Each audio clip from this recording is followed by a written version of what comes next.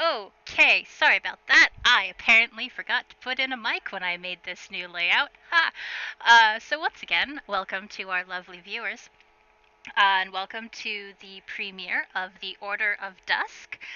As you can see from the bottom of my layout, we have some lovely chat sprites, mine of which is not working properly, so that's going to be lovely to test out. In just a minute, I'm going to join the chat with the rest of my players, and we will get started with the campaign and everything else that's got to go on. For this session, I am the DM, otherwise known as the Dungeon Master. My job is to tell the story, be all the extra characters, and anything that isn't the player characters, and to describe their surroundings and everything else that's happening around them. The story will be told in parts by myself and Ty. We will be taking turns DMing at various parts of the story, and that will always be mentioned at the start of the stream who's currently DMing. We are open for chats and questions. If this is your first time with something like this, feel free to ask questions. We are always willing to answer them. That said, let's go ahead and pull in our lovely party so that you can get to know them. All right, you guys are live, and my chat sprite is working again. Great. So stream, this is our party. As I mentioned before, I am currently the DM, Dungeon Master, and let's go ahead and go through the list. Ty, why don't you introduce yourself? Hello, I am Ty, and I will be playing Seff.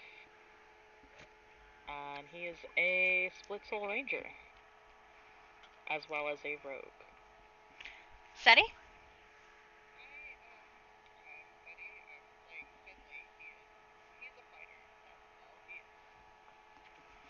And Koyu? Hello, I am Koyu. I am playing Fina. She's a surprise, really. And That's a mood. That is a mood. That is a whole ass mood. Deborah? Have any of us heard from Deborah lately? None of us have heard from Deb. Like, she's in chat, but Deborah has not been answering. Oh, by the way, yeah, somebody send me a link to the multi-stream. It should be in the general chat of our server. Oh, look at me, totally not paying attention.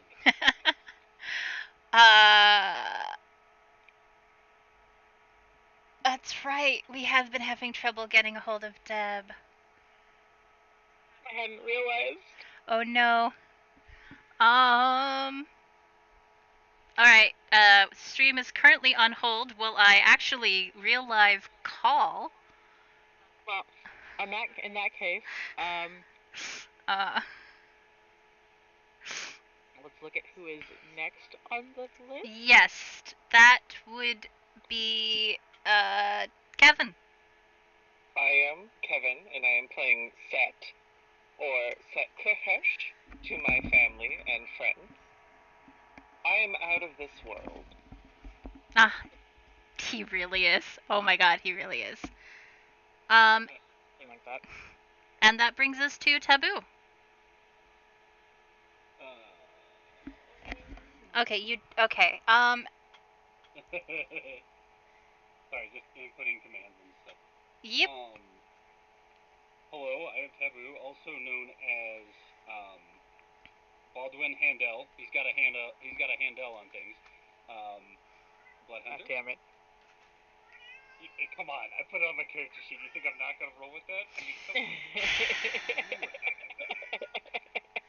Okay, so Deb is here. She's just apparently having some technical difficulties. She's trying to figure it out.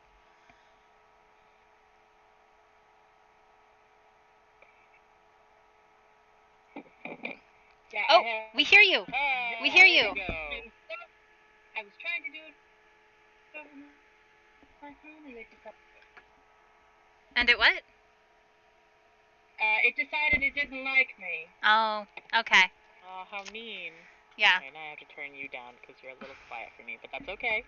I also turned all my stuff way up. So. Sorry. Yeah, I've actually got to turn Deb a little down. She's a little loud, which is fine. That's a good place to be in. I just realized, Taboo, because of the fact that you are one of the Epic Nation, that our stream is actually being advertised on Streamation. Okay. All right, Deb. Why don't you go ahead and introduce yourself? Okay.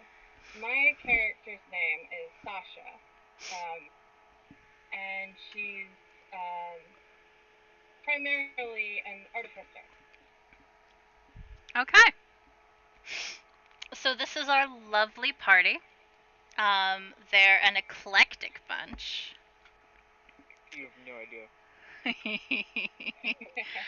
Well, actually, no, you do have an idea.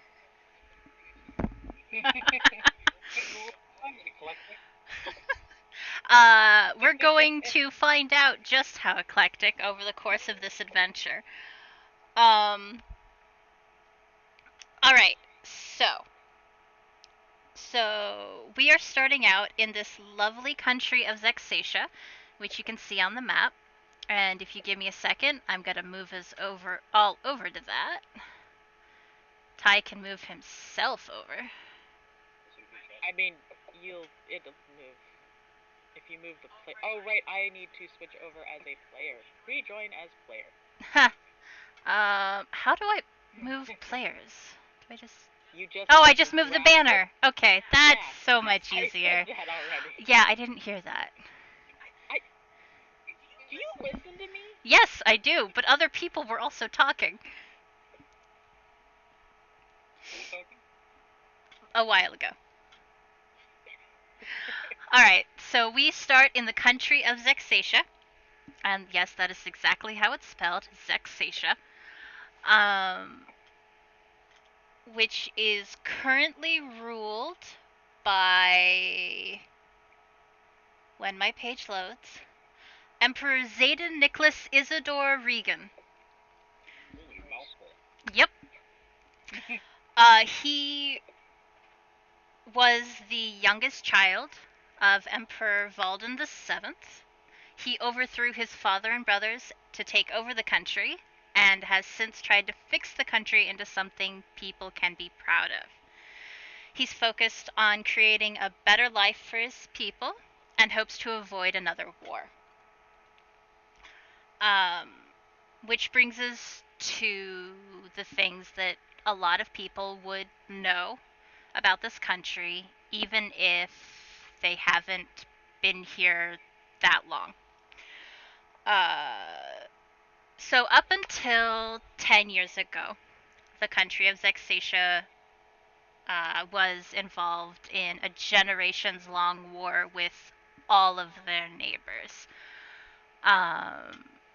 Pretty much this entire landmass was 6 different countries at one point, and now it is 2. 10 years ago, the country of Zexatia went through a massive change. As I mentioned before, the previous emperor was Emperor Baldwin VII. He was a ruthless and bloodthirsty man, constantly at war with his neighbors. He conscripted countless men and women into his armies, throwing them at his enemies without a care for their health or their life. His country declined into poverty, as it had been doing for many generations before him as well. And without the manpower to sow crops or tend to basic skills, his people kind of starved. He had 5 legitimate sons and 3 legitimate daughters from his 3 wives. 4 of those sons and multiple wives. And one of his daughters were as cruel as their father. as ruthless and as bloodthirsty and as eager to throw themselves into the next war and to cause as much bloodshed as they possibly could. The youngest son, Xaden, the first of his name, was more or less raised by two of his older sisters, one of whom preferred to spend her time in the library. Her physical strength was minimal, so she wasn't of any use to her father. And by the time she realized that her mind was a weapon, which could assure their victory in pretty much any context, she hated her father and refused to let him know that she had this talent. Instead, she turned her attention to her youngest brother, giving him all her knowledge and preparing him so that he would never be like their father. Today, she is the country's head advisor and is second in power only to the emperor. The other sister that raised him, despite having been raised in the same household under their father, was and still is a rather pure soul who has never known hate. She taught the young prince to love and to see the world as something more than to be endured. She taught him how to dance, she taught him manners and how to heal when his other teachers taught him how to kill. Today she's seen as the nation's mother, a right which in other countries tends to be reserved to the king or emperor's wife. But since he is currently unwed, his youngest elder sister is given the title. However, when the king was 18, his youngest older sister, who was then 21, nearly died because of her husband's care. And she almost lost the child she was carrying because the soothsayer claimed she would birth a girl instead of a male heir. The young prince stole his sister away, hiding her so that she could recover in peace, and did the same with the older sister, who was then 23. With his oldest sister's ability to strategize, and with the help of nobles who sided with him, the young prince was able to overthrow his father, killing him and the siblings who followed him so that they could no longer hurt the kingdom. His youngest older sister was the only one who wept for them. For the last 10 years, the young prince, now king, has been setting the kingdom to rights. While taxes remain higher than some other kingdoms, it's because every copper is spent fixing roads and providing food to the people of his kingdom. There's been an influx of craftsmen into the kingdom, and the farms have begun producing food to feed his people. Emperor Xaden is well loved by his people. He has yet to marry or produce an heir, using the excuse that his attention must be on improving the country's state. However, as his sister, the Princess Cassandra, has a male child, despite what the soothsayer may have said, there is some leniency as to when he will marry. The past year has seen more of the nobility pushing for his marriage, though as of yet nothing has come of their attempts. And that is things all of you will have known if you have been here for more than, say, 2 months. Now, wherever you were in this country and whatever you were doing, within the last 3 weeks, you have been approached by someone either of the name Quinn or of the name Russ, and have been hired to see a job through. You have not been given much in the way of information, except that you must come to this town up here. You guys will see a little orange square circling a town. Can you all see it? Affirmative. You see it. Great. That is the town Stormheim. And it is there where you have been hired to go to do something. The pay is actually rather high. You've been told that successfully completing this mission will get each of you 100 gold. Which is fairly outrageous. Like, you normally don't get that much for something easy, so you guys probably expect it to be a little difficult.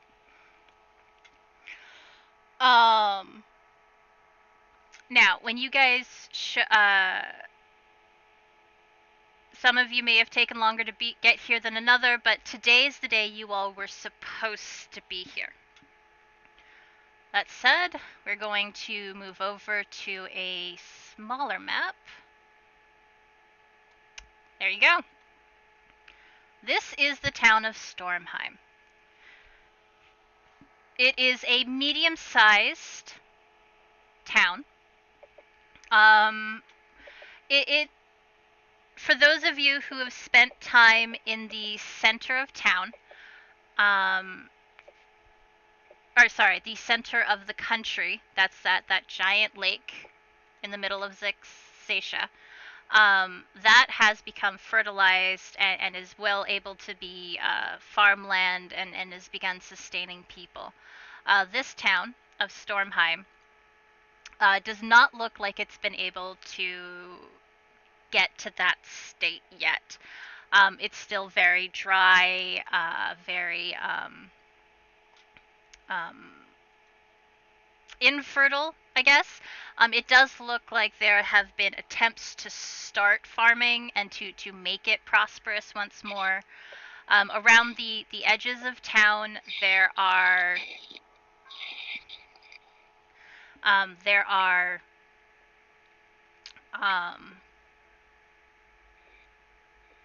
animal farms, cows, pigs, sheep, but they aren't in the best health. It's fairly obvious that anything they're feeding the animals has to be brought in from somewhere else, which can be quite costly. The roads have been improved from what they might have been. They're about on par as what can be found in the center of the empire. And the houses themselves seem to be in decent condition. Now,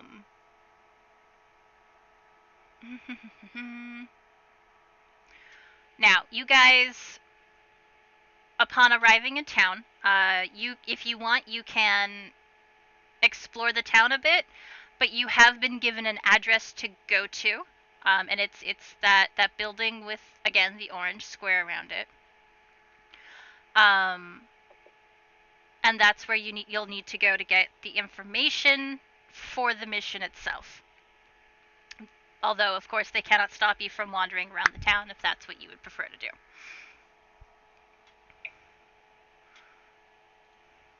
Well, I know Seff for sure. Sorry about that. Seff is going to go straight to where he's supposed to be because he's on a mission and he's not about to dilly-dally anywhere. Okay. What are other people doing?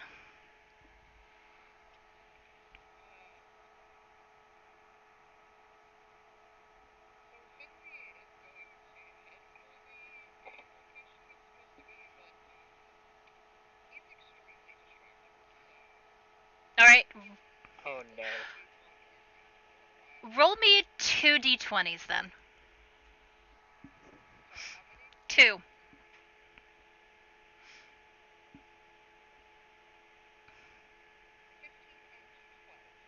Okay, you actually managed not to get distracted.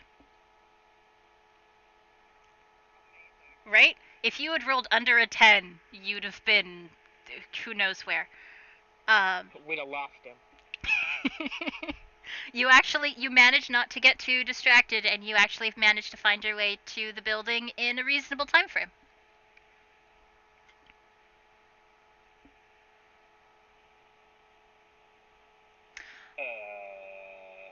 What I think Baldwin is going to do is, because being the bounty hunter he is, there's this thing to do, but might as well go check the bounty board at a local tavern or something. Okay. Give me just a second. I have been told that people are having trouble hearing them, and I realized I did not put in a chat mic. Someone speak. How dare you? And the chat... How to get it, partner? The chat mic is not working. Okay. So we need to take a brief pause while I figure this out. Welp. Alright, I believe that's working now. Speak? Woof. Well, Okay, that's working. Hello? wow, yippee yo, yippee Turn yay. that down just a bit. How's that, Perry? Is that better? It's Perry! It's Perry. It's probably Perry! my Hi, Perry! particular. I'm sorry, Ceti. I'm talking over you. I'm saying hi to a fan. That's fine. I'm just talking because it's usually my mic that's the issue. No, That's fair. Nope. I mean, yeah, you're fine. My chat was just not in this layout, which was my fault. Whoops. Perry says, "Wonderful, thank you."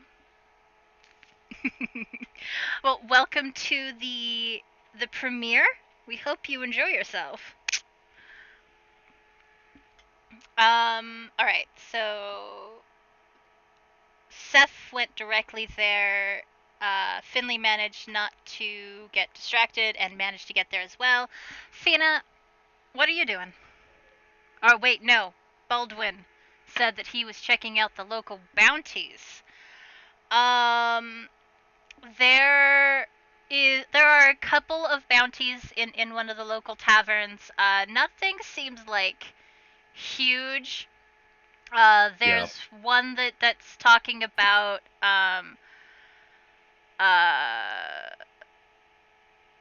basically there's a bounty out for like 10 gold for someone who can bring in enough boar meat to feed like 20 people.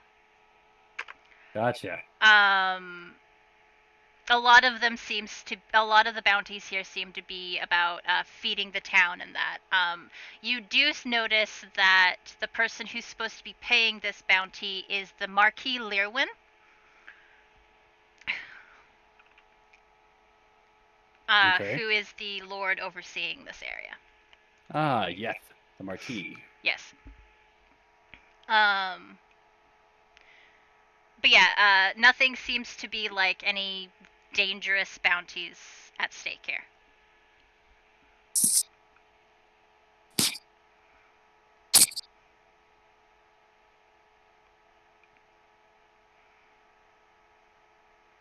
So what do you do after you check the bounties? Oh, right.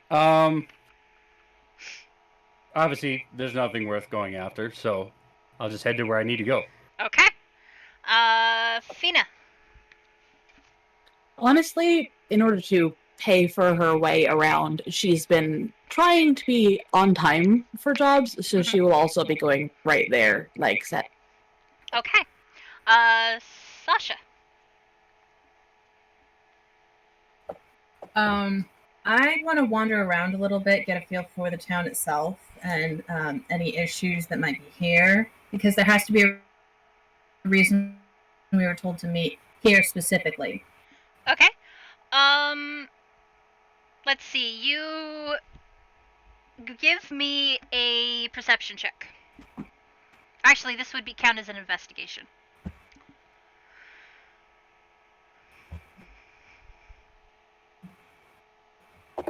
Okay. Sec.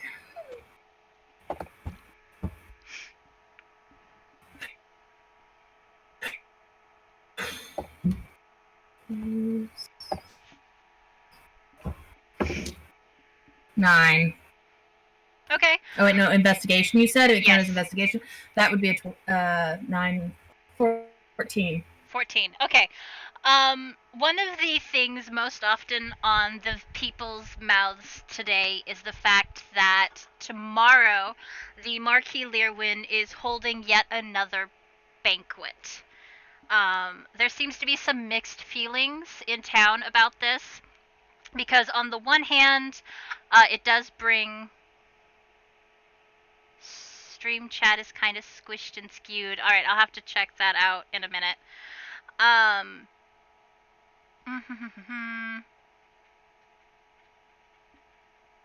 Right, on the one hand, it does bring some outside merchants into town. because of the influx of people coming in and doing their thing and buying. And it does bring more coin into town, which is desperately needed considering they really can't grow anything they need right now. On the other hand, a lot of people do feel like it's wasting resources to hold a banquet for all of these people when those resources could be going into helping the town recuperate. Do I hear any of who these people that are going to be coming to the banquet are? They don't have any great names, although you do hear that apparently the beasts from the north are coming in. As always. But, let's see, you hear that the beasts. Beasts. Monsters. Monsters, beasts, yes. That's what I thought. That's always good to double check. Some people say that there are old comrades from the war are coming. Someone else says that some famous scholar from the capital got an invite. And you also hear that apparently he managed to invite some magical genius from outside the kingdom. Basically, anything you hear, it's that there's a bunch of strong, talented people coming here tonight.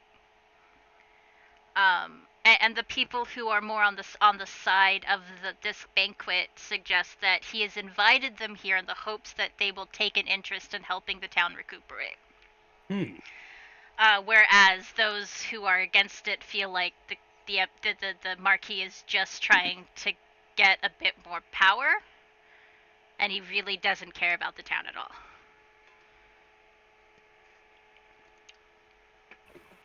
Specifically, more than once you hear the phrase, the Leirwins have always been out for themselves. That's not going to change now. But there seems to be a fairly even split between those who believe that Marquis Leirwin is working in the town's best interest and those who don't.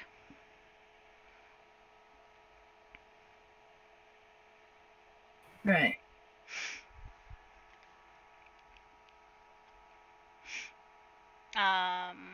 After that, are you heading to the meeting place? Yep. Alright, which brings us to Set. Set was intrigued that someone had asked for him personally. And making it into town, he's probably going to get distracted by whatever the most interesting individual in town is. If anyone just seems odd or out of place, I'm going to zone in on them. Oh no. Give me a d20. Oh no. I'm just looking at all of our characters right now, and yeah. So I got a 16.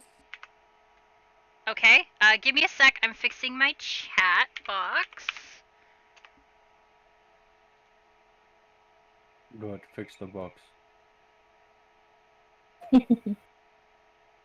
Thank you for whoever just chuckled. I appreciate you and the effort you just took to appreciate my joke. Alright, I'm gonna actually wind that up and hope that works. Maybe it works, I don't know. basically. Ah, that explains a lot. Okay. Look, I have to, or else you'll hear Tara from 2 different mics. True.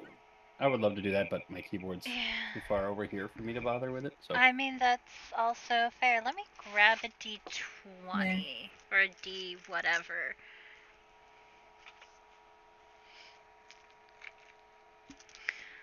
Let me see how likely that. Okay. So, Set, while you're wandering around town, curious about why you're here. You happen through the marketplace. And well, you notice that there are people who are giving you a very wide berth because, well, you're a little odd.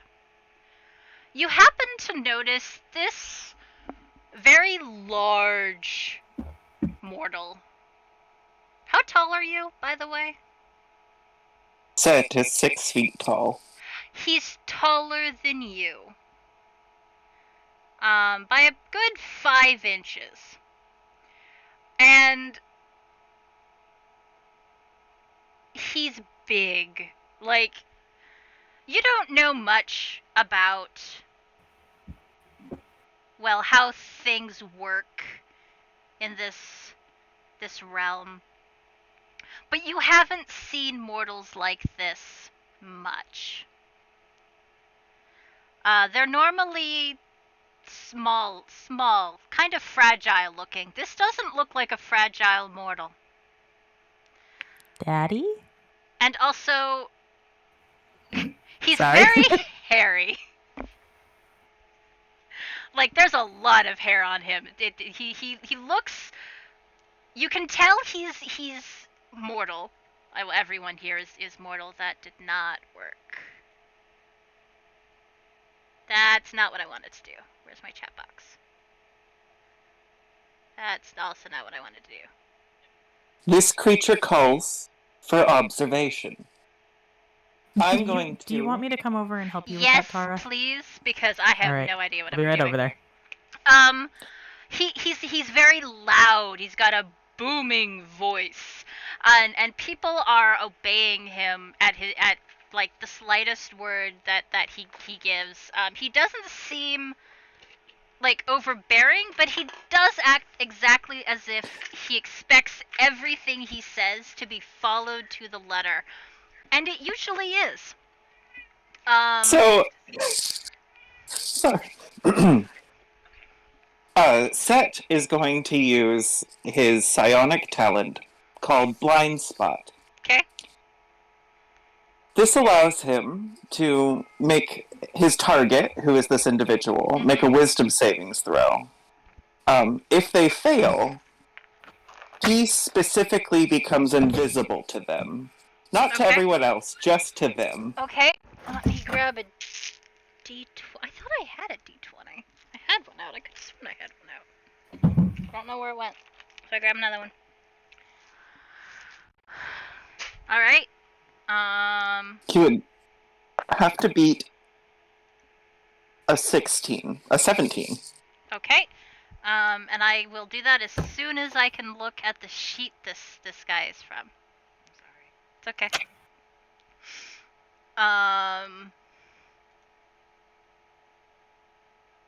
While we are waiting for Ty to finish... No, everyone else is gone. 271. What? Hmm? Oh, everyone else. Oh, yeah. Yeah, everyone else is gone.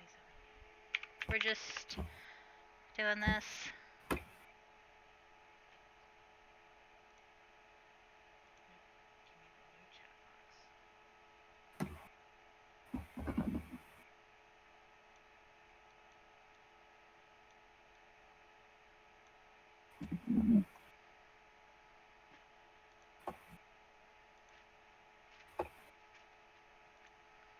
Alright. Chat should be fixed. We hope.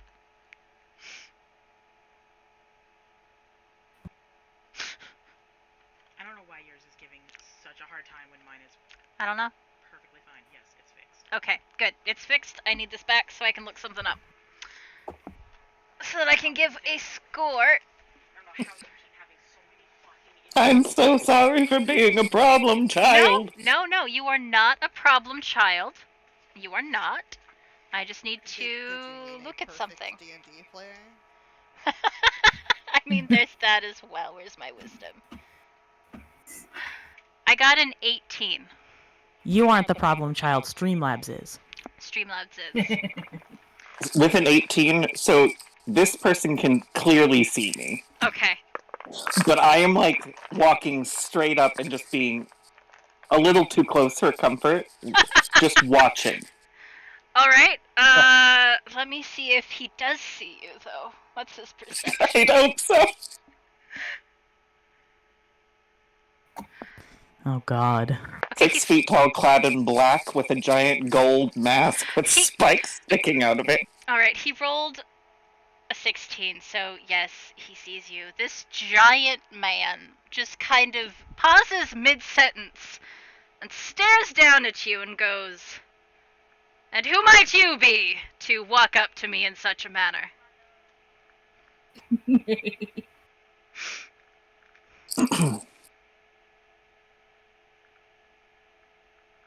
You are a large one, are you not? You look quite delicious. Oh my.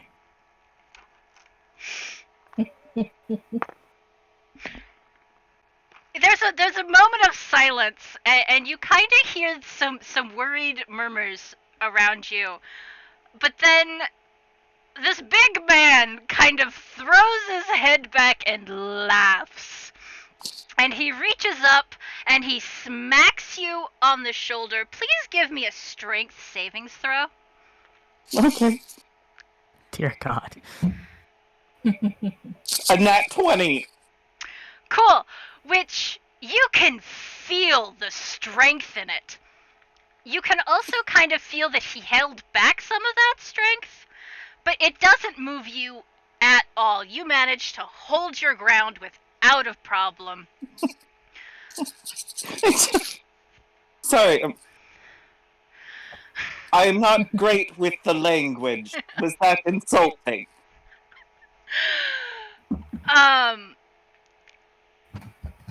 You're a courageous little man, he says. I like courage.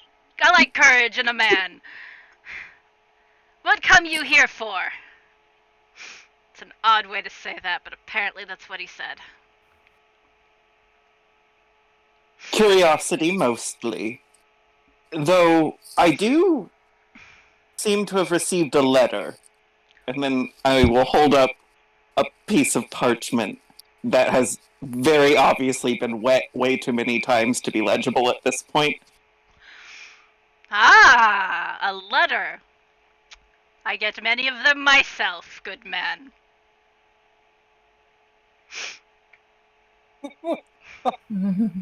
Oh, sorry. Fuck. I don't know why that made me chuckle, but it did. Have you a name, sir? You may call me Set, as my true name is impronounceable by your mortal tongue. That gets another laugh out of him. Jesus fucking Christ. Very well. From beyond our mortal plane, are you? Far beyond it. Yet trapped here. Please help me. And what sort of help would you need, good sir? Well, I'm looking for information. Where would you find a scholar or perhaps priest? Tomorrow night, main castle. There will be many of them there. Wonderful, I will be there. And what says you have an invitation, good sir? I was invited, wasn't I? And I hold up my soggy invitation again. That is no invitation I sent, sir.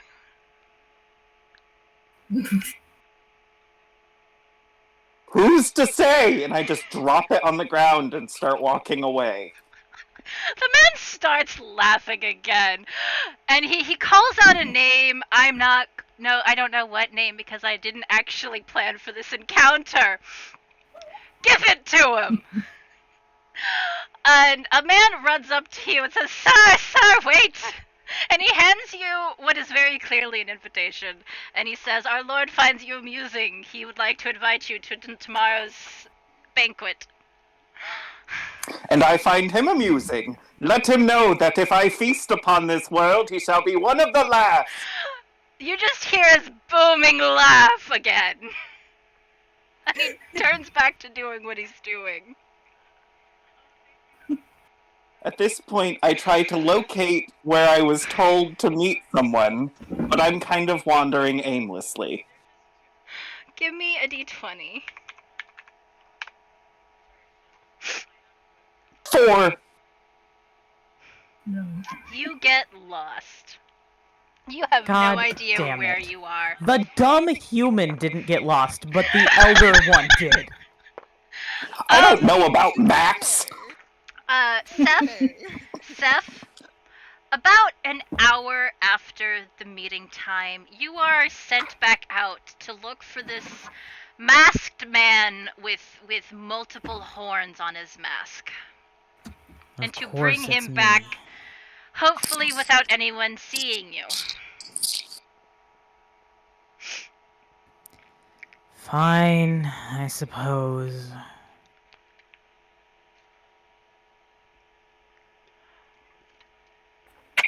Give me an investigation. Alright, give me just a second. I'll give you a hint. I'm in town square haunting a child.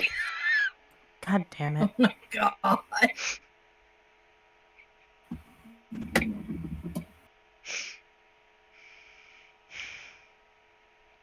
You said investigation? Mm-hmm. 22. Dirty 22, but a 22. Okay. You find him easily. All you have to do is follow the whispers of the weird masked man who made the Marquis laugh and got an invitation to tomorrow night's banquet. Until you find a cloaked figure with a pointed mask, terrifying a small child in town square. Good times. I like it here. Alright, they're set. You're getting approached by a fairly tall person clad in a lot Mortal. of leather and fur and a mask that is made of black shiny leather and looks like a wolf's face. He's got a mantle of fur that's covering his head, and an ethereal sort of tail swishes behind him as he's walking up. Alphagor, eternal god of the hunt! I haven't seen you in ages.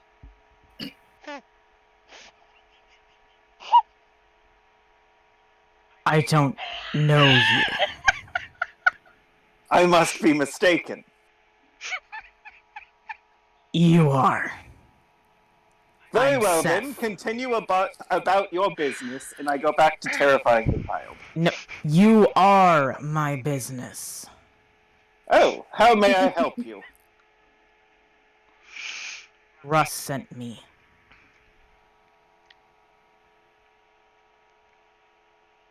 I'm sorry, who? Russ is the name of the man who hired you. Oh, that's right. I was here on a job. I don't aspire for money like the rest of you mortals. Where do we need to go? I seem to have dropped my letter in a river. Follow me. I follow And extremely he's just closely. he's gonna lead you. God damn it. Okay, so what transpires is also what all of you went through when you first arrived at the place you were actually supposed to arrive in. When you arrive, you are led inside and down into the basement of the building, where a secret passage is revealed. You are led through several twists and turns, and it becomes obvious that it is a maze designed to confuse the senses. Ooh. There was a warning that there might be mature content. Am I going to hear bad words? Probably at some point, yeah. You will probably hear bad words tonight. Oh, most definitely. And hello, Teddy Molotov.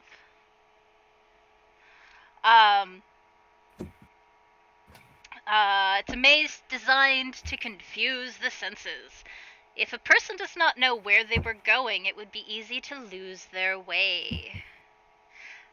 Finally, you are each separately for the most part, but Set, you come in with this wolf man who resembles someone you know, apparently. There's a familiar figure waiting. Like, let's see. All of you know that this is the man Russ. Set and Sasha, this is not the man who hired you. You both were hired by Quinn.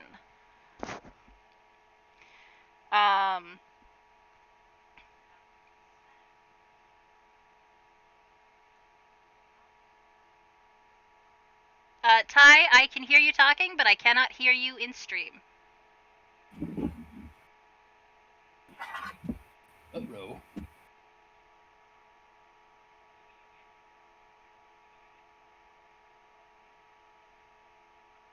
Never mind, I was hitting the wrong button. Okay. Yeah. Whoops. I'm not used to being on push talk. That's fair. I will actually say this in a Discord chat because I don't know if you're trying to avoid something or not. So hold on. Yep. Okay.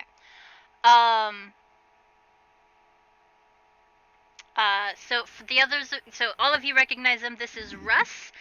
He is a human male. With.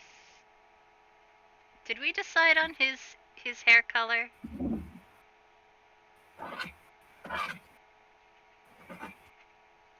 I don't think we decided on his appearance, so I'm just. I just sent you something. Okay, give me a sec. Hooray.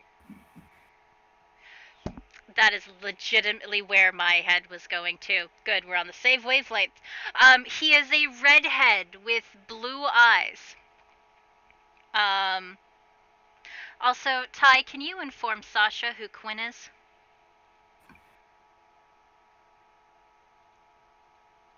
Yes, I can. Since she knows. Okay.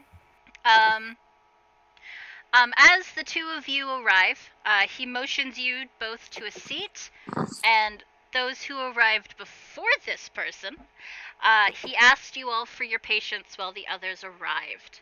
Throughout this entire time, he has been polite, and he's been well dressed in blue. And as each of you arrived, he asked if you would like refreshments. Anyone who said yes received something to eat and something to drink as well while you waited. He poured you a cup of tea himself. If you wanted something stronger, he asked that you wait until after the meeting, as he would like you all to be clear-minded. Oh no! Multi-stream will not let Fingerwiggle log in. So hello, thank you for coming to the stream. Welcome, welcome. We are still just getting started, so you haven't missed much, except for some shenanigans that were not planned. Will you forget that you're muted? Let's see. As Shush. yeah, well. As Set arrives, he welcomes you to this room as well and asks you to sit down. Oh, excuse me. He does not ask if you want refreshments. He learned from the last time he asked you this. I remain standing, but I make myself comfortable. All right.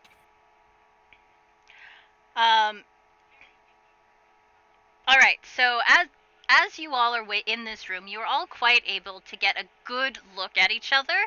So if you want to describe how you look to each other, now's the time.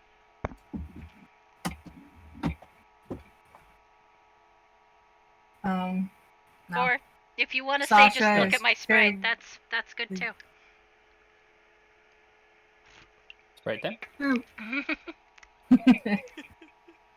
all just jumping at the bit here, aren't we? Right though, I've already described myself. Y'all get on the He has, get on the yeah. ball. Yeah. No, never. Yeah. Rude. Well, Sasha's. Yeah. Okay. I hear some. Everyone's just so polite. Dad. So, If you guys can look at my stream, you will be able to see how everyone looks. They're pretty much like their talk sprites. I would hope so. I made all of these custom for them. Exactly. The exception being the blonde that lights up every time I talk. She is not currently in this party. And good, Finger Wiggle. I'm glad you've got a workaround going on. Sprites. Yes, we have talking sprites. Yeah, we do. Oh, these are dandy. Yeah, I like them. They're great. Ty worked really hard on these. I just finished They're 3 of them today. beautiful. Also, just for clarity's sake, Finley is about 6'1". He's built like a farmer. Okay. Nice. Yeah, that is something you can share, like your guys' height, so you know about where you guys stand with each other. Seff is 6'2". Okay. Baldwin is 7 foot. Okay. Jesus fucking Christ, so many tall guys and then these little ladies. Set is 6 foot. That is the wrong character. Definitely. Sasha's 5'9" and she has a very slight build. Okay. All y'all are giants. Fina is 4'7" and she is very skinny. Fina is tiny. A couple people are absolute units. Piggyback rats for days. Yes, Finger Wiggle, they are absolute units. Alright, so yeah, that is how people look, and that is what you guys get to see as you wait for your last member to show up, who has literal spikes coming out of his head.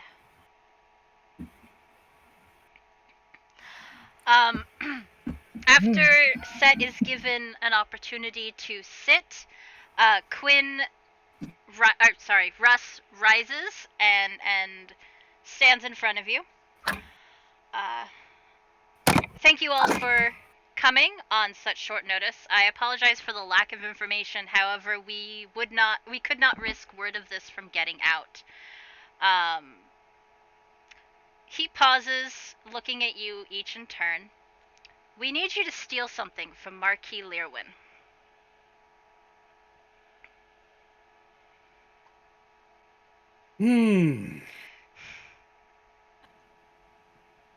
Okay.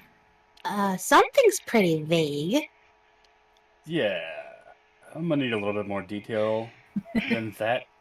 I'm in. I would assume that it's coming. Can't you just ask?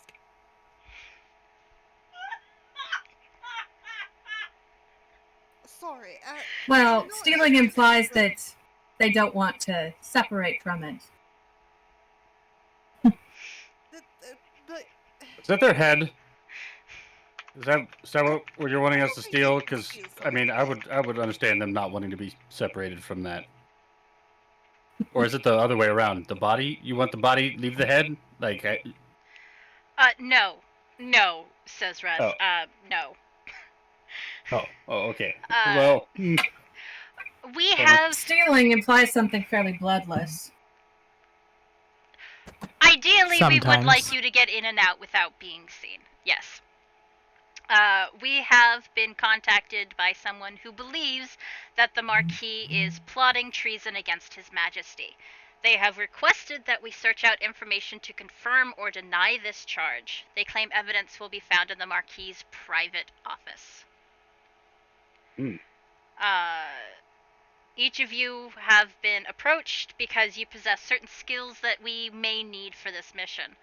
Normally, gaining access to the Marquis' manor is, well, nearly impossible. However, tomorrow evening he will be holding a gathering. We've procured invitations for all of you.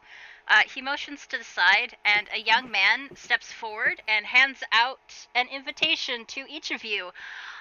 Set, it looks identical to the one you already have. Oh, excuse me. I seem to have one of these, and I hold up the other one. Russ just kind of stares at you. I found him causing a ruckus. I see. Apparently, the Marquis thinks he's amusing. I see. Was it his face? Was that the ruckus? I mean, God damn it. You can't see his face. Isn't he wearing a mask? I mean, if it's outward, it's a face. It's fine. What? If he's wearing it in place of his face, it's his face. I believe that's what they mean. It is merely an Just go honor with to it. be perceived. Russ is pinching the bridge of his nose. Alright, well, if you already have an invitation, I suppose we have an extra one that is currently useless. That being said, don't lose your invitations, because without these, you will not be let into the manor.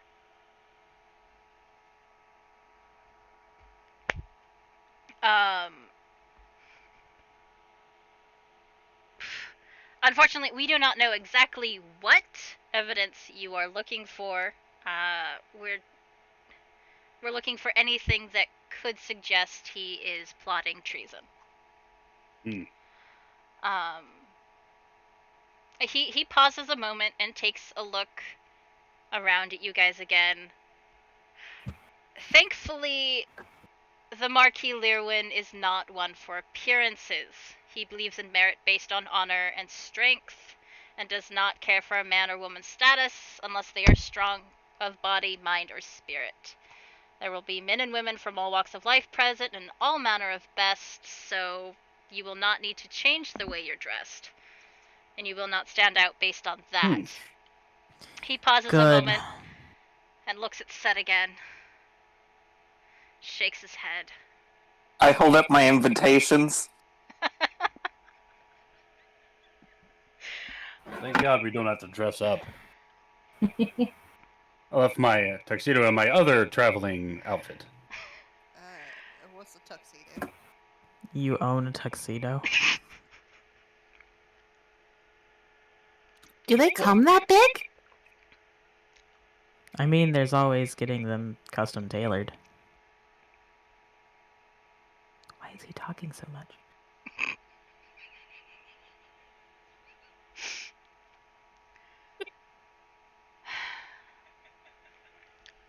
Wouldn't that cost a fortune? He's so big. Regardless. Yes, I understand. I am big. I understand that it wouldn't make sense for me to have a tuxedo. There was one job in the South. I don't want to talk about it. The suit didn't last long. At the time, I got it redone because I felt like I looked spiffy. Well, it's not required for this job, because Marquis Leirwin does not care.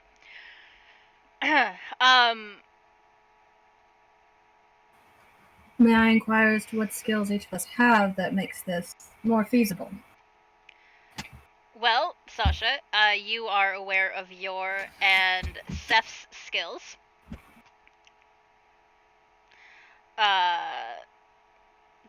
Mr. Baldwin and Mr. Finley are decent in case you do get caught. Mr. Set is particularly good at not being seen, usually.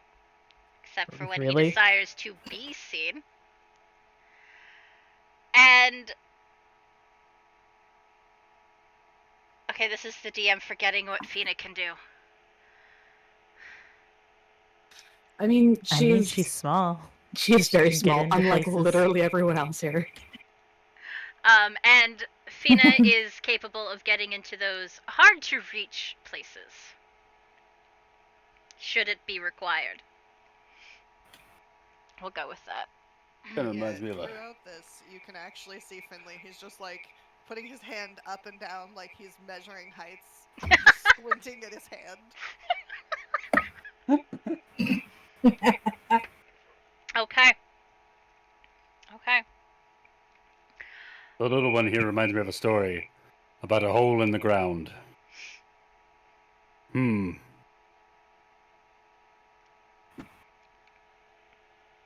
I If all else Very fails, we good. can toss him through a window. Wait, who are we tossing through windows? What? The 4-foot one, the small one. You're not the tossing the little little one. We girl. can. No, I'm I just will saying. not let All else you. fails. All else fails. You don't touch me. Okay.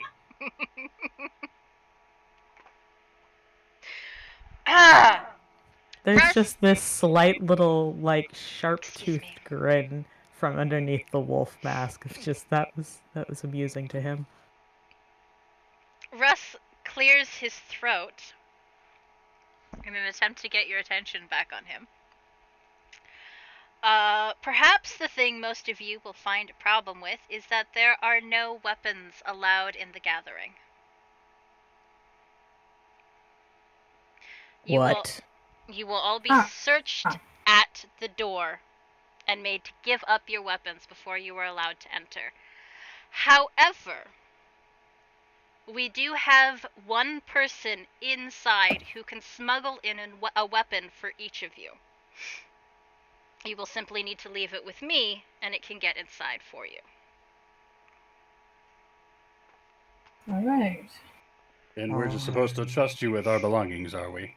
I'm already handing over my dagger. He's our employer, and this giant is just, or this guy is just taking out this giant great. As much as I'm trusting you to accomplish the mission, Russ tells you, Baldwin.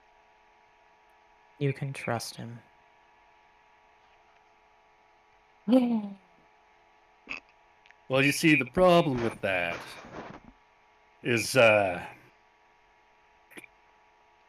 been screwed over by contract holders before.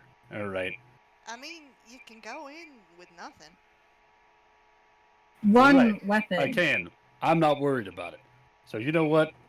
Screw it. This is just a sword. Here you go. All right. Hands over a sword, regretfully. That's okay. Thank you. Your trust will not be betrayed, Russ says.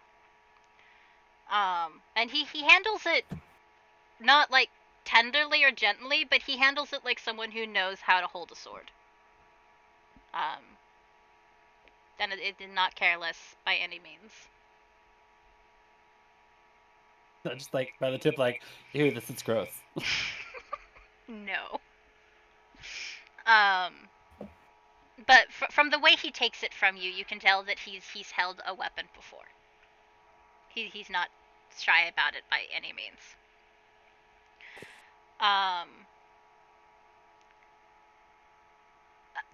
Seff, when we're done here, if you can stay behind, I have a solution for your problem. All right, I was just going to say, and he kind of holds up a hand and waves his clawed fingers as he's wearing gauntlets that have metal claws on the tips. That basically encase the first whole knuckle of his fingers. Yep. And Russ just nods. And then he waves you all over to a nearby table, which there is a map of a floor plan, basically. There are 3 floors seen on it. And I do not have a floor plan to show you all. But he points to a large room, and he says this is where the banquet will be held. When there is enough liquor running through the guests,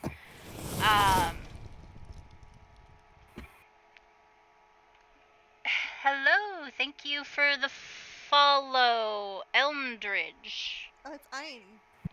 Eindridge, that's an I. Okay, Eindridge, thank you for the follow. Hi, Eindridge.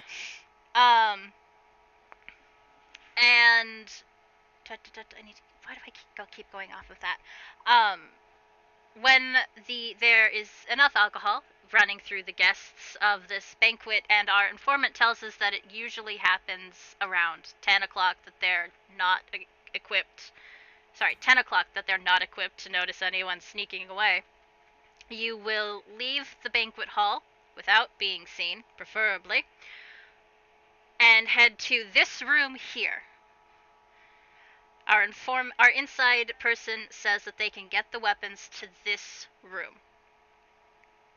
After which, you will need to come to the stairway and make your way to the 3rd floor. And he moves over to the 3rd floor plan. And make your way to this room. It's a smallish room, about 25 by 25 feet, it looks like, for those of you that can read floor plans. This is his office. Anything that could be dangerous to be found out will be kept here. This is his private office.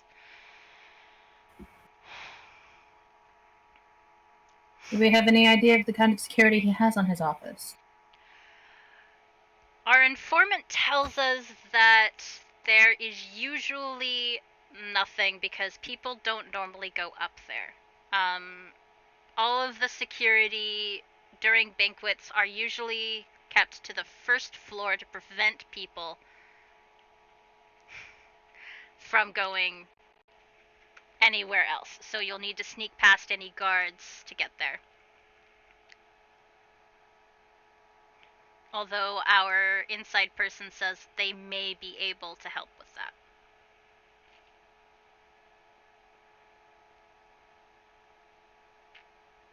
Okay.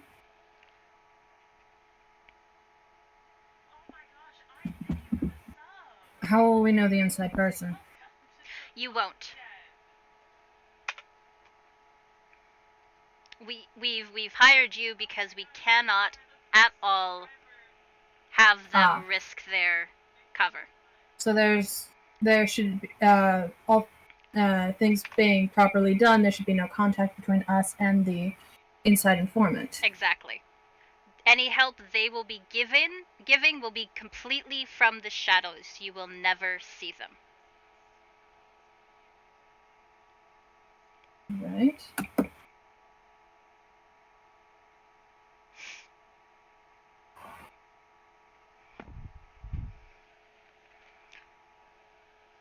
And it is them who informs us that the Marquis could be plotting treason.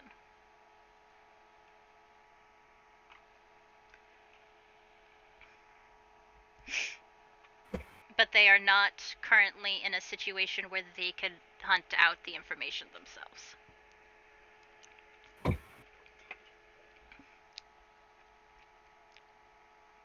Let's see. All right.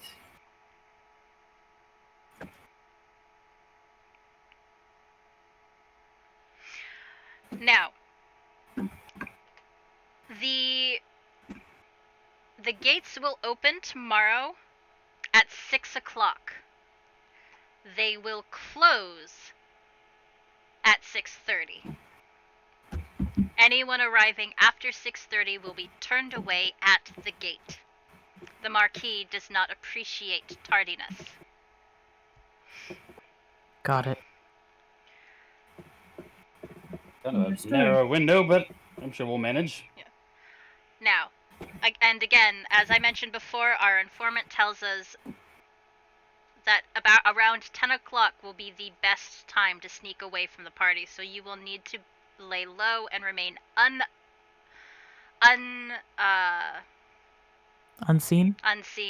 until then, or making as little waves as possible.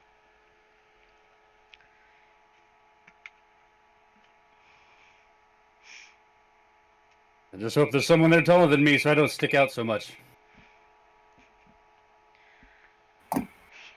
Quinn pauses a moment and stares at you. Maybe. I'm uncertain if he's invited any of the half-giants this time.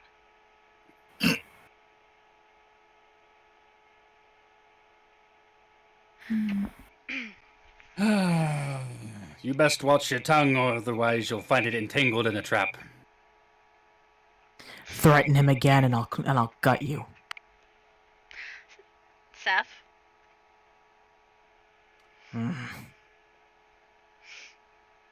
It was not meant as an insult, sir, says Quinn. There. Funny joke. I did laugh on the inside. Finally, we are uncertain if this bears anything with on the Marquis Leirwin. However, if you have... Oh no, we never came up with the symbol. Oh.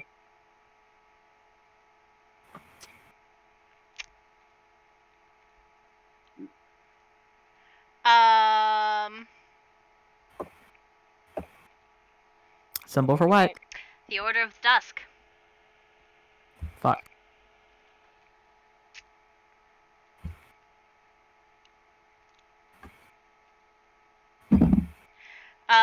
But he... Yep, whoop, improv. He pulls out a quick... he pulls out a quick symbol. He pulls out a sheet of parchment and passes it around. There is a symbol etched into it. It is of... I am not an artist. Okay, me either. It is of... You're not pushing. It is a stylized half sun that looks like it's sinking down below the horizon with a single star at the top. I will have a sketch of it here shortly. This Maybe. is the symbol of the Order... of what we have come to know as the Order of Dusk. They've been moving through the shadows of the kingdom and are mostly behind a lot of the problems we've been experiencing in the last 3 years. If Marquis Leirwin is plotting treason, he is likely a member of this order and will likely have this symbol somewhere in his office. So if you can find this symbol and bring back proof for us, that will be all we need. If you do not find the symbol, but you find something else, that's fine too.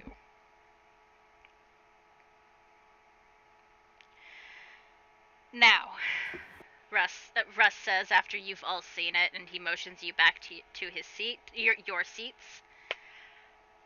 If you get caught, it will be up to you to come up with a suitable cover, or to make yourselves uncaught. His eyes kind of flicker over to Seff and Sasha briefly before continuing.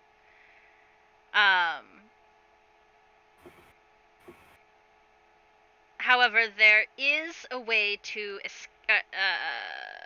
however you need to do that to get out, to be unseen, do it.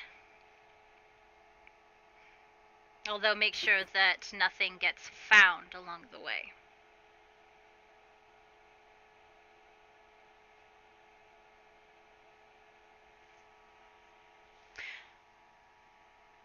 Now, our informant has also given us a way for you to sneak out after you've searched the office. Actually, no, he didn't motion you back to his seats because you need to come be at the map anyway. Moving back to the first floor, he motions towards the back of the floor plan. It seems to be in the where did I put it?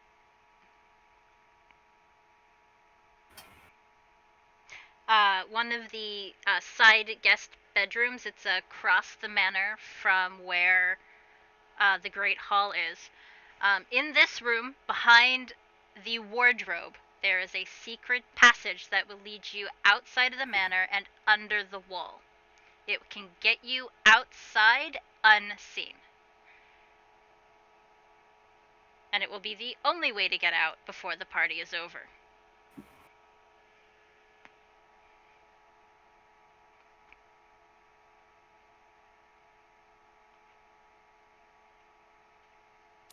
Is it big enough? It's, according to our informant, it is big enough to get the Marquis Leirwin out. And he isn't that much shorter than Sir Baldwin. Baldwin kind of gives a sideways glance.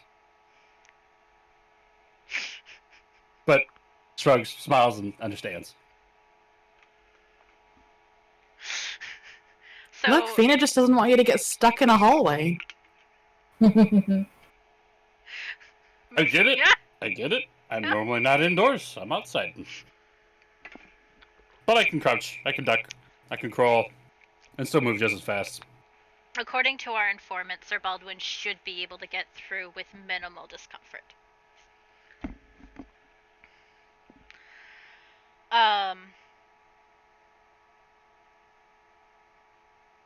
That said, we suggest you try your best not to get seen by the Marquis Leirwin, as he will kill you.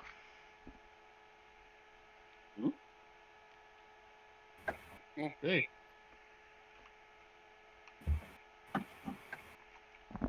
He's not known to be a merciful man. Russ just kind of nods. He's good at what he does. What he does is mostly killing people.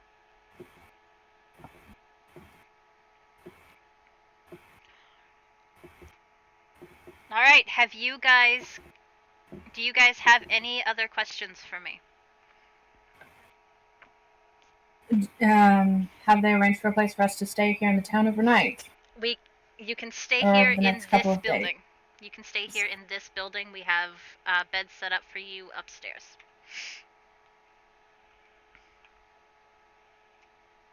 Separate rooms, or are we sharing? We have 2 rooms upstairs. It's not that big of a building.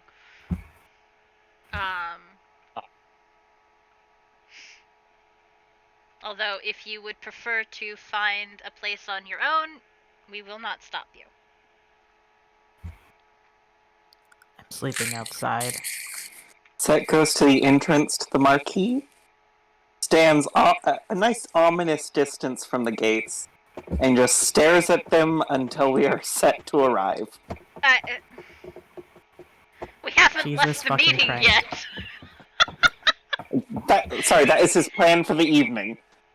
Oh no. I can just imagine it going out just like, I'm just gonna stand there and stare at them menacingly.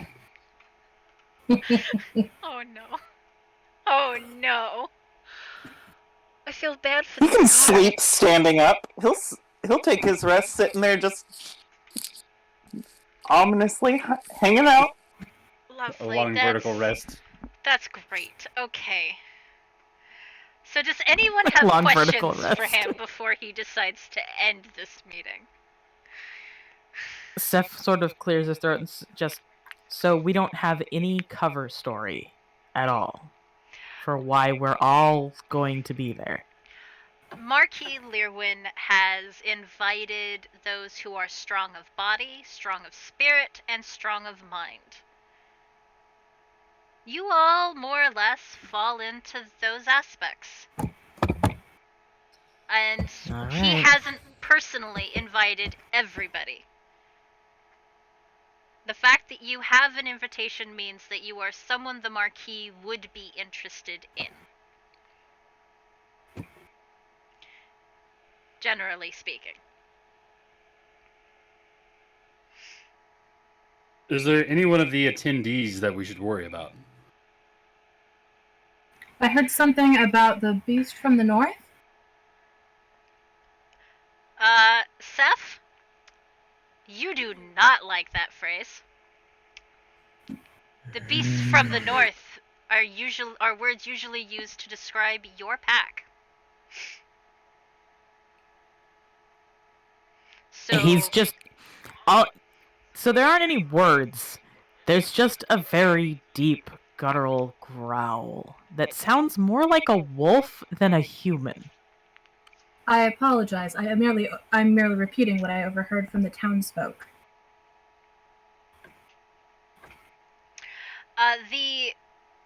I believe that refers to the pack of werewolves that live in the, what was the forest called, Ty? Just a second, let me pull it up again. I think it was the Murkford forest? Murkford? I believe that's right, yeah. Yeah, Murkford, in the Murkford forest. To which you kind of see Seff twitch a little when he says that. It's just the Mirkverd. There's no forest at the end. It literally means dark forest. Right. It's not dark forest. Russ, I've talked about this. You have. Yes. I also heard there were some of his old comrades from the war coming, and a magical genius from outside the kingdom. Magical genius. I haven't heard anything about who that might be specifically. Although a person of note to keep an eye on if you can see what's going on. There should be a half dragon in attendance by the name of Lady Arona. She's currently attached to Lord. Why can't I remember his name? Says Russ. Who she's attached to doesn't necessarily matter right now. She's not from Zexatius. She's only been in the country for less than a year. She's been making a name for herself. If you happen to get near her and overhear anything, we would pay extra for anything of interest that she happens to say. Other than that, you will want to stay away from Lady Vivian Leirwin. She is a dangerous woman who can dismember anyone who gets on her bad side, and her father will not stop her.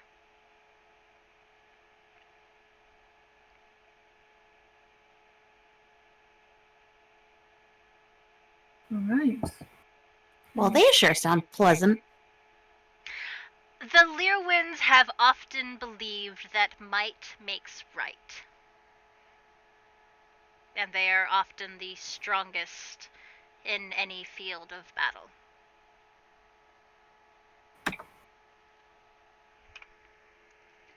And of course, they would look at any tactics that were not more straightforward and relying on power as cowardly. I assume. Seff, you know that's not true. They will use any means to win that is possible. They believe that winning is what matters. Although doing it in a cowardly manner should be looked down upon. But they will what listen. The DM said. But they will listen to advisors who suggest other means of winning rather than just straightforward my strength against yours. Considering the sort of things they did in the war, subterfuge is not beneath them. But Seth, you also know that if you have gotten their respect as a fighter, you have their respect. They will treat you with the highest honor. Oh, yeah.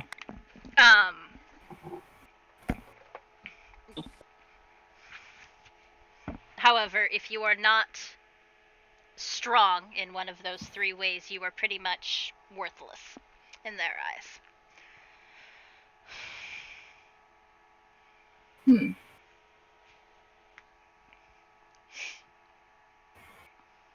What part of the war were they part of?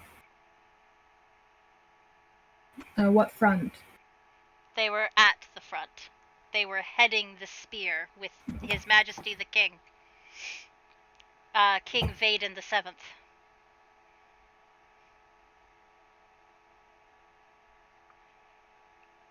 The Leirwins were His Majesty's right-hand man in the war. Until they switched sides 2 weeks before the final overthrowing.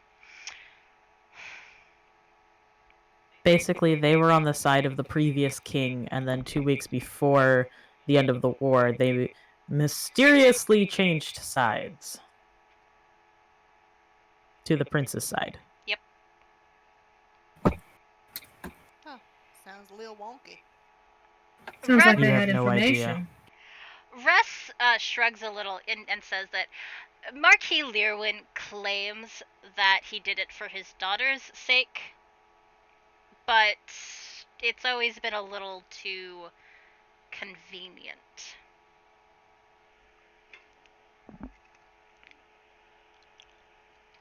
Especially when his daughter seemed, from what you've described, would, as someone who would quite happily vivisect us,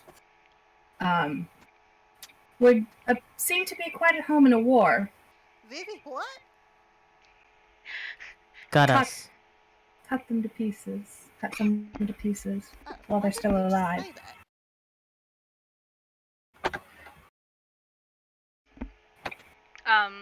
Quite. Yes. Like her father before her, she is a firm believer in the goddess of war.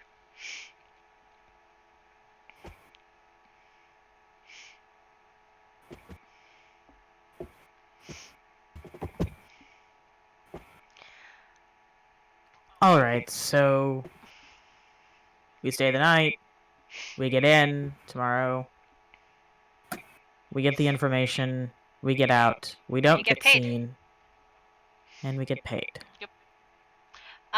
Because of how dangerous this is, even if there is, as long as you get in and out and successfully manage to search his office, you will still get paid. Because even if you find nothing, you will be bringing back confirmation that he is not planning treason. Alright. Alright, if there are no further questions, and he waits a moment. None here. No. So, no further questions, but quite frankly, let's face it, I'm not sneaking around anywhere. If I may, with my cohorts here, can we agree that it would be best served if I happen to stay in where the banquet's going to be, and quite possibly cause a distraction, become rowdy with one of the other patrons, That actually giving an sounds like a opportunity- perfect idea. giving an opportunity for the rest of you to kind of slide in there real nice and covertly, if you will. know, you could always just get drunk and be real rowdy, and then you have what's that thing? What they call it? An alibi? Yeah, that thing. You know, that sounds like a great idea. That sounds Two like a things I love terrible to do. idea. Get drunk and get rowdy. Those I can do. That sounds like a terrible idea. It sounds stupendous. Sounds stupendous. Provided it works. I'll go get started right now. No, the job isn't until tomorrow. The job is tomorrow. Have you seen me? I'm a 7-foot-tall half-orc. Fairly certain it'll take a bit.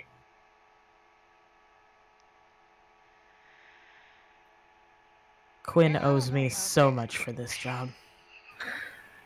My sister could always drink me under the table. Anyway. My aide will show you upstairs, those of you who wish to stay here. And of course, you are welcome to scout the town throughout the course of the day and tomorrow morning if you wish. Is there a very small area, like a closet or something, where I could store some things? Idrin Just in asks, who is this alibi? Are they important?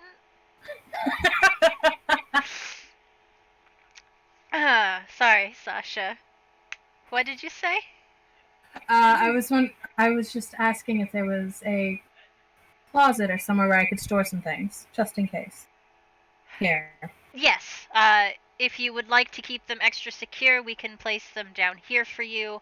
There's also a place upstairs which might be found should the Marquis decide to search this town for something. Down here would probably be the better option. He agrees, and then says he will take anything any of you wish to keep safe.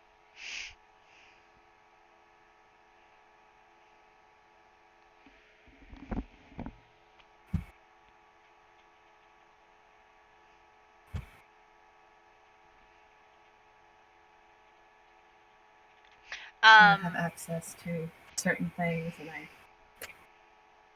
can't afford to have things just suddenly blow up. That makes a lot of sense. So yeah, he will take anything you wish to keep safe, to store until you are free to claim it again. Once that's done, his aide will lead you all through back to the upper floors so that you can find the exit. If you're staying, he shows you to the rooms that have been prepared for you all. Seff, you stay behind as he requested at the beginning of this meeting, and he hands you a pair of gloves to replace the gauntlets.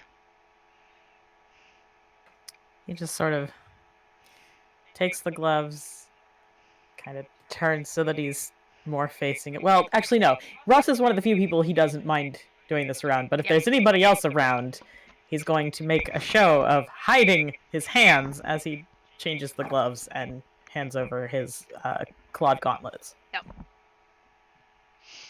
This is why he waited till everyone else was gone. Yes. And he assures you that they will be in that room tomorrow evening. They'd better. At which point you already know your way in and out, so you just make your own way up and out. Okay. Yeah, Seth's gonna find the nearest tree. And he's gonna go hang out in one. Finn will be looking for a stable.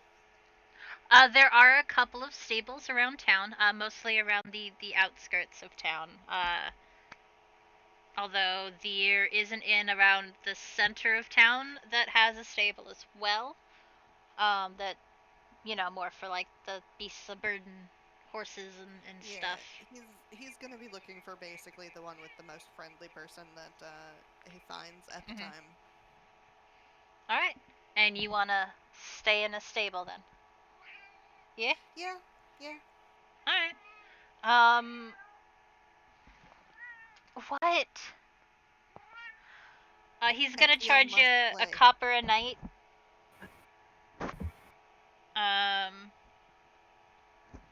Which is less than he charges for a room inside.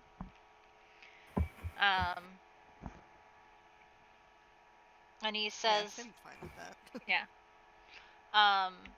If you want a meal, it'll be another copper. Thank you kindly, but I can take care of that. Alright, what are the rest of you doing? And it's early evening now, so there's still some daylight happening. And you got a couple of hours before, sleep is a must. I'm going to be staying in the building. Okay. Yeah, you've already done your... Yep. Fina's also staying in the building, but she'll be coming back after just wandering the town. Not really looking for much of anything. Okay, just looking. Okay. Finding a tree, finding a barn, camping out the gate. Baldwin, what you doing? Despite what he claimed earlier of going to the pub and getting started for something the next day, because Baldwin just needs to keep up his image for being a big badass brutish orc, he decides to drift to the edge of town, sink into the forest to meditate. Okay. Meditating. Okay. It's more of a calm the mind, subdue the anger kind of thing. Yeah, that makes sense. Okay. Alright. In that case, the night passes peacefully for all of you. There doesn't seem to be any big ruckuses. There are those of you staying not in the building and in town. There are several patrols that happen throughout the course of the night. The Marquis appears to try and keep things under order. None of you who wander around or look into it see any evidence of thieves or bandits or anything like that coming in and hurting anybody or stealing anything. Those of you who are rogues may be the only rogues in town right now. Well, The morning dawns bright and early. Those of you sleeping outside know this very well. Although those of you sleeping inside, not so much. And Finley, you end up waking up with the stable hands. As they come in to care for Oh the my. animals. Not that way. He is perfectly Aw. happy to help the stable hands take care of those animals, thank you. They happily accept the aid you want to be given them. Alright, are any of you doing anything special today before the party?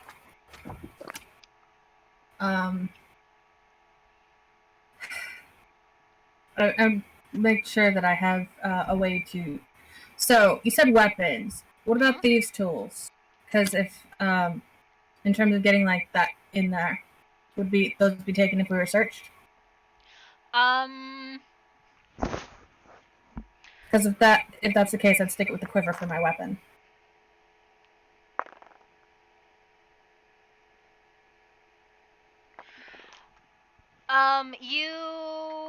Do you find rest to ask him this? Well, I would have asked him that. I wanted to ask him the night before. It was just. It was. Okay. There's a lot of us, yeah. That's fair. So he tells you that he will get back to you on that. So this morning, when you wake up, he actually seeks you out, and he says that if you can fit it in or around your weapon, their person can sneak it in as well. Yeah. Okay. So, I'm sending it a hand crossbow, so it's got like a little gauntlet to stick it on the arm. Yeah. Okay. And so I can slip them into that. Then yes, they can sneak it in as well, and so he will take it to add it to your thing. At which point, he kind of goes back under, and you're fairly certain he's about to sneak out with the weapons. So. Fina would have been wanting to know the same thing, and she's sending in a dagger, so she would have just wrapped the strap for the dagger around the thieves' tools to keep them against the sheath. Okay, that works.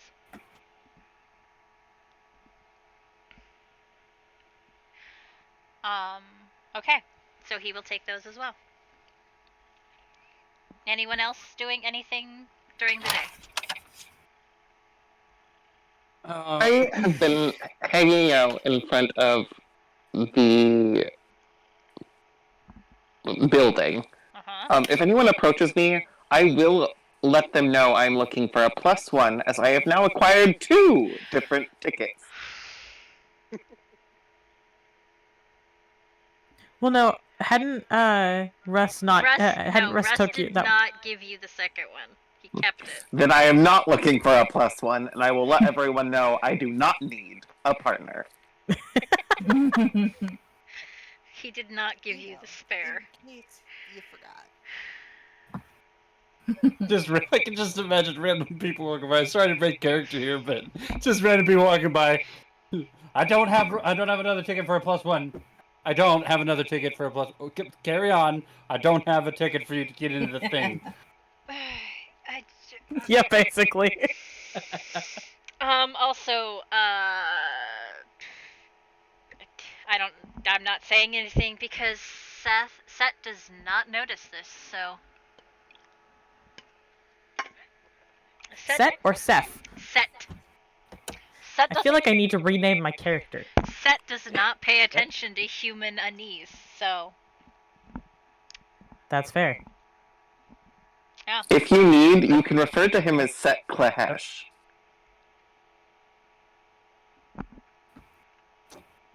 I'd probably spend the day wandering around town a little bit, like getting a little bit more of a feel for things, seeing people as they're probably starting to come in.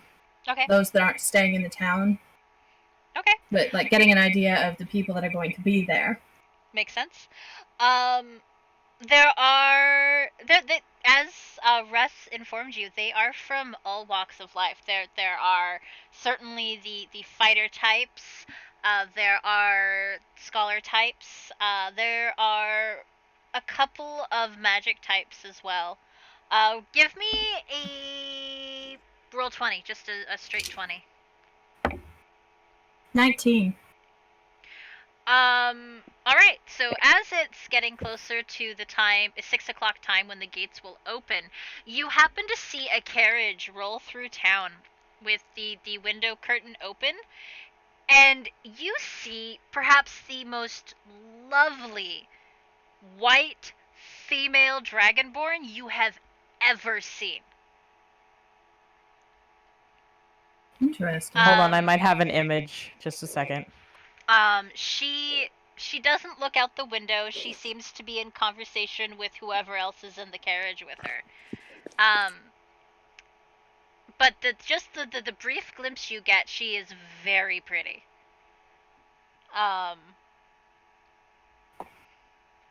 This would be Lady Elora? Arona.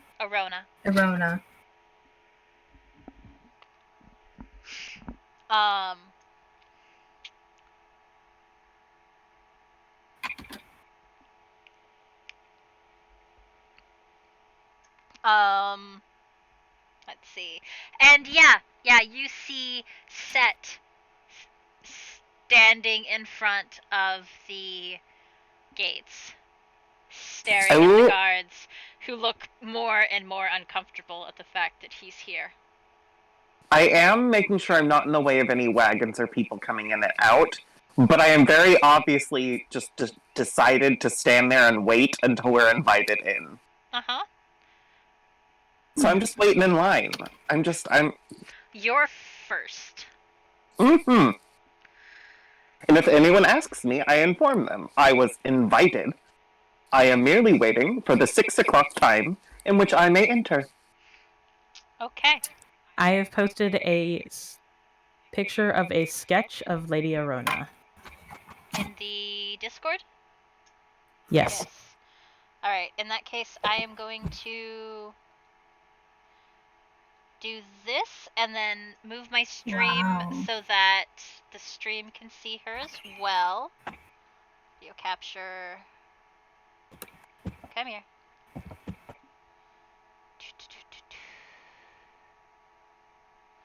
It does not want to capture my...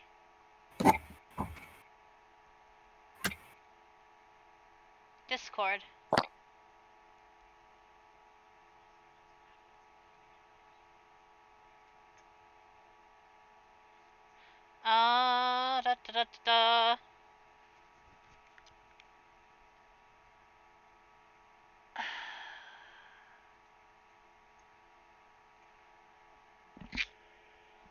Alright, I will have to not do that then. I can't hear you, Ty. I can do it on mine. Okay, so those of you who are watching the multi-stream, you can see it there. Also, Ty, could you also show them the etch of the symbol? Of the Order of Dusk. Yes, I will. Also, real quick, another out of character thing. Where did you store character sheets? I just want to get a quick look at mine again. On Roll20? Oh, on Roll20. Never mind. Yep. Okay, we're good. So, okay. It's all good.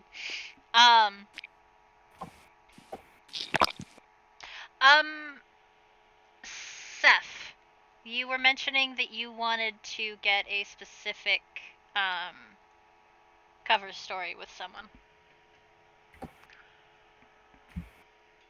He hadn't actually said anything, but he would probably approach either Fina or Sasha about pretending to be a hired bodyguard for one of them if they wanted, as a cover-up. Hired bodyguard for whom? For either Fina or Sasha, as like their guard the or others. something like them, as a cover for himself. Oh. Okay. Fina wouldn't mind if Sasha did mind. So if Sasha says no, she's up for it. Okay.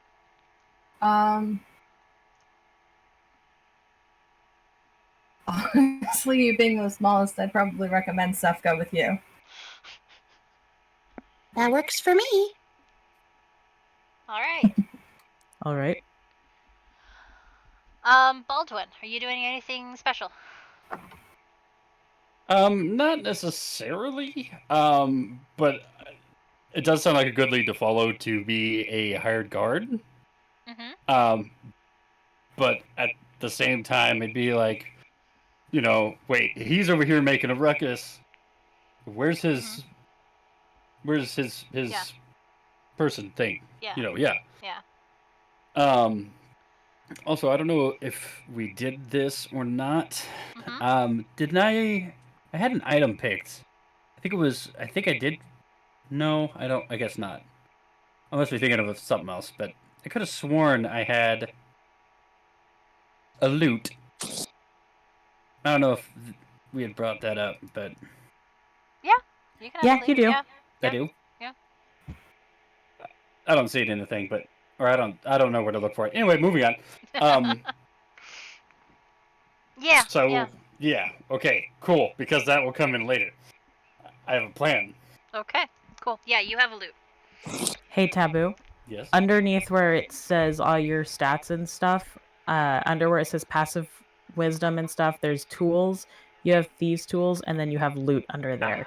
It's just not in your inventory because you have to add it into your inventory. But we did give you the loot as well.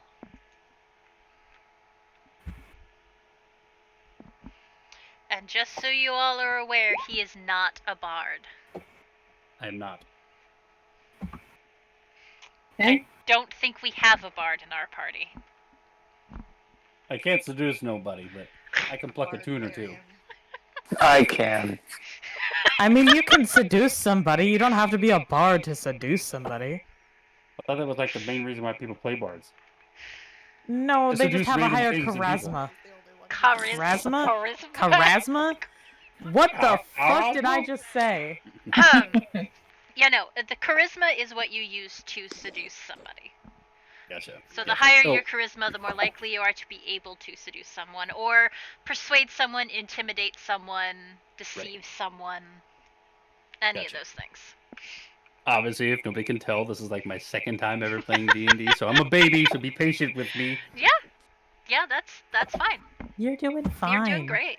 Yeah, you're doing perfectly fine. Perry says not a bard, but still that guy with a guitar at a party. A guy with a guitar around a campfire who doesn't exactly know how to play Kumbaya, but can get it roughly. Oh no. Yeah, that guy. Finn is not making a cover story because, let's be real, he knows he would not be able to remember a cover story. So he's just going to improv it if he has to and hope he doesn't have to. That's fair. Oh god. That's fair. So who all left things with Russ? I'm not talking about the weapon he's smuggling in for you. I left my things in the basement. Okay. Fina would have also left things in the basement. Okay. I left main supplies in the basement, but I've mostly kept my stuff on me. Okay.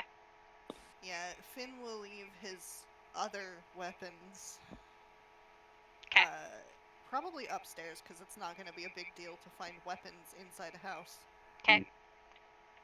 Seff has unloaded all of his arsenal and is probably hiding it in what would be a probably commonplace for him to hide it, considering he does these jobs. Yeah. And Baldwin stuffed his stuff in a bush because Mood. bounty hunter. Okay. All I brought with me was my clothes and my loot. Okay.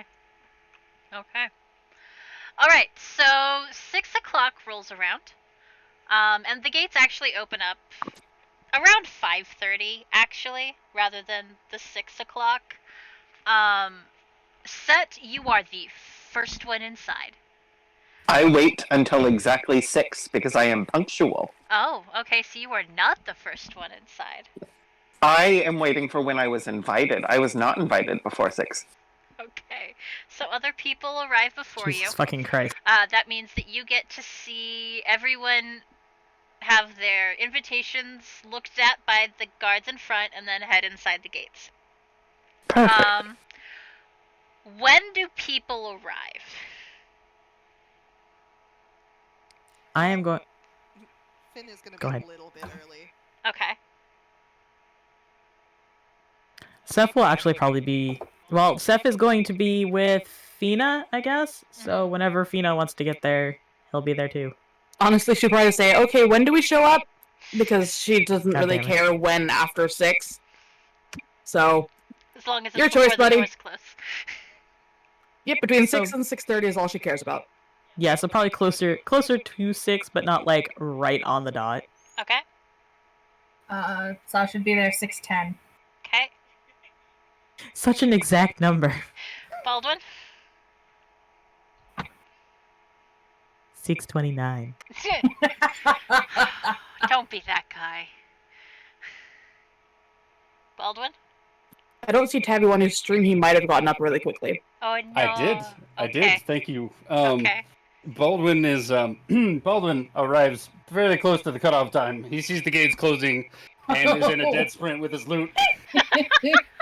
So, okay, I was joking when I said 6:29, but yeah. Okay then. I am not gonna make you roll to see if you miss the gate. I could, but I won't. Do it. My athletics will conquer. This time. Not with a nat 1 though, and that's always a concern. Yeah. Alright, so this happens to each of you as you... Okay, nope, Perry wants me to do the roll. Taboo, roll your athletics. Okay, roll my athletics. Okay. This should be good. So my You can just athletics click is a- athletics. Oh. Ha ha! Wait, my loot is tied to. No, it shouldn't be tied to athletics, but yeah. Which is really funny because I have music that just came on with like loot sounding music. Hey, the chat always has power. Okay? The chat always This is has true. power. Also, All yeah, right, no, Taboo, with the- you had rolled loot before you had rolled athletics. It was a little bit ago. Oh, is that what that was? Oh, that explains a lot. Okay. Well, Okay. yeah, there you go. 16. Alright, with a 16, you do make it to the gate before it closes. Barely, but you make it to the gate before it closes. Tall boy, long legs, run quick. You just okay. fucking barreled through as they closed the door. Yeah, exactly. So, Fina, Seff, and Finley, you all arrive at about the same time. You're like, well, at least Seff is attempting to look like he's not with Finley. I don't know what Finley's doing. But you do. Finley is staring at things in the most excited puppy way. Okay. Okay, if that's the case, Seff might try and like subtly lead Finley just so he doesn't get lost. He's keeping a half eye on Finley This is hilarious. because this country bumpkin. Look. Just like, hey, look at that shiny thing over there. Finley, give me a perception. Oh boy. You're the only one I'm making God. roll this.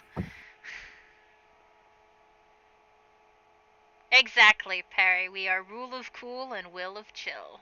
That is 16. Cool. All three of you see Set outside the gate, staring at the gate, waiting. The gate, which is open and accepting people. So Finn is going. Oh God. Finn is going to go over and just clap him on the shoulder and be like, "Hey, buddy, we can go in now."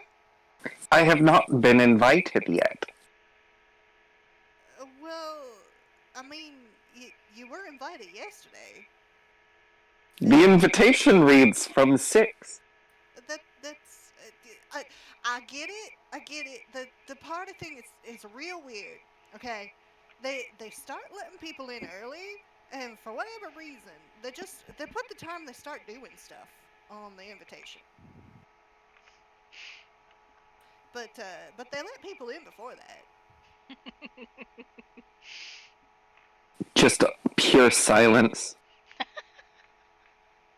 Come on, you two. Let's just ignore him. At the gate, you all are asked to see the invitations. They look over the invitations very thoroughly, as they've done for everyone before you. And once they've verified them, they wave you on in.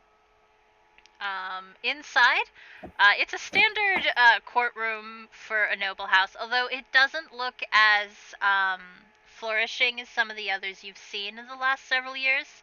It looks about as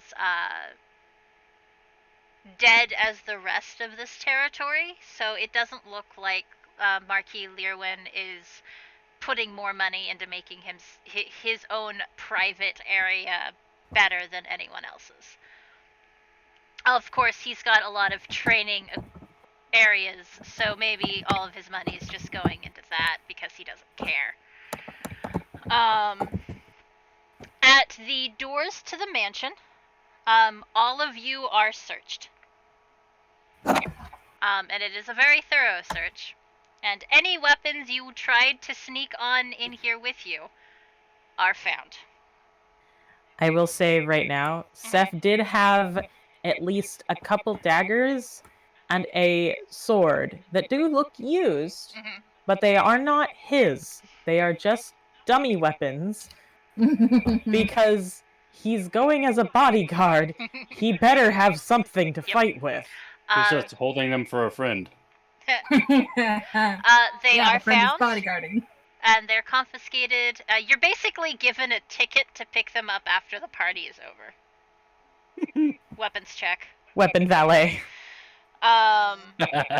Any of you who have weapons coming in get the same treatment. The weapons are found, and you are given a ticket to pick up when the party is over. Is a loot in it a weapon? No, the loot is not a weapon. It is a weapon of art! I mean, if you want us to take it from you, sir, we can take it from you. No, please. Just don't. It was a joke. A joke, guard man. Look, please follow the flow of people that is almost gone to the Great Hall.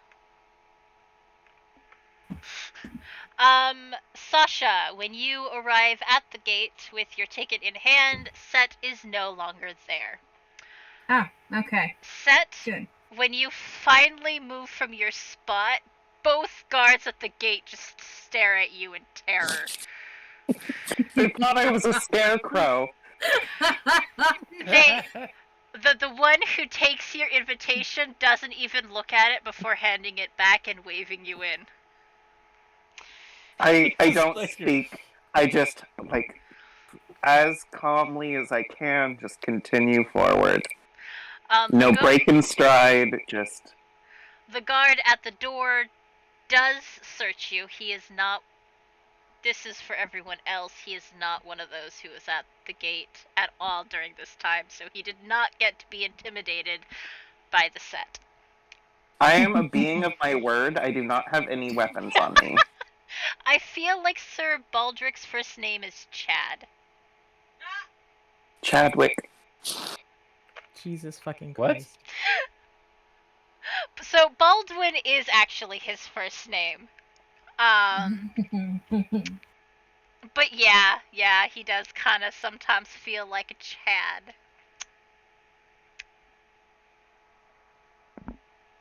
We'll see if that sticks, though. In the best way. I didn't bring any weapons with me, Okay. for the record. I took Russ at his word. Okay. So yeah, you all entered in. The room, it varies as to how full it is depending on when you guys showed up. Baldwin, you're the last to arrive. Yeah, fashionably Legitimately late as always. the last to arrive. At that point, the guards have closed the gates. They are outside the gates. I'm inside the gate. I hand my invitation through. Guy looks at it, sends it back. Just here. Yep. And you are searched. Any real weapons you have on you are confiscated and you're given a ticket. The loot is not taken. Yes. Those of you who arrived before 6, the hall isn't incredibly full. There are... Oh, hang on. I need to change my map again. I was gonna say. I have another map. Do do do do do. Da-da. There we go. Look, another map. For whatever reason, my command is not working on the stream. Let me get this so that this can be seen. The In the right corner near the doors, which you can see on the right side of the screen, there is a stage. There are a couple of musicians there. They're playing some rather mild music, entrance music for people to come in and talk. The tables on to the far left of the door are piled high with food. And there are a variety of tables around the Great Hall, as you can see. The people who arrived before you are chatting and talking, doing their own thing. As the hall fills up, more and more people are chatting and talking. It's getting kind of loud. The music kind of sticks to what it is. Baldwin being the last to arrive, everyone else is here. And it sounds like your typical loud event in an enclosed area. I think all of you have probably been to at least one of these. Yeah. Yeah. Even if you didn't want to. So anyone who can see Seff notice something very interesting about his mask.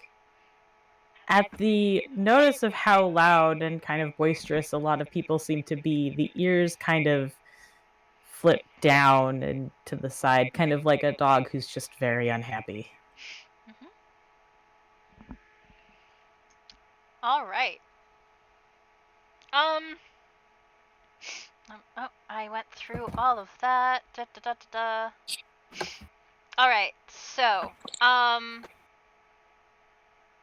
that's those. Where is?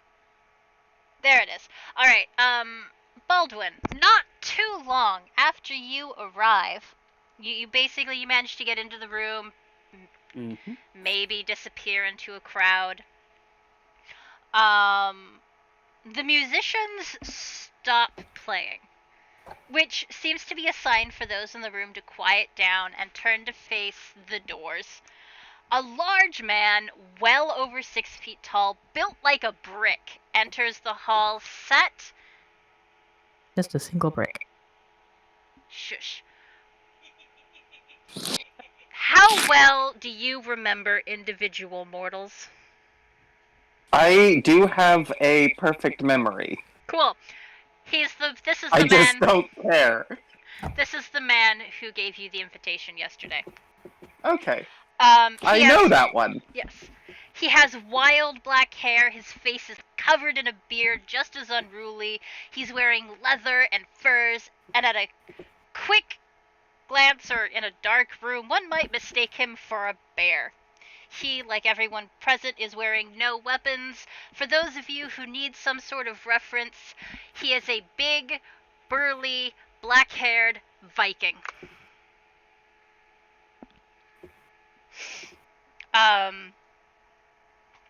He stands tall where he is, glancing around the room.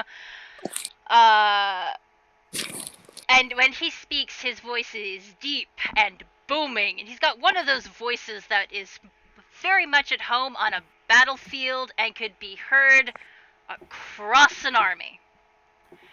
Welcome to another gathering!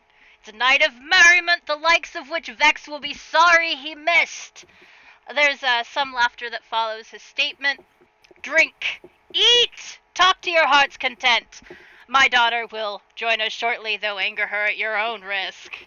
He laughs, and there are several who join him, and then he waves one hand in the air, and the music starts up again. The talking resumes, and the man, obviously Marquis Leirwin, strides to a group and begins speaking with him. And while you can all hear his...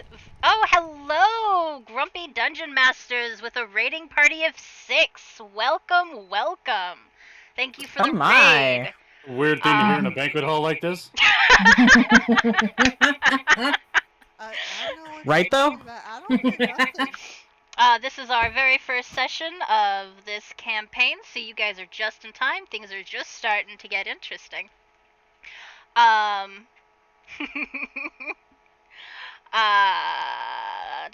You guys can all still hear his deep booming voice, although as the sound picks back up in the banquet hall, the exact words that he has are kind of drowned out. Yep, the link that Tylandale Gaming has just given is the multi-stream link where 3 of us are currently streaming this, so you can see 3 different aspects of us doing our thing. Alright, so the 3 of you are now left to your own devices. What do you do? Sorry, not 3 of you, the 7 of you. And thank you for I was gonna say. follow, Grumpy Dungeon Masters. You mean 6 of us? 6 of you. Yes, Wait, 6 of you. 1, 2, 3, 4. Don't hurt yourself, big guy. I'm gonna be mingling for a reference, bit. Baldwin is not dumb. He's just a smartass.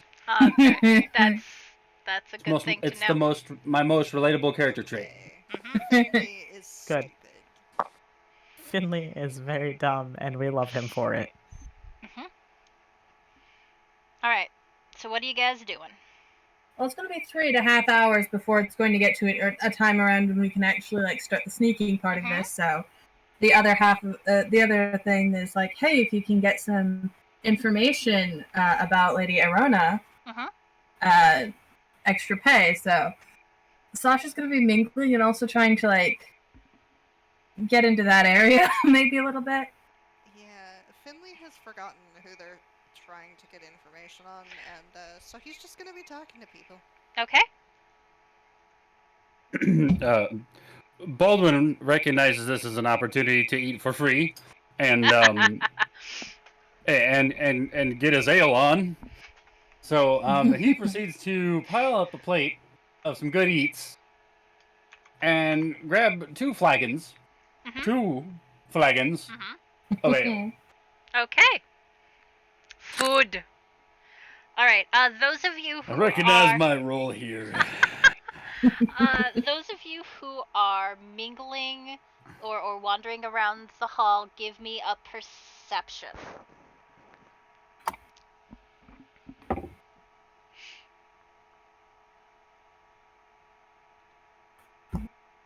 11. Another 14. 19. Okay. I will get one once my character 20? sheet actually loads. Not 20. Nat 20. Alright.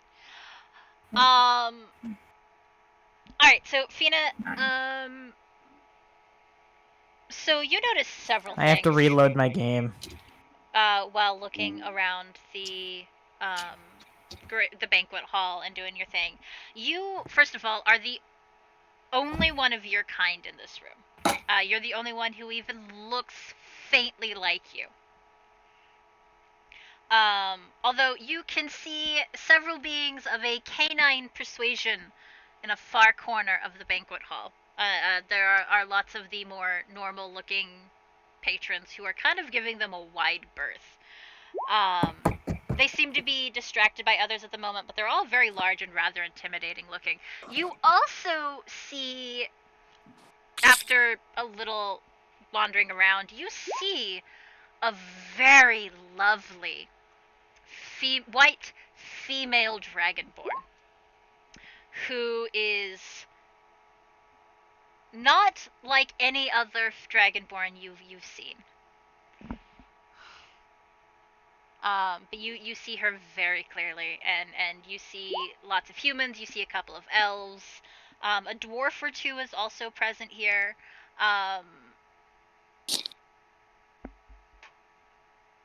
And that they're all loud and talking a lot.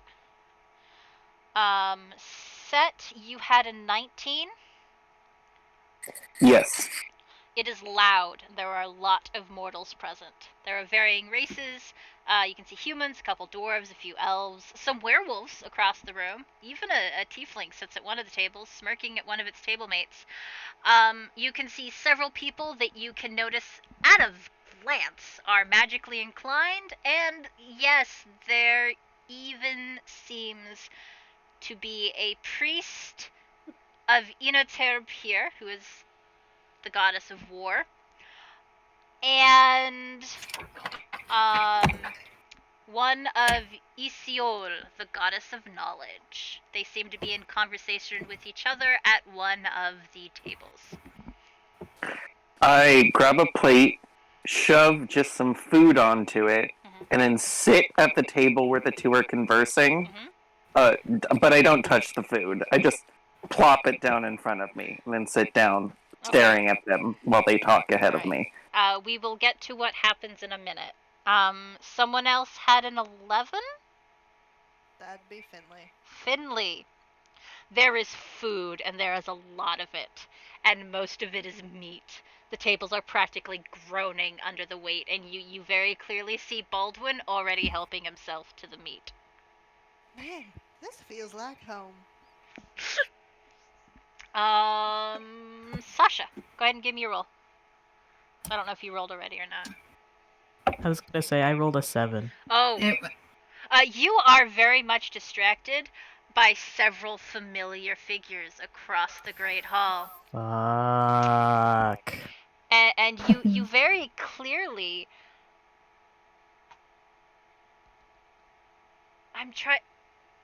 Is your mother the sister of the Alpha? No. My mother is the the former second in command was her mate. Okay. But he died during the war. Okay. Well, you recognize the Alpha of your pack.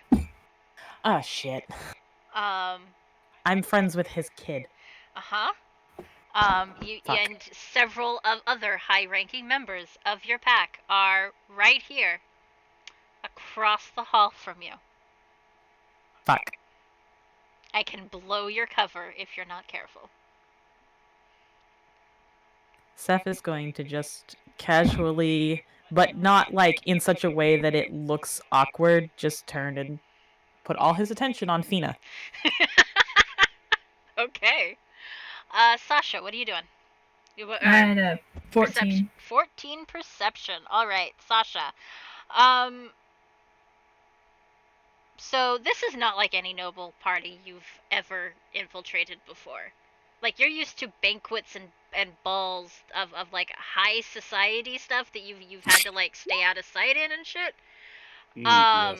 This is more of a large gathering with expensive alcohol, but would be in line for any of the dive bars you've frequented over the years.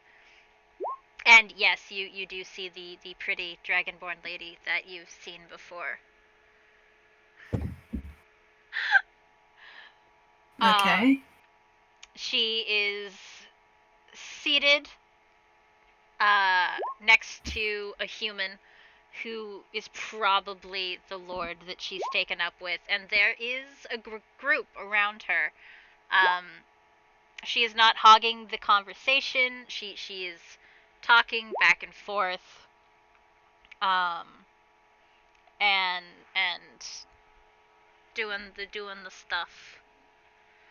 Yes, those high society balls. Yes. Look, Sasha has infiltrated a time or two in her time. And yes, I realize what I just said. Or didn't say, as the case may be.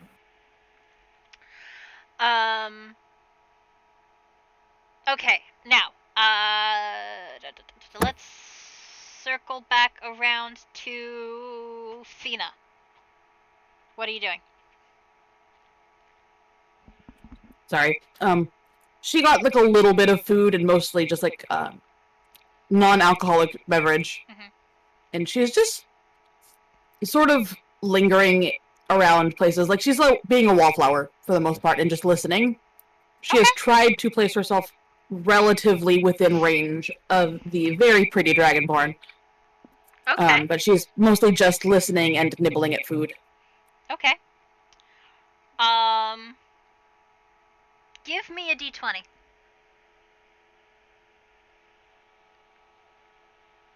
Just 18. A straight d20. Okay. That does give you the thing. 8. That's literally what you already had. Okay. So as you're standing there listening, you hear several of them. It's a lot of gossip that they seem to be talking about. One of the men is. Have you heard that Emperor Zayden has passed a new law recently? Really? Oh, is this the one about the farming? Yes, the farming. But have you heard that those who aren't doing it will have increased taxes, and their restrictions will be increased as well? Yes, I've heard of it.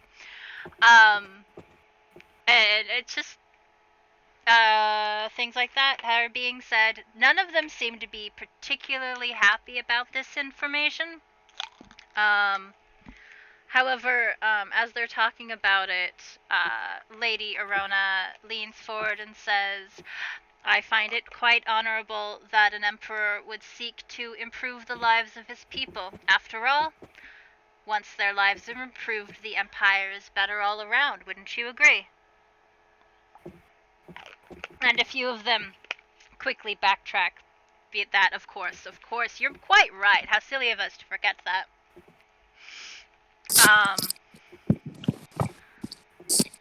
But she very much seems to be leading a conversation, and a lot of the men here want to gain her approval or her interest. The lord at her side is letting her do pretty much whatever she wants and say whatever she wants, and not interfering at all.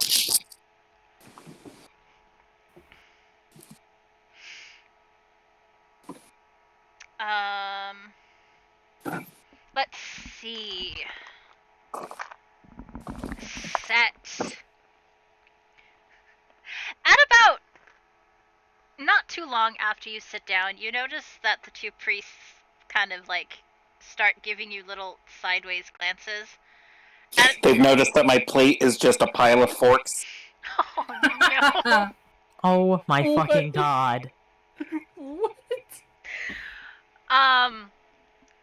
You... Sorry, I lost my train of thought.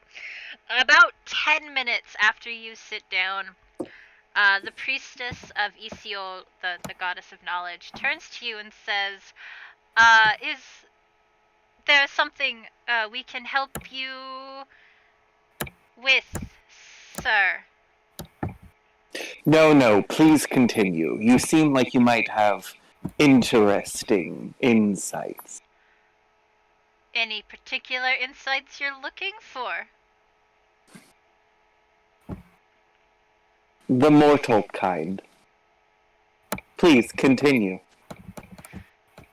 They kind of share a look, and the priestess of Etiob, the goddess of war, who doesn't seem as disturbed by you as the goddess of as the priestess of knowledge, leans forward and says, "Well, perhaps we can be more entertaining if we know what specific mortal insights interest you, sir." To be frank, I am quite new to the experience. Anything you might give me will be worth your time. Then perhaps you would like to know that most mortals don't eat forks.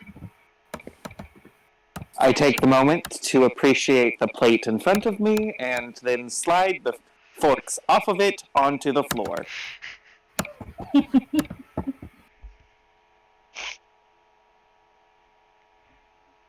Is that better? I fucking can't. Oh no, I have regrets. Same. I can't deal with this.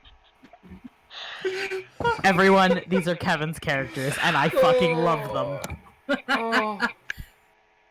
See, we may not need Baldwin for the distraction. Set is right there.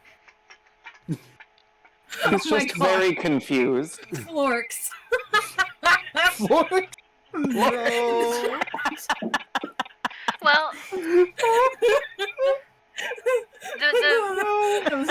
Nice comment. the priestess of war kind of blinks at you a moment, and then nods and says, "Well, normally we don't throw our forks on the floor, but yes." I take the moment to congratulate myself on a job well done. Of course you do. And motion for them to continue their conversation. From the guy who waited outside till 6. I was being punctual. Russ did say that the Marquis appreciated punctuality. You did. Alright, so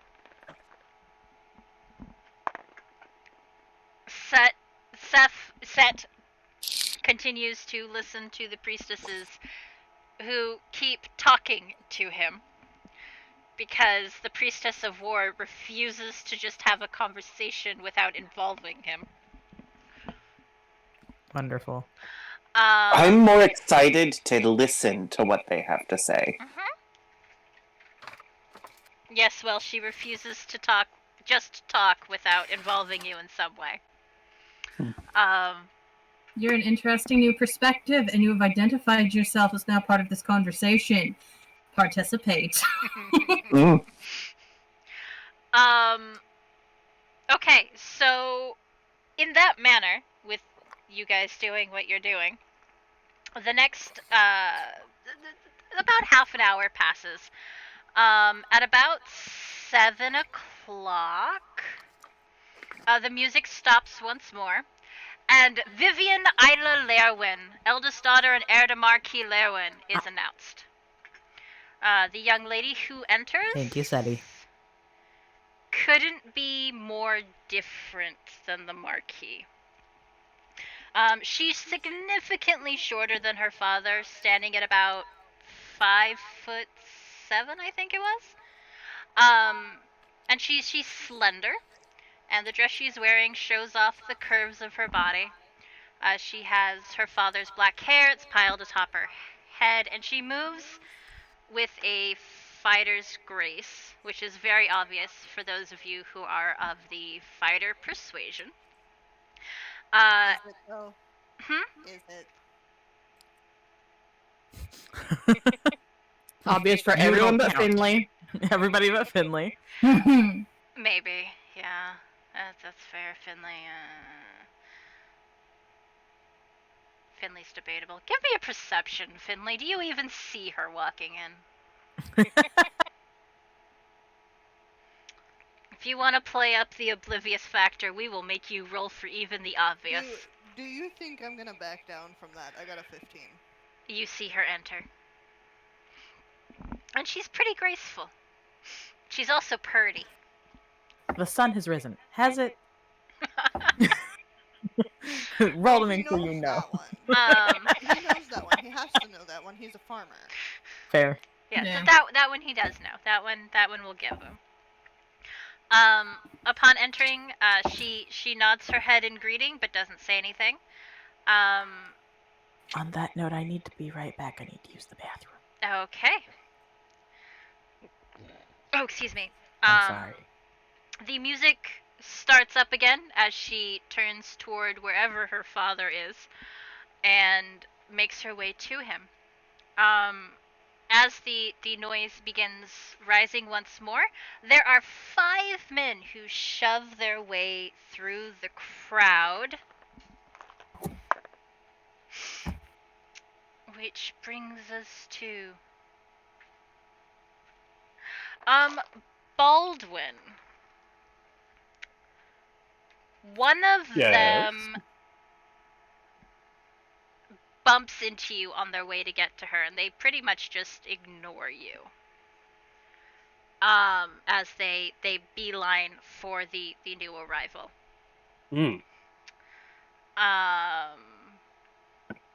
She does notice their approach, and speaks with them. Although, is anyone paying her any attention? I am. Give me a perception. Actually, no, give me insight. This would be an insight. Finn would be too, because it's something to focus on. Okay. Does he have insight? I mean, everyone has insight. 15. Go ahead and give me a roll, Finley. It was a 16. She is not impressed. Like, actually, Finley, this kind of makes sense. You can liken this to a mare who's got a lot of stallions trying to get her attention, and she is just not interested in any of them. In fact, nods just to himself. She's not into what they're trying to get. Sasha, in fact, she seems a little disgusted with them. You also notice that she is one of the few people not currently drinking, and she doesn't veer off to pick one up, and when someone passes by her with a drink, she doesn't grab it just yet. But she is talking and having something of a good time. Okay, I'm back. Welcome back. You missed Vivian's arrival. Yeah, and I had to pee, so. Who are you talking to? Sorry. The Marquis' daughter. Yeah, the Marquis' daughter arrived. No. Yeah. Oh, I thought you had directed those statements at someone. Yeah, Deb and Ceti. Gotcha. Alright, let's see. Alright, then the party begins up again. Let's roll that. All of you roll me a d20. The highest one will get a thing. 19. Okay. 17. 20. 16. 7. The 20 gets it. I'm afraid. Okay. It's an erection! No, he's already done with getting those unwanted ones.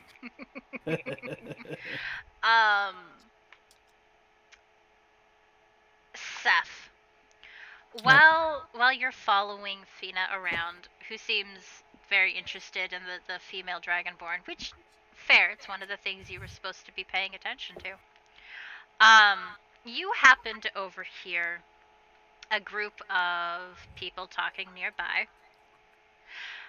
Have you heard about the towns right around the capital? Oh, you mean the the lights that have been seen? Exactly. I've also heard that the crops have been ruined by something coming down to visit.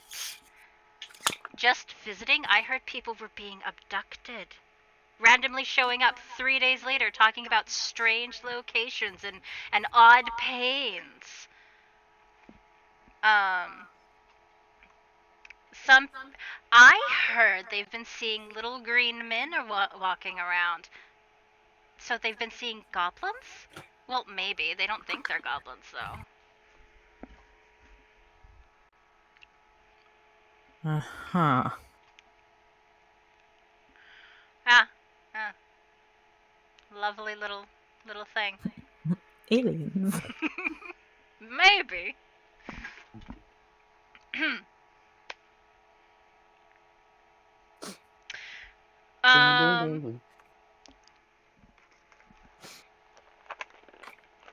Let's see.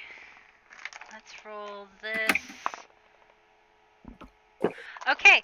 Not too long after you hear that,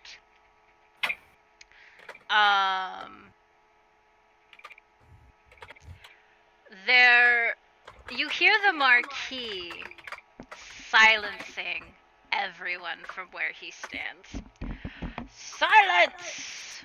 He bellows. Vivian, there is a challenger for your hand. From where his daughter stands, she just kind of turns to look at him and to one of the young men who's standing next to him. It's a big man, about like twice her size. Physically, he looks like he could pick her up and break her over his knee like a twig. Oh, baby? Not in the fun way. Well, maybe in the fun way if that's what you're into.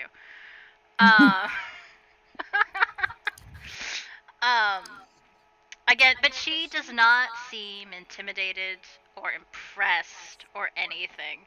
She Brown just chicken, brown cow.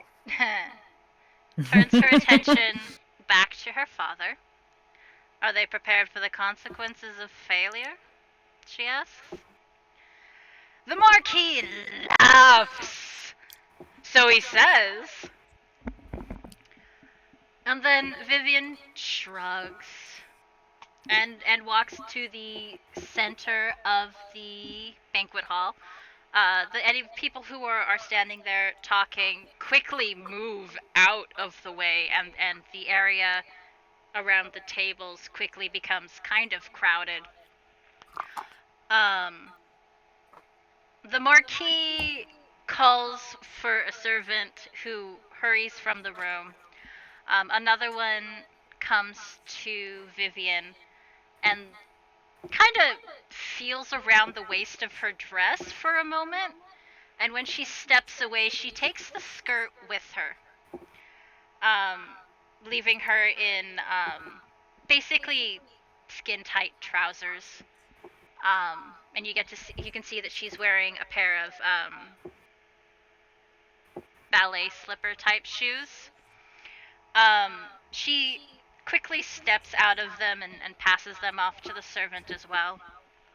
About that point, a knight returns with the servant that was sent out. He hands a large greatsword to the man who has joined Vivian in the center of the room, and a pair of scimitars to Lady Vivian. She tests them out briefly, and then takes a fighting position. Those of you who are fighters, Finley, give me a perception roll. If we're gonna play it this way, I'll make him roll everything. That was an 18. Cool. She knows what she's doing. Yeah, she saw the dual wielding and probably went, "Oh, he's dead." Yeah.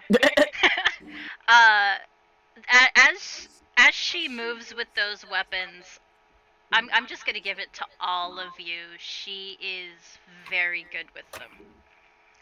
You can tell that just from the position she's taking and how she's holding them, and the stance she's holding. The man in front of her also appears to be very proficient in his weapon as well. Taboo. What? Huh? Nothing. Talking about my chat. Come on. There is a moment as both of them get into their positions, and then the Marquis's voice once again booms across the great hall. Begin! The man attacks first. He swings his great sword at Vivian, but she's not there when it would have connected. All fighters give me a perception. And anyone who could claim a fighter-esque background. 12. Okay. 19. 16.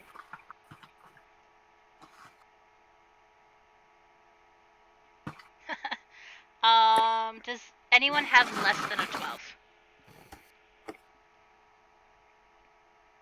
That would be a no. Okay. He's a passable fighter. Like, he's not bad.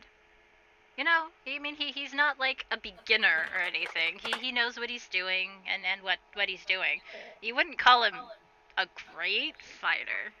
To be honest with yourself, you've all seen better skills. Baldwin, you have better skills. And with the rumors about Marquis Leirwin, you definitely expected someone of a better caliber to be here. So you're kind of unimpressed with him about that. At first, Vivian does not attack. She simply evades them. Oh, Finn is the two-handed fighter too, huh? All right, yeah. You've definitely seen better skills than someone who uses a greatsword and is So yeah, she pretty much just evades the man at first, and she makes it look almost like she's dancing around him, not trying at all. After about a minute or two, she kind of heaves a sigh and shakes her head. How did you get an invitation? And then she begins attacking. She's fast and precise, and in less than a minute her opponent is bleeding in multiple places and she has knocked him to the ground, her sword at his throat. His sword sliding across the floor well away from him. The Marquis begins laughing again. Vivian is the victor. What is his penalty, daughter? Well, he doesn't deserve to be here, first of all. Take his pinky as a reminder not to reach beyond his capabilities and throw him out. The Marquis waves a hand, and the knight from before comes forward with someone else to drag the man out. The servant takes Vivian's... Pinky, that's my favorite finger! Yep. Taking a spanking. He is not happy about this at all, and he's certainly struggling. But the knights charged with getting him out don't really seem to have any problem with it. One of the servants comes to take Vivian's sword, and another one replaces her skirt and helps her back into her shoes. By the time her opponent has been dragged out completely, Vivian's already returned to her father's side, and they're in a conversation.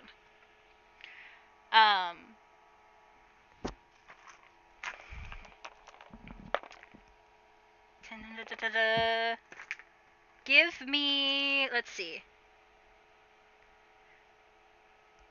No, actually, Set, I'm just going to give this one to you because you're near the priestess of war. She is nodding in what appears to be approval. Exactly what I'd expect from a Leirwin, she says. They've always been blessed with their physical prowess. Would you mind Hey. explaining that to me? Which part? Everything about what you just said. You talked as though you know a lot about, well, what just happened.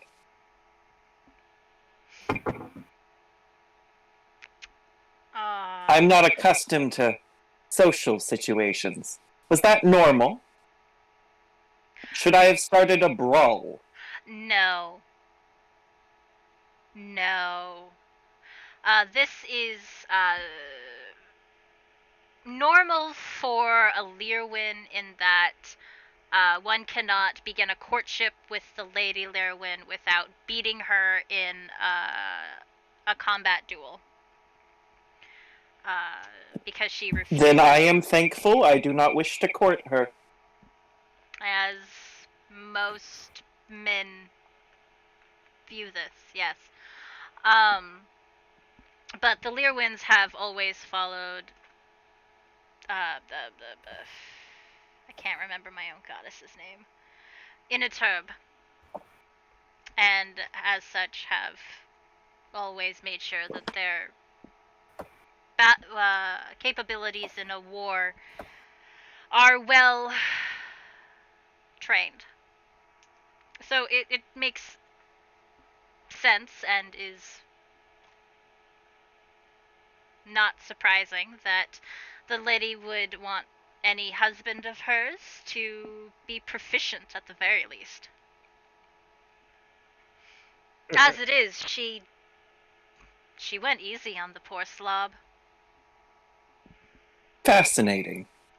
Would you like to be able to give me any more insights into religion? And you do not have to go fully into depth into this. Just know that's what I'm going to be asking these priests. They are more than happy to give you all the doctrine. Alright, moving on. Let's see.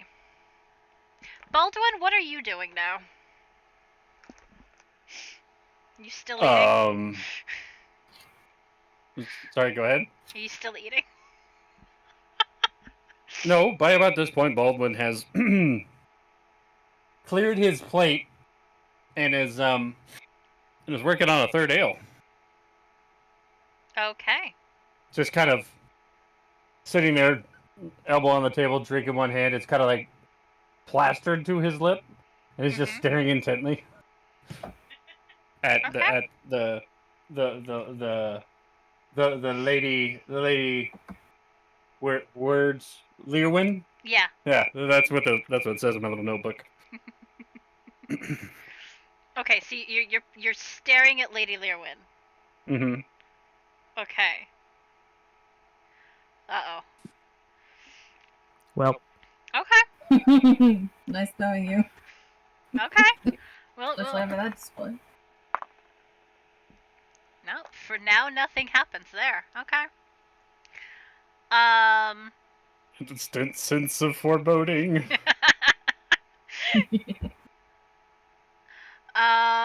Let me get back to my things. Alright, that's those two. Sasha. I kind of want to get a feel for like the sort of people that the Marquis has been talking to. And like I realize he's probably been mingling quite a bit. But, yeah. Like, I mean, in the half hour, 45-ish minutes he's been here, he's been like steadily making his way around the Great Hall. He seems to be making a point to talk to everyone at some point, or at least that's kind of been what you've seen so far. As of yet, he doesn't seem to be giving any preference to one person or another, except his daughter, who anytime she appears at his side, he gives her attention. And I'd also want to pay attention to the sort of people that Vivian is talking to as well. Alright. She hasn't been here that long just yet. Yeah, but moving forward, that's something I'm going to want to keep an eye on. Alright, we will keep an eye on that moving forward. Fina. Honestly, she is pretty much just still doing the same sort of thing. She is enjoying being a wallflower and listening to people. Okay. Seff is more than happy to just sit there and pretend to be protector. Okay. Alright. Though he is keeping an eye every once in a while on his pack mates to see if they have noticed him at all. Okay. Finley's just wandering around, talking to people. Of course he is. Of course he is. Doesn't matter what they look like, he's just talking to people. Okay. Finn and Fina. Both of you give me a d20. The one who gets the higher score will get this. I got an 8. 16. Okay. Fina. As you're being a wallflower and listening, you hear a small group of about 3 women seem to be like leaning in close and whispering to each other. I heard that Lady Leirwin once castrated one of her quarters when they lost the first duel. Oh, I wouldn't be surprised. If you don't match her expectations, she is brutal. Well, I've never seen her castrate anyone, but I have seen her kill someone. And there's kind of no, yes, quite brutal, really. Of course, he actually made her bleed, so. And then it pretty much devolves from there.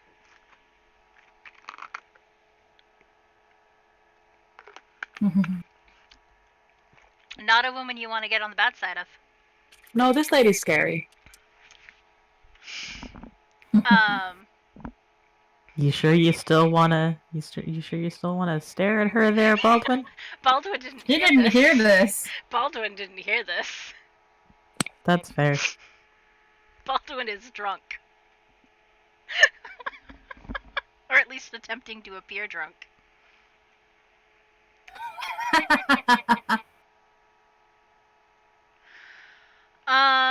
Baldwin doesn't want to stare at Pretty Sword Lady no more. Baldwin's kind of afraid. That's fair. But at the same time, the contemplation is there for big enough show, more people pay attention. Guards pay attention. We understanding the path of thinking here for Mr. Baldwin, Handel, who happens to have a Handel on things. But remember, if you're planning on challenging her to a duel, the last person who lost a pinky. Yeah. This is true. Just something to keep in mind if you're planning on doing this thing. God, the music I have playing is not helping. It's like a big old, deep, like, build-up type shit going on right now. So it's kind of like, I feel like I must. Also, do you want the possibility of accidentally coming home with a wife? What am I gonna tell the other one? Oh no. No, part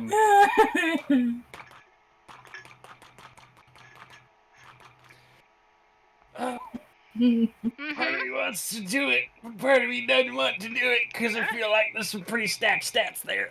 Rule of cool, man. She won't kill you, probably. Yeah, maybe.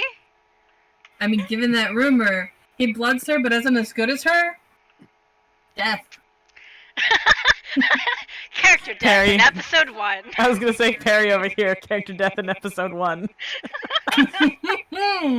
Well, here's the thing. So, and this is kind of breaking character here for a second. Is Arcana able to be used? Like, could I use like my blood hunter stuff to like be like, oh, faster than you?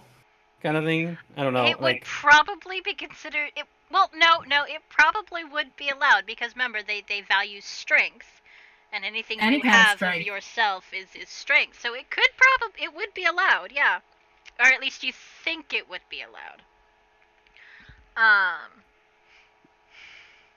So I got a pretty packed spell book, and I just don't want to be doing like too much of it. I don't want to accidentally kill her, because that's the other extreme. Is like, oh, she kills me, or the other hand, I kill her. Kind of looking bad for the Viking dude and being like, the fuck, you just killed my daughter, dog. Yeah, that's probably one dude you don't want to piss off, and I'm giving that to you for free. You are not strong enough to take him on right now. No. I can promise you that. Do it. You know, Baldwin's gonna what? Do it. Character death, episode 1. The DM says do it. I know. Well, I think that's the biggest sign to not do it, because the DM's like, yes, let me kill you off, child. You know what I'm saying? Here's the thing. A good DM will only scare the shit out of you. You won't be dead. You'll just wish you were. The immortal words of Lodge. Do it. I dare you. That would probably be suicide. Only I had my lucky rabbit's foot. Alright.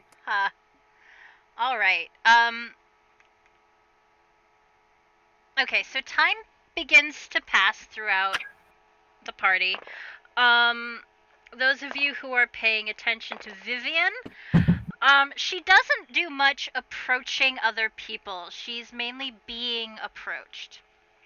When someone approaches her, she will give them time, she will speak to them.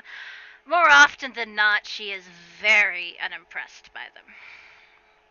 There are a couple of people where that disinterest kind of fades. Strangely enough, one of them is the Dragonborn, the pretty Dragonborn. She actually joins the conversation with her for a good while before moving on. Another one that draws her attention is a scholarly type, and they're in conversation for a while as well. But like her father, she seems to be attempting to not show favorites.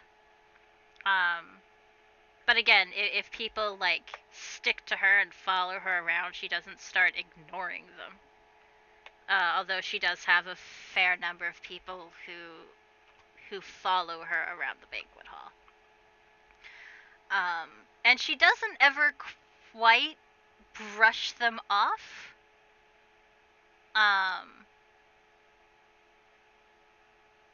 Although, if they're there for too long and she's not fond of them, she does begin to stop giving them the entirety of her attention. You know, the passive, you should no longer be here, shoo. And more often than not, the people tend to take the hint.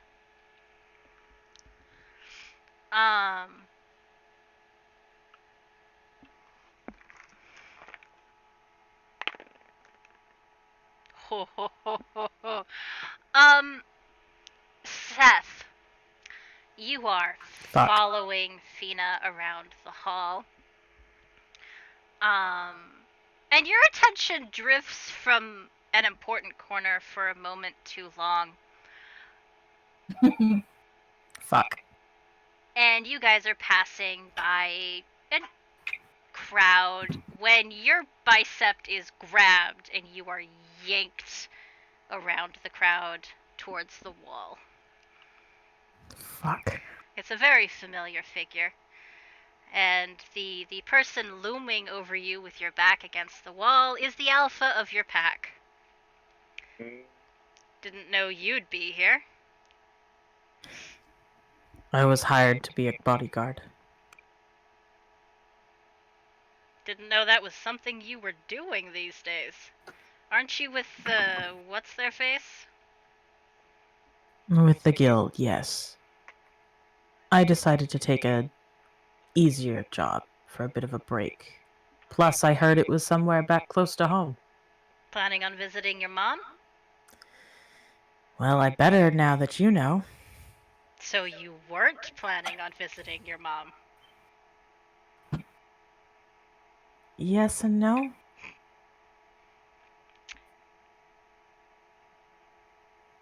He's kind of managing the best little bit of a grin as he can, like very much the child who's been caught.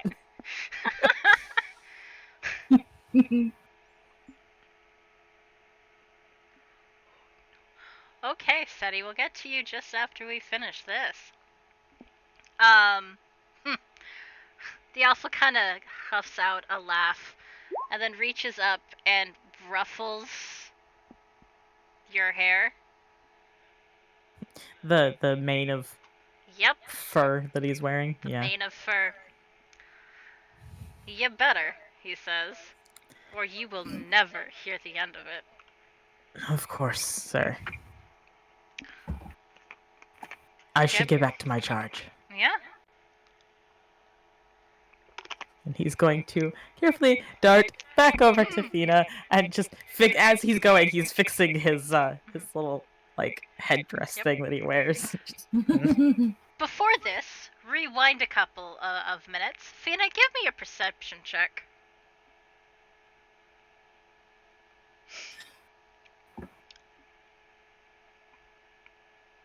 Okay, and for the proficiency bonus, is the little number next to it, or? Yeah.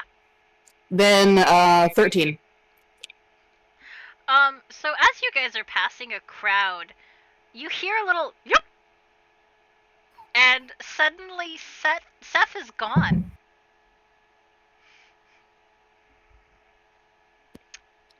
Definitely just a lot of looking around and wondering what the fuck. She's not moving, because that's a bad idea. But I'm going to give this to you for free since you're looking. You can see a werewolf against the wall not too far away, and you think you see Set pinned against the wall. My brain just went cupboard on tongue. I'm not approaching no goddamn werewolf. Nope, she's staying here. Yeah, these things are bigger than he is, so... They really are, yes. Okay, I needed to go through that in case Fina decided to do something. No, buddy, you on your own. That's fair, it's okay, he's not gonna get hurt by this one. Which means that you see him returning, fixing his headdress, and Seff, when you return, you see Fina waiting for you. Family matter. Fina, as Seff is returning, you can see the werewolf watching him come to you, and then eyeing you. She's gonna look at Seff, look at the werewolf, look back at Seff, look at the werewolf, and just kind of smile and wave. Also, a minor little thing about his posture. He is very much hunched in, making himself look a little bit smaller, which is interesting considering he's 6'2". Mm-hmm. And also, that ethereal tail is basically between his legs. And the ears on his mask are very much just... He looks like a pup who just got scolded. 'Cause he did. Mildly. Yeah, basically. But he did. Yeah, she's figuring as long as Seff is not, like, damaged right now, maybe this person's not someone that's going to hurt her right away, so she won't piss him off. She'll just be happy and smile and then go back to Seff. Okay. It's just family things, don't worry. I mean, okay. That's fine. Okay. Good job. Finley, while all of this is happening, is approaching Arona. Okay. What are you're approaching her. What are you saying? He's just gonna be his normal self. So he's just like, oh, hi there. I noticed you got a lot of people talking here, so please just you don't want to talk, just tell me to go away. But, just want to say hi. I would never be so rude. Hello.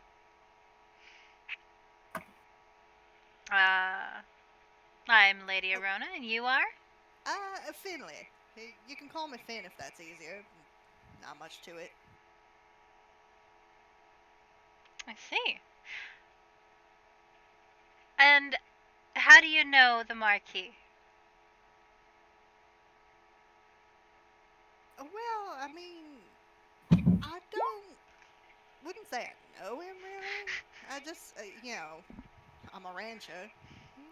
We got some important business, and well, okay, I was a rancher. I'm a venturer now. Sorry, not very good at this. Not very smart. But yeah, I met him once, twice on the ranch, and once, twice in my venturing. You know. Things are moving. Ah! It's an earthquake.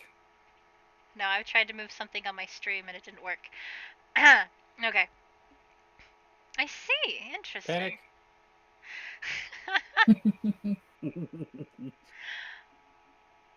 And I've rarely met anyone who is truly not smart. They simply focus their attention on other things. Well, I suppose that's true. I mean, did have a lot to work on the ranch, but people seem to take that as not being smart. So I just go with it. It's a little easier than trying to explain why I don't understand,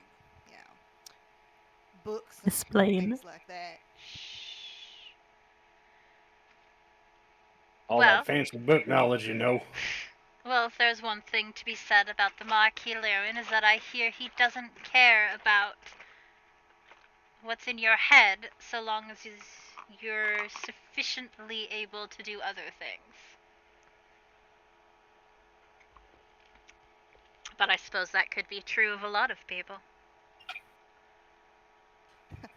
That is true. I mean, given what we see on a daily basis, ain't a lot of people always doing what they need to with what they got in them heads.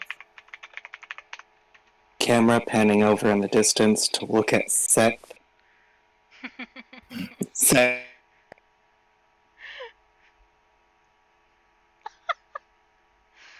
Who is still in his conversation with the priests. Pile of forks at his feet. So yeah, there are, as you're speaking with her, there are other people who attempt to regain her attention. And while she answers them and brings them into the conversation, she never ignores you. If you speak to her, she will give you her full attention. Occasionally, she will of her own accord, turn to you, as she does with other people in the group, and ask you a question and pull you into the conversation. Whether you actually know what's going on or not. Half the time it's very clear he does not. Yeah. And never once, even if you don't know what's going on, does she appear to judge you for it.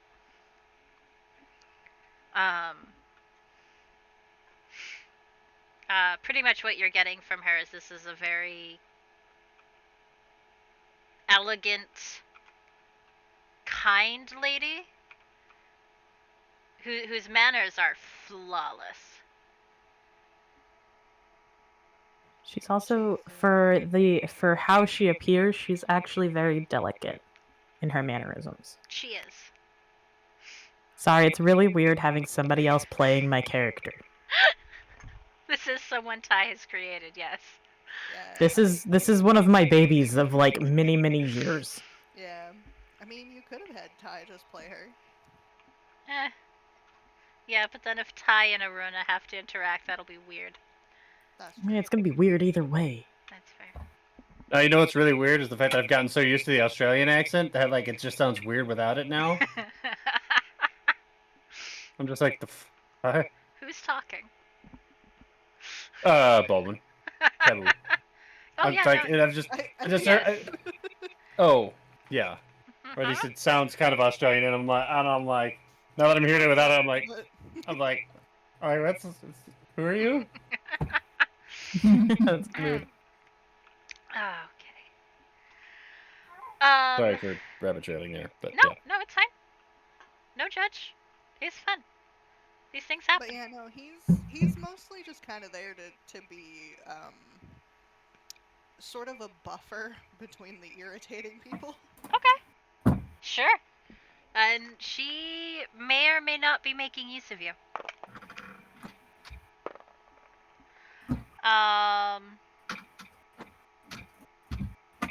He wouldn't notice either way. Exactly. Which is why I'm not verifying or denying. Okay.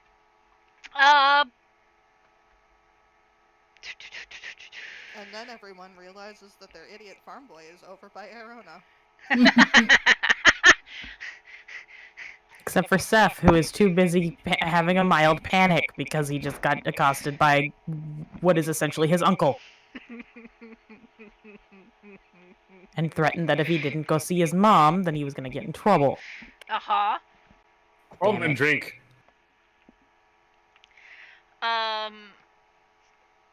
Let's see. Sasha and Baldwin. Actually, no, Baldwin, you're until you tell me otherwise, you're staring at Vivian. Sasha, give me a perception. Oh no longer staring. Okay. No longer staring, by the way. Okay. 20 non-nat.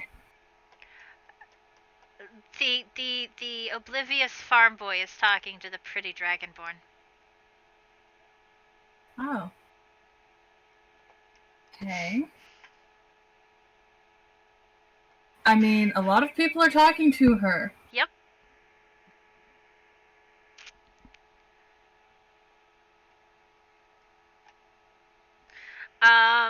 So what do you do? Baldwin will get to what you're doing in a moment. Yes. I'll probably get a little closer, try to figure out what they're talking about. Okay. But, I mean, did not come with him, do not have any apparent connection to him, and we're maintaining that distance. So I'm not going to be, like, bailing him out here. That's very fair. Okay. Oh, excuse me. So it doesn't seem like, Finley is making any huge gaffes. He certainly hasn't said, oh yeah, by the way, I've been hired to infiltrate this party, and I'm supposed to be getting information on you. He hasn't said anything like that.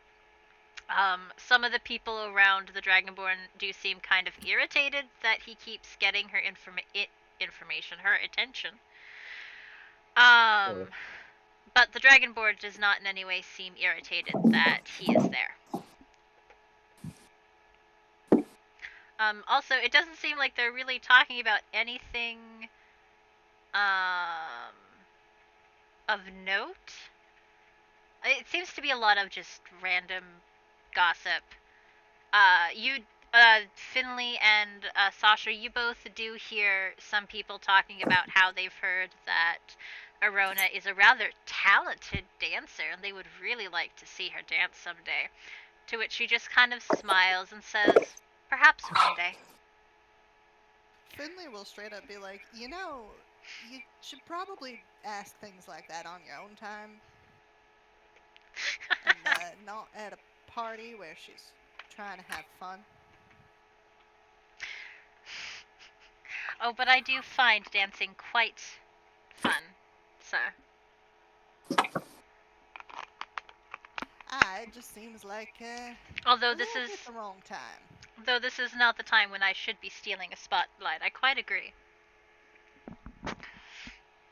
That it's like, even if they're not talking a lot about anything of substance, I mean, things that she's saying, the kind of conversation she's part of, I mean, there's her politics right there. And how she seems to be, like, very carefully navigating things.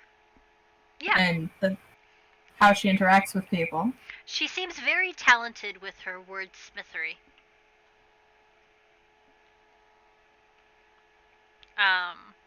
You're definitely picking up on that, yeah. Baldwin, we're back to you. Kidding. So Baldwin is already 3 flagons deep, and has a 4th one that is half empty, though he hasn't taken a drink of it in a while. His shirt's actually a little wet, and there's no real reason why, except for the fact that he has decided that it would be a good idea to make it seem like he has drank significantly more than he actually has. So what had happened was he spilled some of the flagon that he has on his shirt to give the aura of being drunk and intoxicated.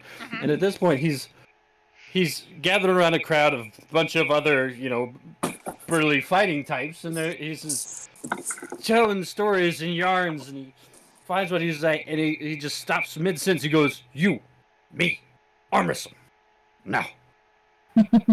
Yes! And the man that you're challenging uses his hand to just sweep everything off the table onto the ground and gets ready. Okay, but I'm imagining that this guy is the one who just said yes. Yeah, no, that's legitimately yes. He says yes and then sweeps the table clear for this arm wrestling match. Obviously, loud clanging noises, tons of noise. Yep. Look over here at the drunk dude challenging some guy. He's obviously gonna lose because he's drunk, right? I mean, go over there close to him, smell him. He smells like he's absolutely hammered. This guy's about to pass out while doing an arm wrestling match. Okay, give me a strength check, unless you're purposely failing it. While this is going on, what time is it? It's around 8:30, 9 o'clock. And we have to wait until 10 to do anything? Yeah. Okay, so probably still too early. Yeah, you want about another hour before you guys head off and split. Although it is starting to get, you can see why your informant said 10 would be the perfect time to slip out. Yeah. I'd also just like offhand, I'd like to pay a little bit of attention to the alcohol consumption of our host. Give me a perception. 13. Okay. Taboo, while I'm describing this, roll me your strength check. Unless you're purposely failing it, at which point tell me. No, I'm gonna roll my strength check. Okay. Your host is drinking. Hey. You're not sure whether or not it's affecting him. Because he started out the night loud. And he's still loud. But he's been drinking a lot. So he's probably drunk? He's loud anyway, so, hard to tell. But I rolled a 10. Okay. It's a bit of a struggle. You're both kind of drunk. But he does beat you. Barely. And when your hand hits the table, he reaches across the table and smacks your shoulder and says, "Good play! Almost had me. Not quite enough alcohol for you to have done it, though.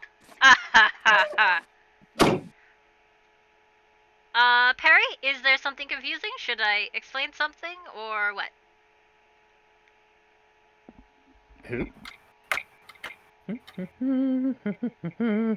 have gotten a what? In the chat. Oh, the roll was surprising. Yeah, that's fair. Like, but if he rolled low, then... Yeah, he rolled low. Yeah. That was a low roll for me. Well, and I unfortunately. only only rolled an 11, so it was a close call. Ah. And I'm saying the alcohol was to blame, so.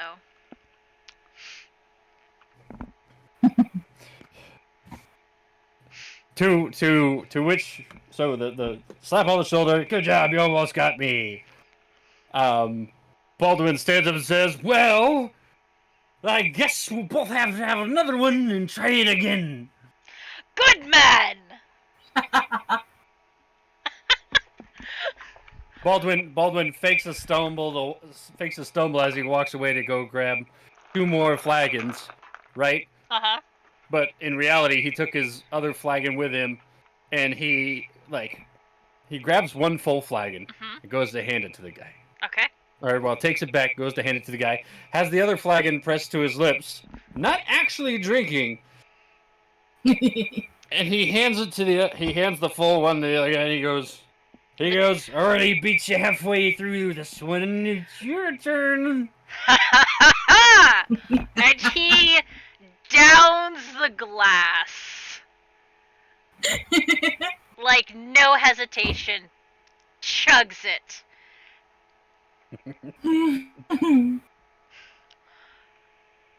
Slams it onto the ground. And slides it down the table. Wipes his mouth. You finished yet? I said... What?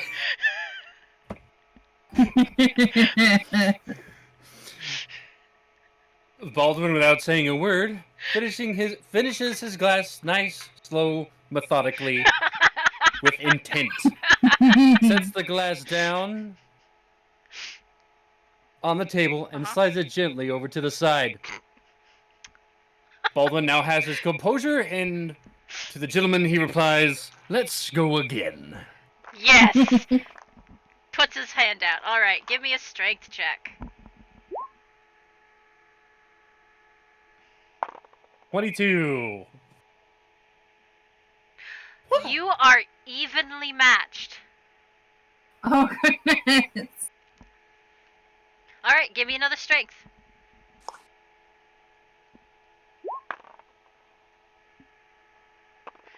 You win. Uh-oh. I rolled an 8, okay? You win. Fair. Your hand slams his on the table because apparently you are in match, and then just his strength just kind of gives out, and thwack! And just like when he lost, good man! Good job! You get another smack on the shoulder. Marquis! He beat! Well, he beat me, is what he says. Yeah. And he kind of reaches across the table and drags you out of your seat. And he's very drunk at this point, by the way. And his arm goes around your shoulder and he drags you across the Great Hall.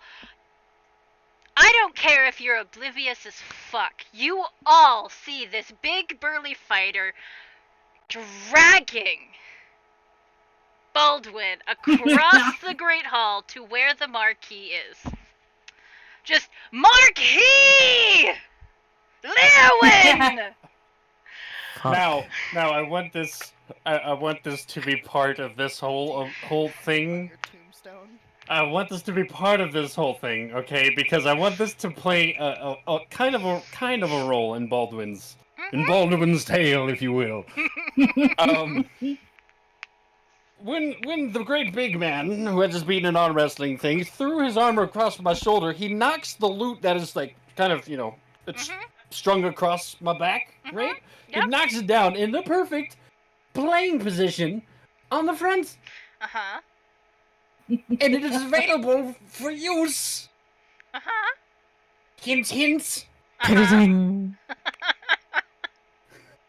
Just playing while he's being dragged over to the Marquis. I'm just wondering if I possibly recognize the guy dragging Baldwin, like from the war. From the war? No. This is not someone you Okay. served with. Alright. Seff, give me a history. Let's just say this falls under a history.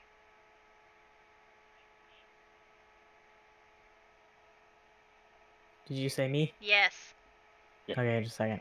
Wolf boy. Well, it sounded like you said Saff, and I'm like, my name is not Saff, it's Seff. Wolf boy, roll. History. Of course, one of the few. Oh god, the one I have a 0 on. Okay, just a second. No, you gotta get his. Bow wow. Bow wow wow wow. No. There you go, a Alright. 15. Okay. You vaguely recognize this man. It's been 10 years, but he vaguely resembles someone you actually fought with. Like, you weren't close. Oh, did I knock this guy's teeth out? No, I meant in the war. Oh, you mean fought alongside? Yeah, Never fought mind. alongside. Okay. Not with, but Hey, you were friends. no. Beside. Okay. No. Alongside with. Yeah, you fought in the war. Together on the same together, side. yes. Yes. You know he's I just want to make sure we got that point across. He is the son of one of Marquis Leirwin's comrades. You don't quite remember his name, but he is a strong fighter. He exists in my peripheral. Yeah, Got it. yeah, he exists in your peripheral. You do recognize him as a person who fought, who is strong. And is loud. And is, when he's drunk, yes. When he's drunk, yes. Fun. Let's see. So yes, Baldwin, you are dragged across the Great Hall to where the Viking of a man of a Marquis is. Whoa, big fella, easy. Playing your music, apparently, the whole way. The Marquis, also with a flagon in his grip, turns. And he says a name. No. Which I have not figured out because I have not named every person at this party. Balthazar. Sure. Balthazar! Belchazar. No. Oh, come on. No. Balthazar! My good boy! That's not what he says. Who is this? He is strong. His arm does wrestle really well. This man is so far gone, he forgot how to common. He forgot how to words. He beat my Common is not strength. this man's first language, and he's drunk. He's really fucking drunk, though. He beat my strength. He deserves to be here. He's accidentally dropped. He deserves to be. Dwarvish in there, This and he man doesn't really like is Dwarvish. eloquent chat. He beat my wrestling and arm strength. Yes, he legitimately said that. Thank you. Legitimately shouts out. His strength roll beat my strength roll. The Goodbye, your Marquis. fourth wall. The Marquis. Too meta. Just a little. The Marquis blinks at Balthazar, turns his attention to you, eyes your arms and the loot across your chest. Clear a table, he says. Okay. And he's not saying it to you. Behind him, someone literally just shoves things off the table. The drunk about your shoulders shoves you into a seat around that table. Oh, God. And the Marquis takes a seat across from you. Oh grinning. no. While this is happening, I Uh-huh. would like to make a check to see if everyone in the room's attention is on this.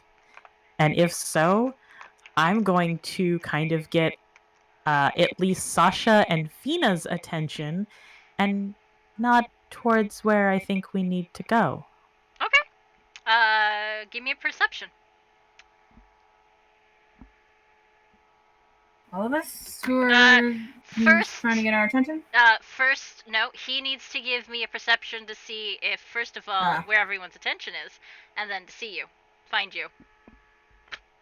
Okay.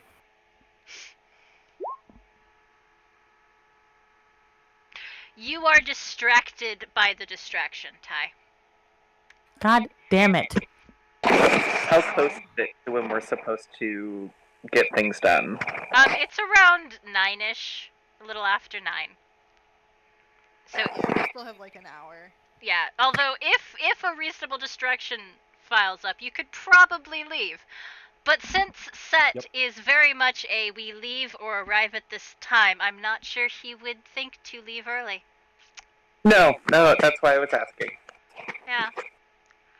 If you have set this as a character trait, I will keep it and remind you.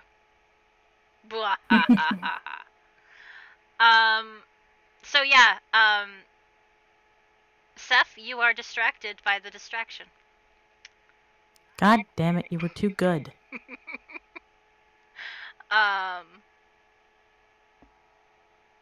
Okay, Baldwin. Give me a strength check.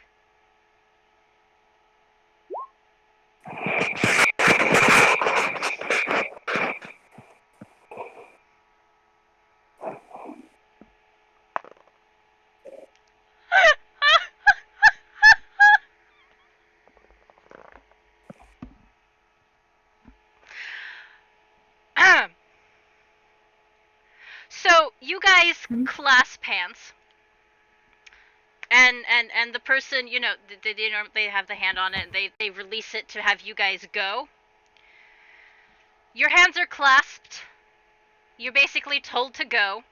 You have half a second to flex your arm to get ready to and start putting weight on it, and the Marquis' hand doesn't budge at all.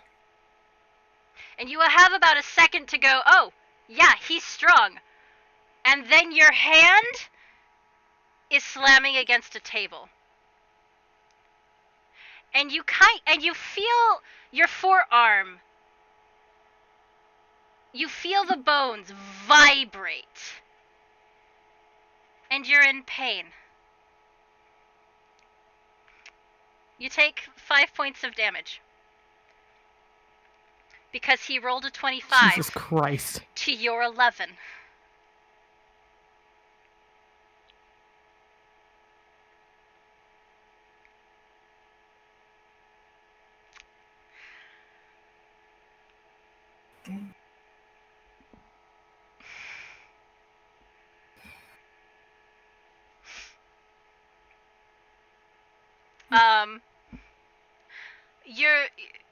Your hand slams against the table, and you feel the pain. And he What releases. did we learn? And he releases your hand, and he kind of narrows his eyes at you, nods. You'd be better if you weren't drunk. Give me another ale. We'll try again in an hour. Sober up.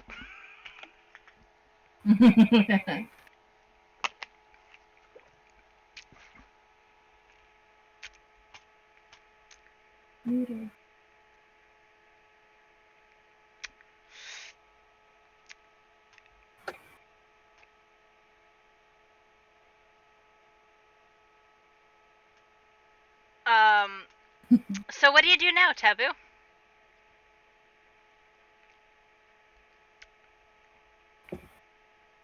Walk away in shame. Not shame. No, I'm kidding. Like...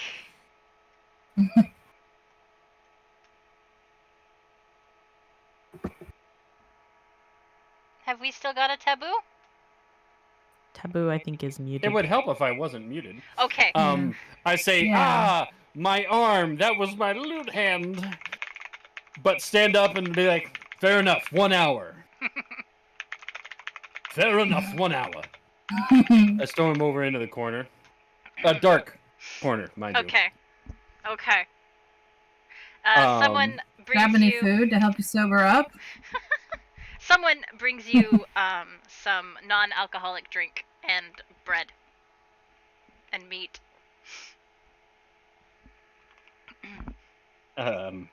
Okay. I will drink the non-alcoholic beverage and eat the bread and meat. Does this does the wound that he did to my arm, does it cause any kind of blood flow? No. It's basically you think you've got a like hairline fracture type thing. not quite a hairline fracture. It's not going to take that long. You probably just like bruised a bone. With how hard he put your arm down.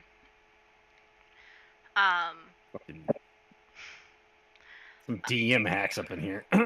Anyway, I told you guys you were not high enough to defeat this guy. Yeah. Well, it's not like I had a choice.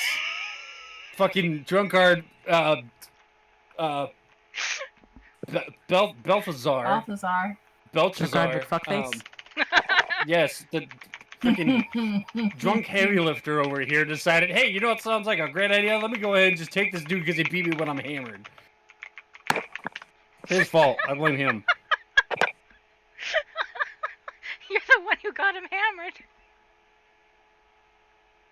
I never told him to chug it, alright?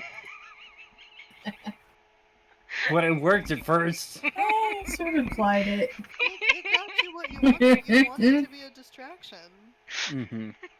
No, you were great. It was great. I love it. You were too good of a distraction. You distracted me. And this will be an excellent distraction in an hour as well. When you try again. Mm-hmm. Yeah, Seff, this ends, and you have this moment of, fuck. I could have used that. You have this moment of realization. Of course he does.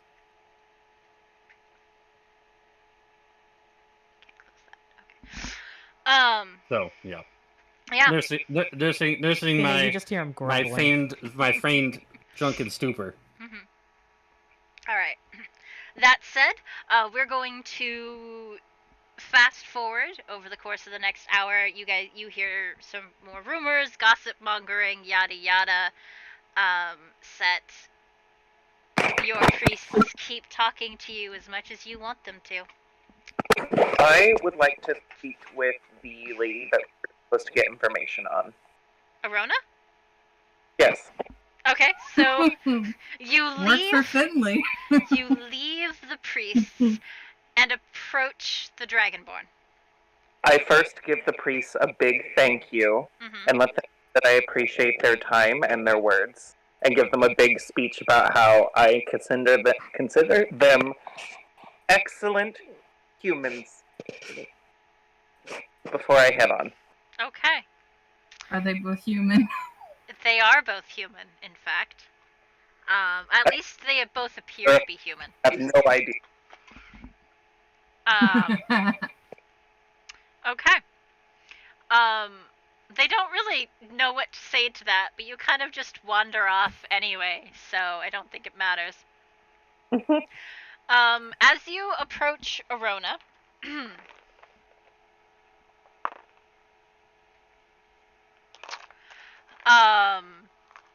there is a lot of shock and startlement as you appear, and people just kind of clear a path for you.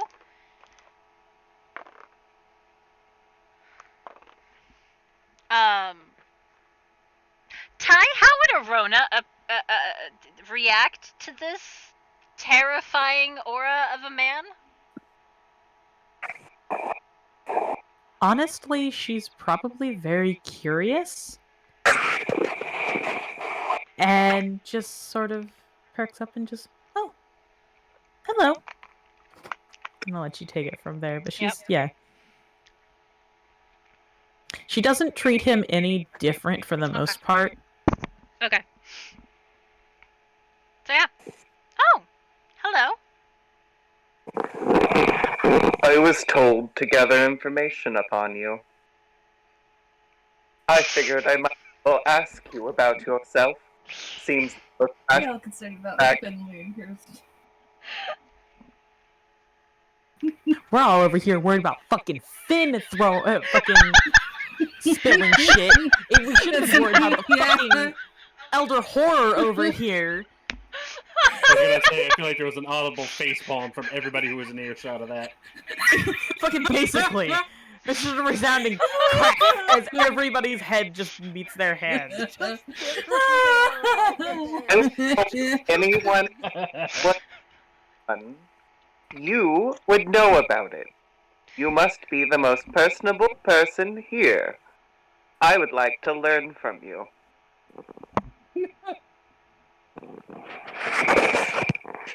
I bet.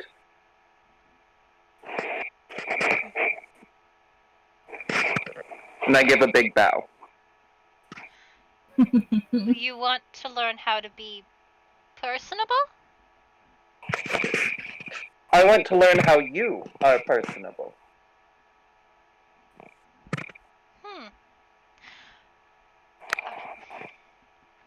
She seems a little thrown.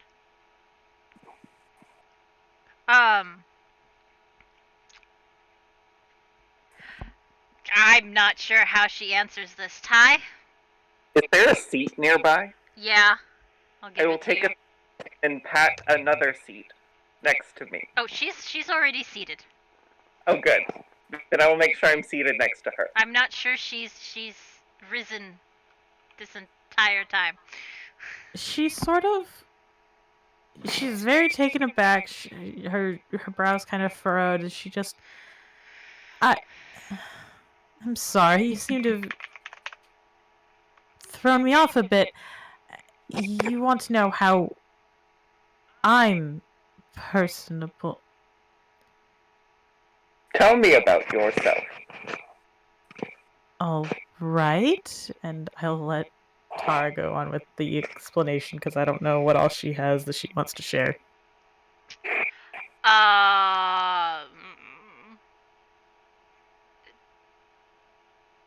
It's really just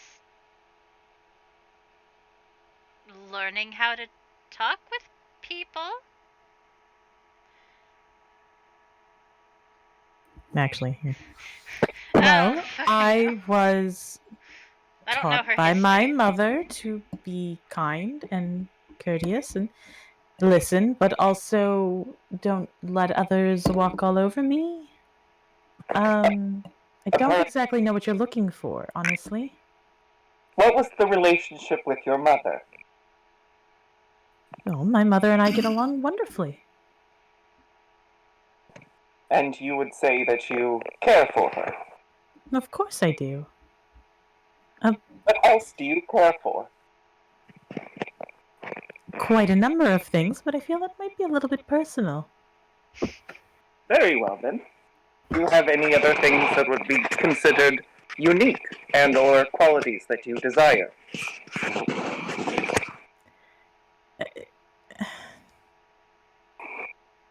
Some creatures call these hobbies.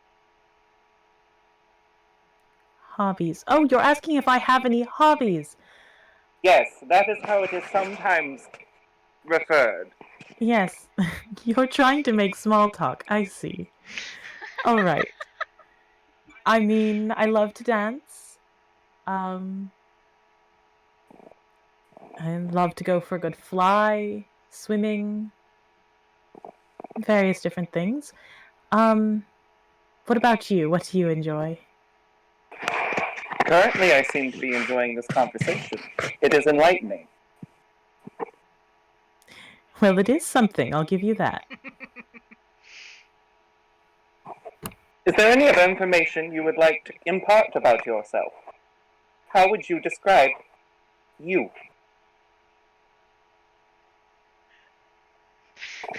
Fucking can't. I wrote it sort of. Okay, so the conversation continues. Yeah, this conversation continues. It doesn't really go anywhere. And in that manner, an hour slowly passes, and around 10 o'clock, the Marquis rises and says, Oh, motherfucker. "Oh, he never got your name. Challenger! We return!" Muscle arm Russellman, get over here. This time, Vivian appears to be coming with him to observe this thing. Spectacle. Yep. She doesn't say anything. She just kind of stands there, watching, eyeing you.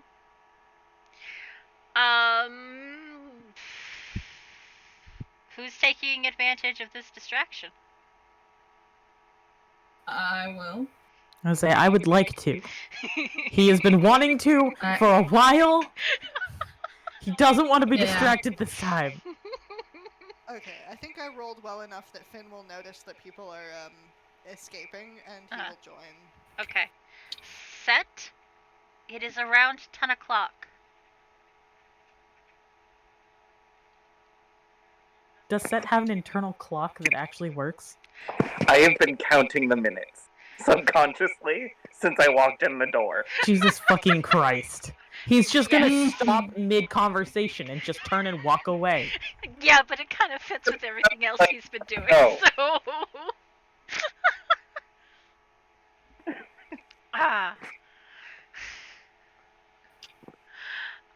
Okay. So... There's a little ding. Those of you who are sneaking out of the hall, give me a stealth. Hello, This Rin. bitch has an egg timer. Fun. Did you just say a 1? 21. Okay, thank you. All I heard was 1. If it was a 1, it would have been really just walking out. 25. Slips on his forks. I have a +9 and somehow I still got a fucking 12? You've rolled a 3. I got a 25. God damn it. 22. Okay.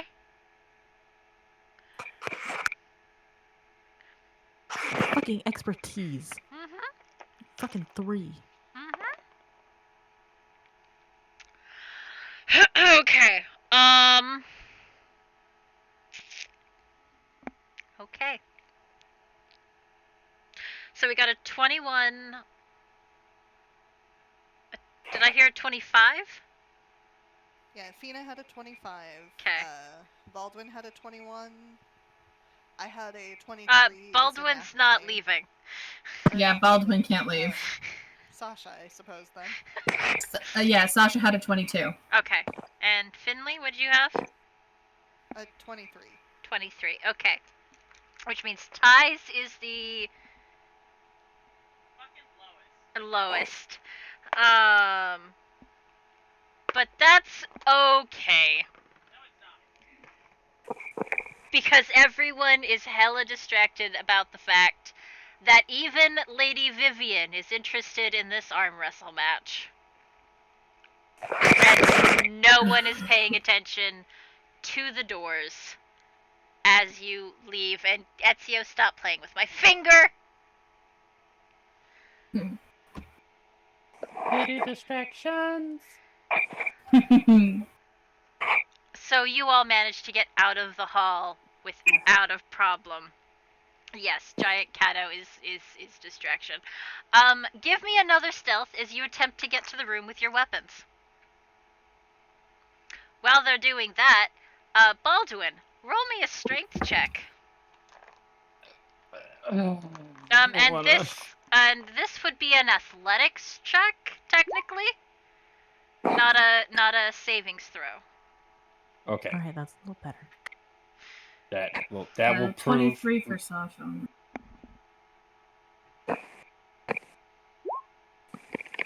Oh. Well, okay. I had something else in mind, but I do as the DM commands. Oh, what were you gonna do? While I had I was gonna do while I had everyone's attention, I'd be like, but first, Yeah. a song, my lord.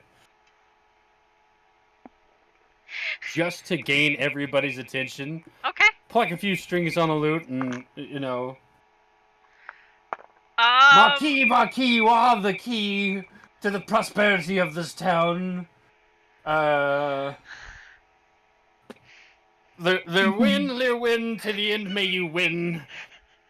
And to the victor go the crown. To gain everyone's attention, all the while plucking on the lute to provide even greater distraction. And it is Baldwin casts distraction. It is super effective.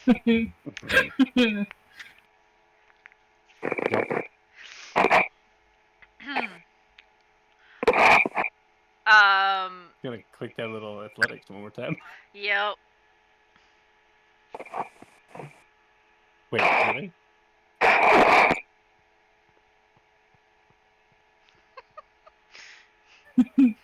really? Wait, really? Did you say yeah? I mean, unless you want to keep that 7. I really don't. That's 7, that is That's better! That was one click away! Significantly better. That is exactly the opposite. Looks like that's actually a nat 20. That was Yeah, a nat the other 20. one was a nat 1. Oh, nat 1, nat 20. Wow, it really was. Holy shit. Jar Jar Binks it. We got no understanding. Okay. Again, your hands come together. And you start. And you know how strong he is this time. Mm-hmm. So you go into this ready. And you put your weight into it. And for a Almost moment... like it's Orcish Fury. And for a moment, his hand doesn't move. And then you slowly begin pushing his hand down. And you eventually get the hand down, but at no point...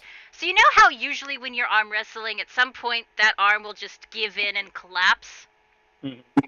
At no point does that happen. You have to fight for every inch until that hand hits the table. Just like growing up and versus gravity. But you eventually get that hand onto the table and you beat him. Oh, fuck. Because he rolled a 17 to your 26. Damn, nice. Well, he rolled a 17 to your nat 20, so is what that is. And there is silence in the great hall as the Marquis' hand hits the table. And there is silence as you let go of his hand, possibly still in shock that, oh no, I beat him, what now? And the Marquis looks up at you, and he leans back in his seat. Daughter, he says. Uh-oh. No. What do you think? And Vivian stares at you. And she turns her attention to her father. You're drunk, father, she says. Oh, thank God. I was going to say something like that. Of course he beat you. But I suppose this does show he has some amount of strength. And the Marquis begins laughing. Good man! And he reaches over and he smacks you on the shoulder again. Give me Baldwin's gonna leave here battered and bruised, and none of it's gonna be because of combat. Give me a strength savings check. That would be just strength? Yeah, just the strength. Ooh.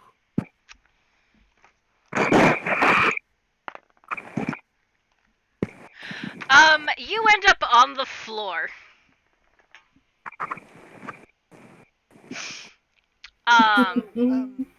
Just so you do know, there are 2 strength saves. There's one where you click above the big strength score, and then there is another one underneath proficiency bonus that will give you your actual proficiency bonuses when you roll the save. So you just want to make sure when it's a strength save, you roll the little strength, and when it's just a strength check, you roll the one Big above strength. the real large. Yeah. No. Gotcha.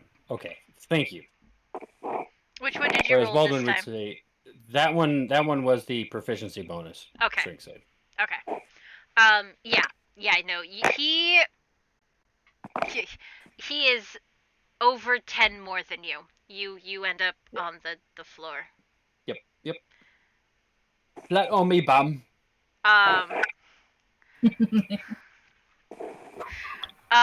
But he does not seem angry with you. In fact, he seems most amused. And then he gets up and he drags you back to your feet and begins introducing you to people. And only then does he ask your name. Are you giving him your name or are you giving him a pseudonym? Fuck no, I ain't giving him my name. I'm giving him a fucking pseudonym. Cool. What are you telling him? Oh, that's a good question. That is a good question. Oh, hold on. I've got this. And only certain people will understand this joke.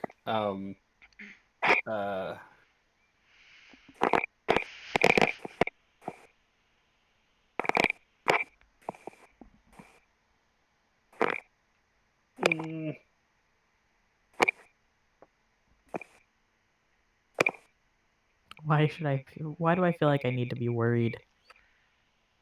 Not really worried. It's gonna be. I just gotta remember the guy's name. Oh.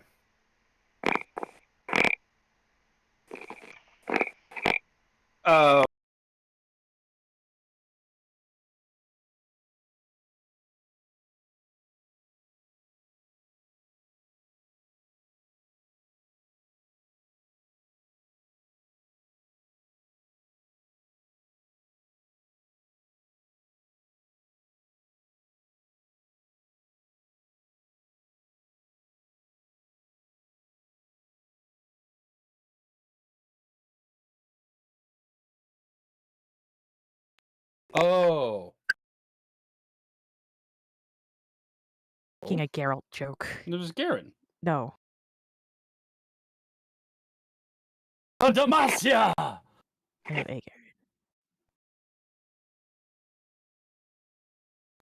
Geralt. What's it League from? of Legends. Oh yeah, I don't. He's sword guy, and whenever he goes to do his little spitty sword attack, he goes for Demacia. It's the only thing I know about that game. There. Just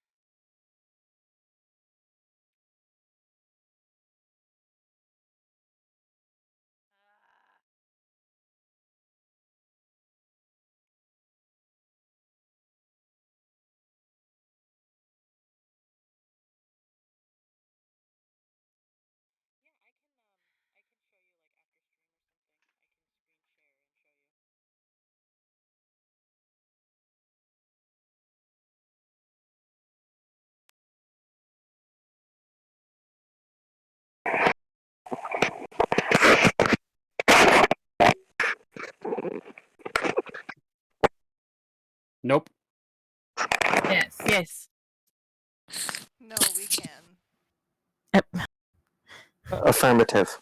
Yes, we can. Now I feel bad because I was a smart ass and I was like, no, and then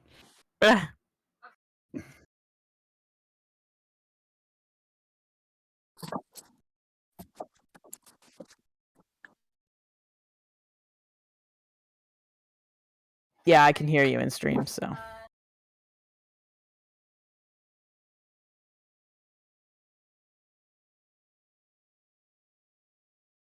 I could totally send you a new headset. Actually,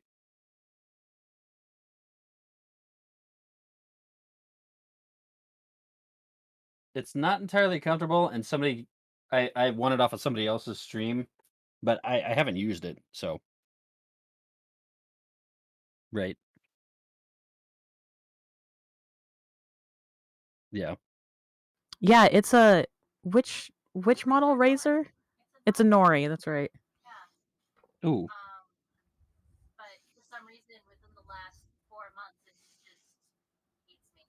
Yeah. Nope, Harry cannot hear me.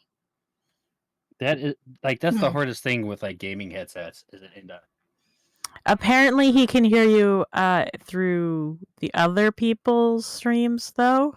Yeah, but I need people to be able to. Okay. Well, you'll still Streamlabs be is now here. saying that it works. Streamlabs is now picking me up. I don't know what the hell is going on, but Well, I hope it's taking you to dinner in a nice place. Also, Tara, you're still getting the views. All he has to do is just yes, turn one but of when us I up loud. upload this video onto YouTube, they're not going to hear me. That's fair. This Which is is what I'm apparently they concerned can about. hear you now, though. Yes, Streamlabs is picking me up now. Okay, Alright. back to what's going on. Everybody's stealth scores were rolled. Finley rolled a 13. Fina was a 24. Ty was a 17. Stop. Yeah. And Set. What'd you roll? A 21. And a 21 for Set. Okay. 21. You all managed. Sasha was a 23. And Sasha was a 23. I'm glad we've kept you entertained. We've got about another hour left of this episode. So we are almost done here. I think I've actually planned it about right, too. Okay, you all managed to get to the room with your weapons without being seen. You're kind of lucky in that there doesn't seem to be a guard on duty right now.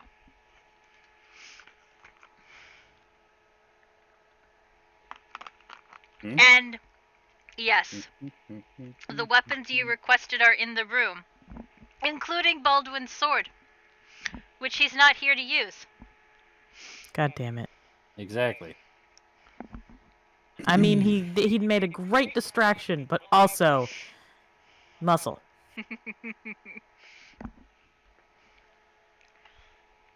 I'm right here, y'all. Okay, fair. Baldwin, for the remainder of this, you are pretty much being dragged around the Great Hall, being introduced to people. With whatever the fake name you used was. Garen of Demacia. Okay. For the rest of the night, the Marquis does not let you out of his sight. Alright. You've proven quality to him. Be careful, or this man's gonna make you his son. He's gotta beat, Vivian first. As long as he doesn't keep feeding me flagons, I think I'll be fine. Okay. So you guys get your weapons back. And what do you do? Well, shit.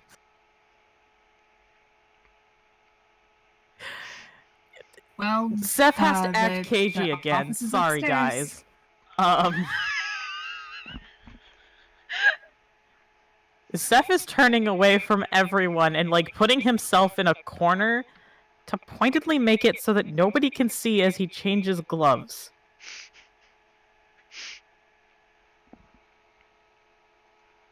Honestly, you've after probably the- done this around me, so I'd probably move into a position so that I'm covering you as well and facing away. After Yeah, the Sasha, family you see conversation before, Fina's got an idea, but she also doesn't care. Mhm. So she's not going to pay attention. Finn isn't paying attention because he doesn't have enough money to pay attention. That's a mood. It is observed and noted, but not commented on. Thank you, weird one. Alright, so you guys equip your weapons and head out.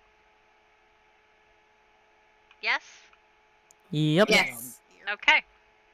Give me another stealth check as you make your way to the stairs. That is a 17 for Finley. 21 for Fina. Stealth check. 13. 20. Dirty 20. What did Dirty Sasha 20. say? 13. 13. Okay. Did Set get a stealth?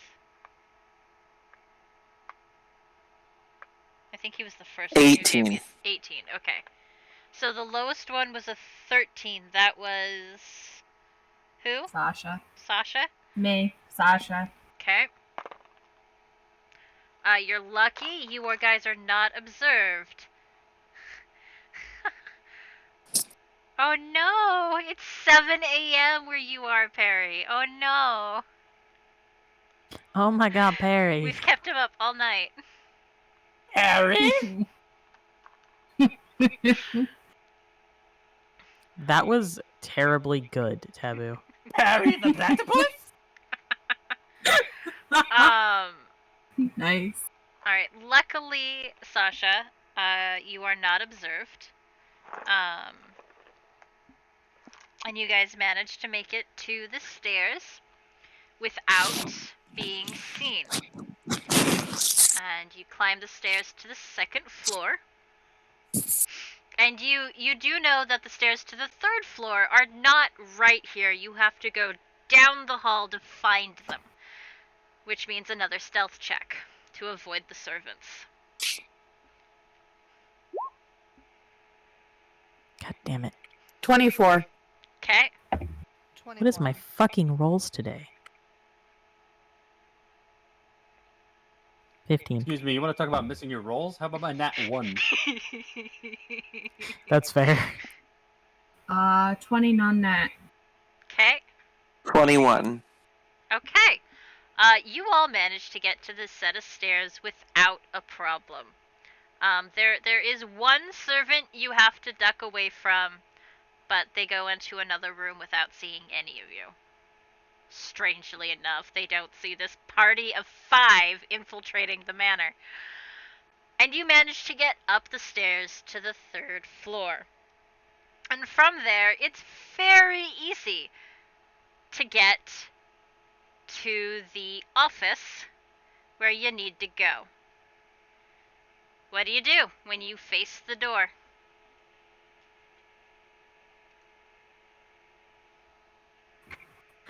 I would like to check and make sure that there are no sorts Probably of wanna traps check or and anything like see if that it's that I can alarmed find. first. All right, that's a investigation, I think. 16. Okay. 19. There are no traps on this door.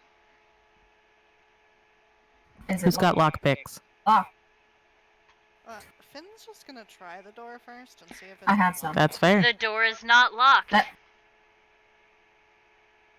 Huzzah, a win for luck. And congratulations, you have found the office. There we go. Inside, you see a 25 by 25 foot room. There's a desk and a couple of chairs. Each wall has bookshelves on it. To the left, in the space between bookshelves, you see a window that is barred, which would let, sunlight in during the day, but doesn't really provide an escape or an entrance of any sort.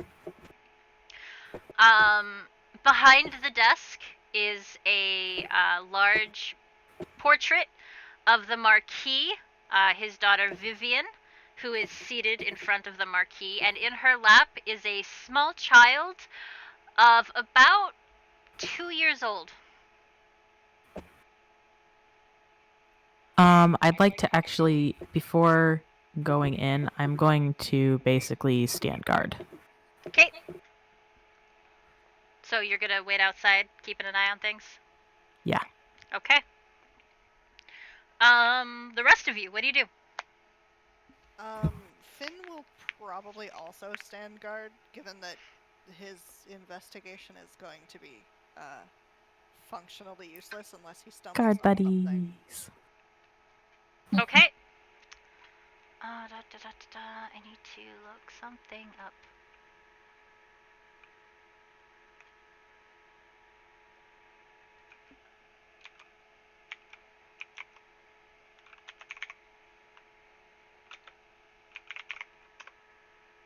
Nope, that's not how I do it.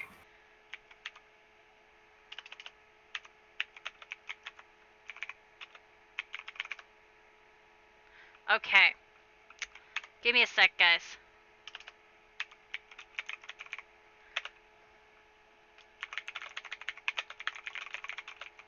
Okay. Sorry, guys. Give me a sec.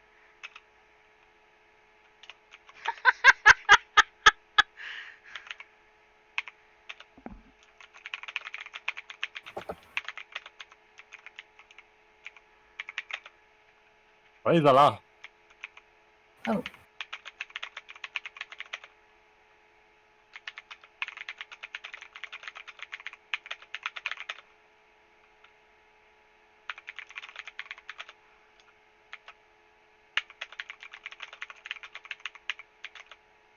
What happened to the audio? Am I having a stroke?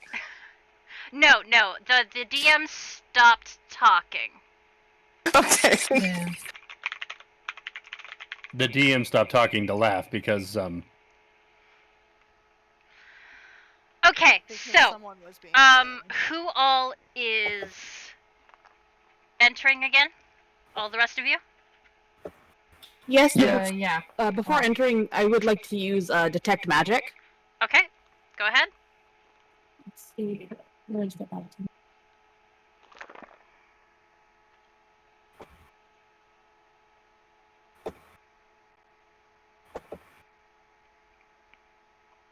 So, considering this is a 25 by 25, she could basically detect the room for the most part from the doorway. Okay.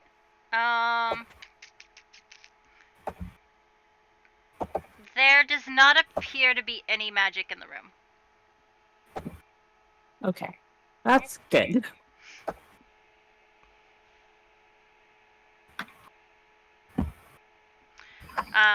Okay. Alright, those of you entering the room and looking around, give me an investigation. 19. Okay. 22. 27. Who cast Detect Magic? Koyu. Me, Fina. Fina did. So you know, Set would light up. Yeah, no, Set. There is magic in the room. It's Set. Just all of him. So yeah, magic. he glow. She glow. understand this. He he glow. is the magic. Okay. Alright, let's see. Let's start with Set. You're attracted to the bookshelves, and on one of the bookshelves, let's say this They're one hot bookshelves. right here. Don't kink shame him like that. On this one right here, in the upper left corner, you see a book And on the shelf, you see a book that reads, "History of the Black Heartstone." I will take the book. Yeah, thought you would. Who had the next highest? Was there a Me at 27? 24. 24. Sasha was 27. Okay. So Sasha. Da da da da da. So you Sasha know, had the highest, yeah. yeah, Sasha, you know how these things work. Like, Yeah. people rarely just leave things out and about where anyone can find. Mhm.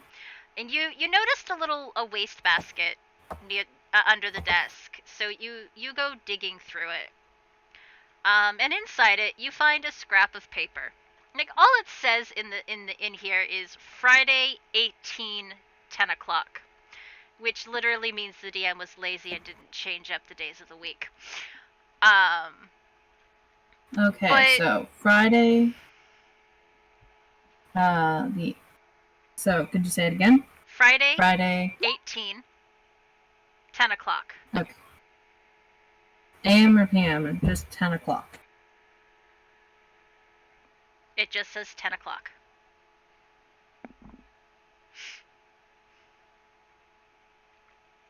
Okay. What day is it today? This is a Yeah. Saturday. The 27th. I couldn't remember. Say it's Saturday the 27th. It's Raptious Day. Baldwin, if you want to whisper to someone, you put /W space the person's name and then space and then type in what you want to say. Gotcha. For the GM specifically, you can do /GM. Ah. Gotcha. Glorious Raptious Day. Thank you. Okay, which brings us to Fina.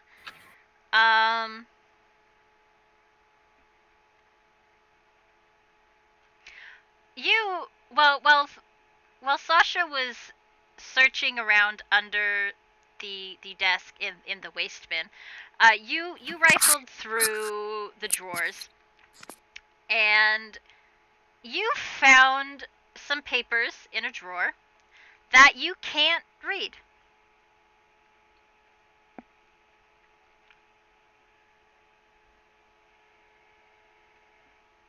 How many papers are in this stack that I can't read? 3. And is there anything relevant in any other papers that can be read? Actually, give me a sec. You notice these specifically because these papers are glowing.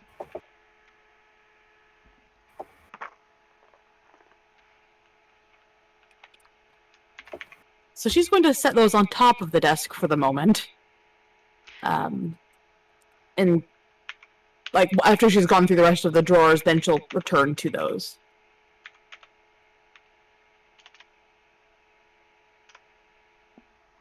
Okay. There is nothing else of interest in these drawers. And we'll get back to that in just a moment. Finley, on one of the bookshelves, we'll say this one right down here in the... Finley is outside. Oh, Finley didn't enter the room? I thought you gave me an investigation. No. Sasha, Fina, sat. Okay, only 3 of you did the same. Yeah. Okay, never mind. I have a question. Mm-hmm. So, is there a inkwell or a quill on the table? Like, on the desk? Yes. Interesting. I have an idea. So, I have this nifty ability. Oh, no. If I concentrate on the inkwell for 10 minutes, I can psychically link to it for the next 24 hours. Okay. Which would allow me to listen in on any conversation that happens in here for the next 24 hours. And how long does that take? I have to concentrate on the quill for the next 10 minutes. Okay. So I'm just going to start doing that. So you're just staring at the quill and the ink pot. Yeah. Cool. So this just reminds me of a character that was in one of my games that he like blinked like once every 2 weeks. That's all I'm getting from him. Right. Actually, Sasha, there is something else you found with your 27. You, um, the portrait grabbed your attention. Like, it's really big. Oh, Like, it's really speaking big. as a character, it definitely caught my attention. It's really big.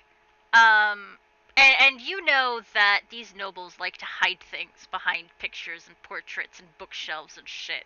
So you just to grab a look, you pull out the picture frame and you glance at the wall, and you see an indentation in the wall.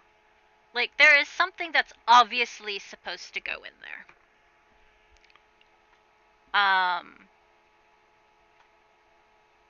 But none of you have found anything that looks like it should fit this.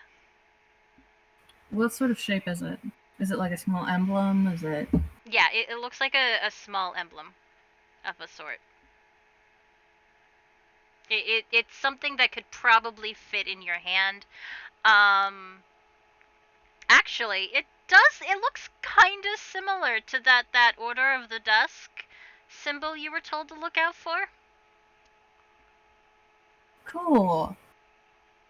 Fun. Okay. Finley? Seff? Give me a perception.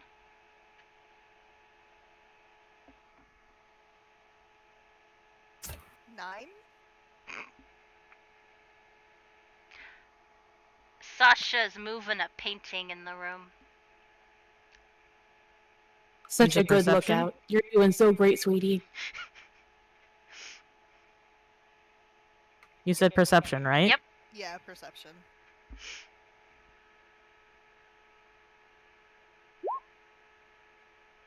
Cool, that's high enough. You have company coming down the hall. Fuck. You recognize him, and apparently Baldwin is no longer playing distraction. And Fuck. he brought company. Oh, shit.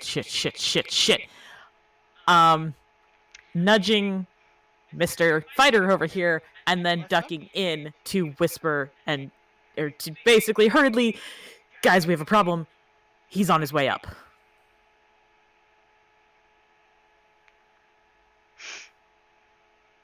Okay.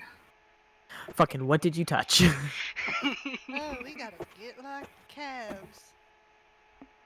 This, and I'm showing the image on the back of behind the painting. I think we found something. I want to do. Fina's gonna hold up the papers as Taboo. well. Taboo, now that the jig is up, as they say, once the Marquis leaves, if you want to attempt to sneak out of the Great Hall to help them, you can. Oh. Or you can stay where it's safe. I think I will go ahead and try to sneak out and help them. All right, give me a And stealth I'm like, check. oh shit, there is a thing going on. I will be nice. Ooh. I will be nice and not make you roll at a disadvantage. All right, so yes, you get out easily, and with that, I'll let you get to the room where your sword is. Did anyone take his sword? No. No, I don't think we did. Okay, your sword is still there. You bastards were about to leave my bastard sword. It's a long Would you sword, rather but it's we still a brought it with bastard. us up into the... I am. I am quite glad. Yeah, I mean, it wouldn't have mattered. But You're I'm in quite the glad. room. And by the time you leave the room, you see several guards going up the stairs. Gotcha.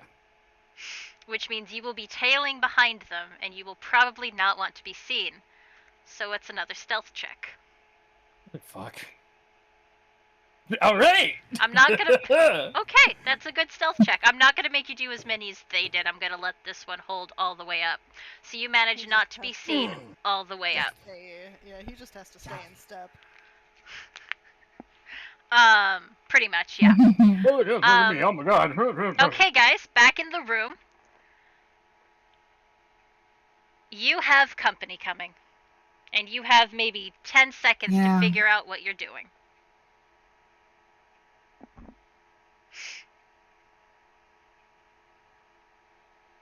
I mean, is there anywhere to hide clearly at all? Not in this room. I mean, Fina could probably hide under a desk. Okay. All of you? Set is currently distracted by an inkwell. Did they say that they had incoming? Because that is important. Okay. So it's around this moment that all of you realize that someone shouts in the back of your head. Oh. It's about to get very dark. Head for the exit. And then I will use as many of my points as I can right now to emanate a black mist that will darken the entire area, including the next. So it's a 60-foot circle. Okay. Spilling out through the doorway. Okay. I'm gonna pull up Set right now so I can go see what that does. Exactly. I will pull it and send you the... Yeah, if you click, there should be a little, bubble, a little speech bubble next to it. That will actually give all of the information that's inside there. He hasn't uploaded everything onto... gotcha. ...it yet. I just sent the link, and that is under the mastery for Shadow and Light. Where did you send the link to? Let me pull it back up. I sent just the wrong chat. Okay. And it sent really broken.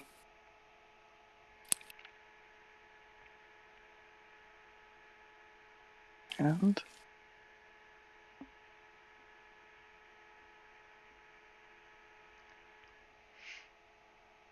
where are you?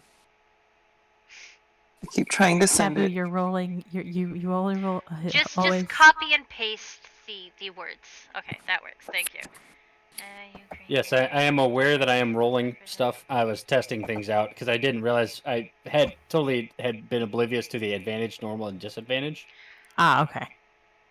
So yeah. Okay, so it looks like you can within a spot you can see within 60 feet of you. Magical darkness radiates from that point in a sphere within a 10-foot radius per psi point spent on this ability. The light produced by spells of level 2 or less is suppressed in this area of light. Okay, using 6 points for 60 feet. Okay. Okay. Okay. Alright, let me... This is where I really hope you have dark vision. Who? Them? Them. Most of them be human. I do. Most of them There's be also human. the fact magical darkness. I have dark vision. Yeah, magical darkness. You can't see in magical darkness. Yeah. Oh, yeah. So even with dark vision. No one can see in magical darkness except maybe Set. So suddenly you're just in the dark. Just dark. Hey, DM. Would I have a bit more of an advantage considering I'm used to dark woods at night? Not saying be able to. I'm not saying I'd be able to traverse perfectly, but have. No, because no? The dark forest isn't true black. Well, have you been in a dark forest at night? Yes, I have. And yes, it is dark, but there is still the light of stars and sometimes a moon. And even on a moonless night, there's still the stars and other things happening. All right. Yeah, it's also, specifically magical darkness. The only thing that can see in it is blind sight.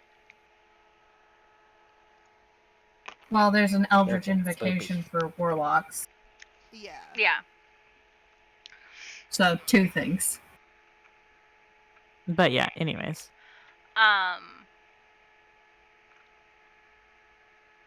Okay, moving on. Let me roll. I'm sorry, I meant well. No, it's fine. It was something I wasn't expecting either, which means I had to roll to check if something happened. Okay, so it is dark. It is black. Set, you can see fine because it's your magical darkness.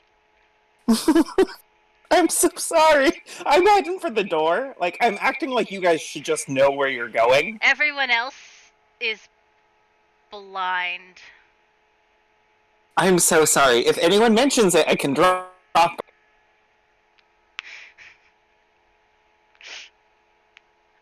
Baldwin, as you're following the Marquis and his soldiers to the office, suddenly there's just a wall of black in front of you. All. Okay. The Marquis just kind of has this moment of pause. And he turns to one of his men. And he motions to the darkness, and the soldier walks forward and starts doing something. This is why Set doesn't get +1s.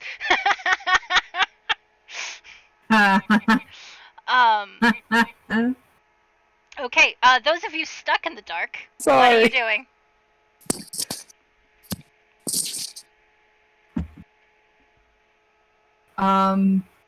Trying to make my way to the door. Basically using touch. Refresh my memory. Where I did knew I was over next to a wall. that passageway? Hmm? Where was the passageway we were told The about? secret passageway is Not on in the this first room. floor. Okay. I was like, I cannot remember where that was, and that's my memory being stupid. Past the Marquis. Well, Yeah. Fina is at the desk. Mhm. She can feel the desk. She's just going to find the edge of the rug Mhm. and walk towards the wall. Set will start thinking explanations to people if you guys are stumbling across walls. Because he can see you. And he's wondering why you're not just walking. So he's like, you need to go straight. You need to take a left turn. What's wrong with you? Alright, so In 2 feet, turn left. Seff didn't go all the way into the room. He just went in enough to say that, and he's going to back out and go the opposite direction that he knows that the guards in them are coming. But he's going to be walking backwards so that he's facing them, but he's going to whistle as he is to try and get their attention and try and back away from everyone, away from the door. Okay. Basically, he's trying to get them to come to him and pass the door so that the others can get out. Hilariously, this is actually the point where Finn and Seff are very much in line, because that is his instinct too, is just get them away from the door that the others are actually at. Mhm. Okay. Protectors. Yep. Right.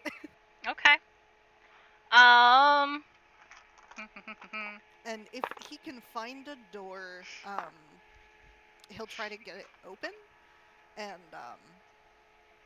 try to get Seff to be aware of that so that they can lead them in there if need be. Okay. While Fina and Sasha are attempting to get out of the room, without, breaking a nose on the ground, you two are attempting to draw attention in the dark, yes? Yes. Yes. Okay. Just trying to figure out, make sure I know what's going on. Okay. You guys are backing away trying to get that attention. And through the darkness, there is a bright light. coming from about where you think the Marquis is.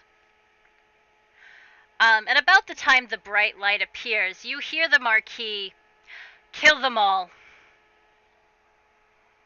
and the sounds of soldiers heading into the darkness with the bright light coming closer. And a good number of them are approaching where you and Finley are.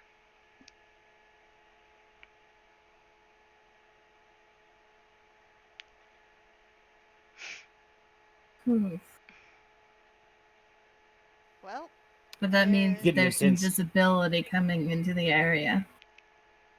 They're creating some visibility. yeah, moreover, that will give the others some visibility, which will tell them not to come this way. Yeah. Baldwin, you are not in the darkness, so you can see this happening. You see one of the soldiers create the light and pass it off to someone else, and he takes several men into the darkness, and then he takes another item and he starts obviously attempting to make another one. It's gonna take, let's say, 2 rounds to do it. This is where everyone rolls initiative.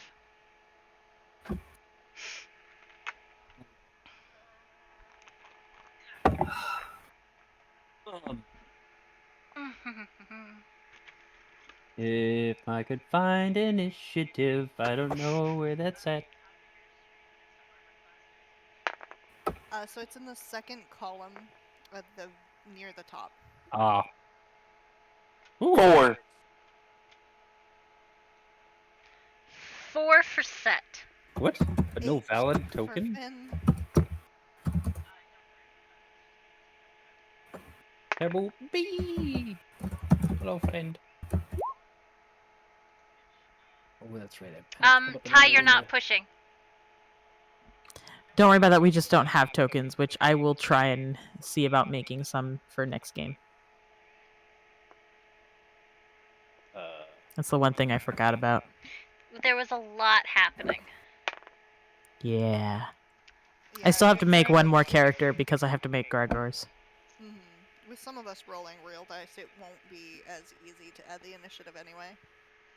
Oh my god. Well, yeah, but No, the tokens will just be good for knowing where we are on the map and stuff. Sasha has a 21. 16 for Ty. Koyu has an 18.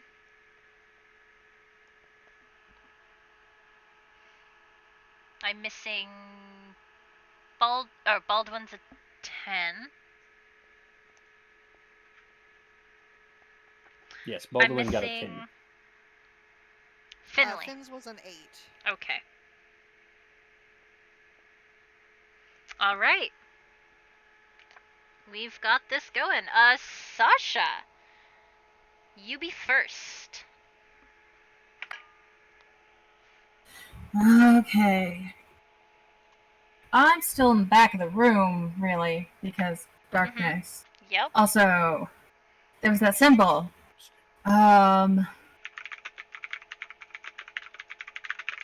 Is there stuff on, is there like writing implements and stuff on the Marquis' desk? There's the ink quill. Doesn't work as well for like a rubbing. Nope. Unless I kind of do like use my fingers. Because like I want to be able to get proof of that back behind the thing. That's probably not possible. So,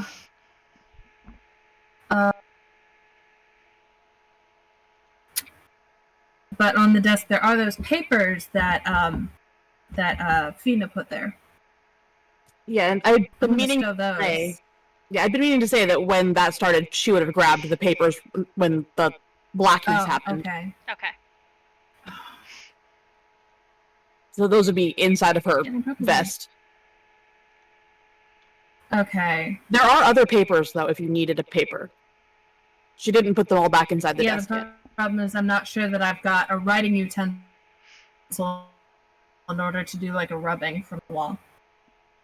So I'd probably just ask real quick, did you see any, like, writing utensils that were good for rubbing in the desk? Would I have seen any?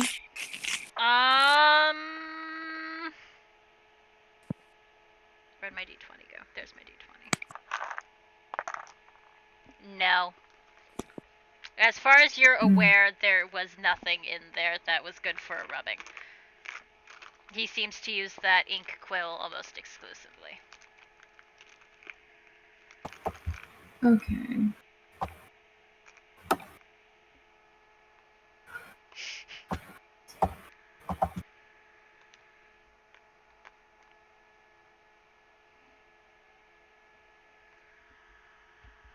Yeah, I think your best bet would be to just get some ink on your hand and try that. Oh, okay. Hey, got it. I have a thing as an artificer. I can, a static visual effect appears on one of an object's surfaces. So I can, like, hold the paper up to the wall and copy the thing. Okay. Because this effect can be a picture, up to 25 words of text, lines, and shapes, or a mixture of these elements. So, just like what's on the wall, I put that on the paper. Okay. Copy that onto the paper.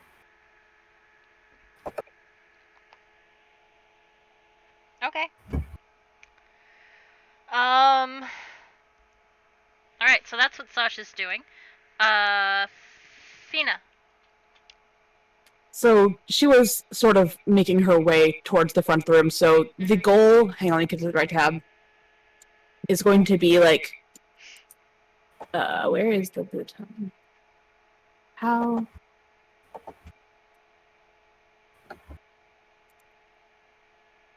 Press the button. Be around here is the goal, like, because that's out of sight of the doorway. Yeah. So. Okay. Okay. So she's just kind of moving slowly and low to the ground towards the bookshelf. Don't see me, basically. Basically. Okay, and that's all you're doing? Yep, because she's just got a dagger right now, so, and thieves' tools. That is also fair. Which brings us to Ty. Seff.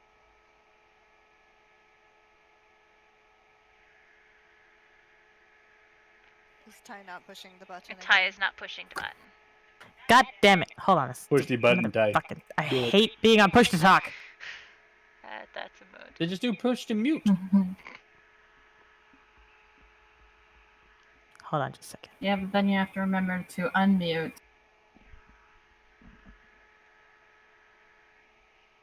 Okay. Also, I don't know how to do the push to mute on Discord. So, what is I was distracted. I didn't catch what everyone was doing. Sasha created an image from the image from the wall onto a piece of paper. Fina is moving up against the wall away from the door. Okay. And now it's your turn. And I still can't see the guards who are heading towards, right? Yes, you can, because they're bringing light with them. Okay. So whatever light they have, it's a magical light. Yes. And it's high enough level that it. Yeah.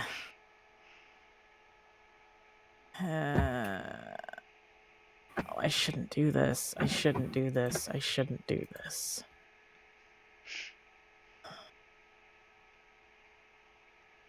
Look at my character sheet really quick.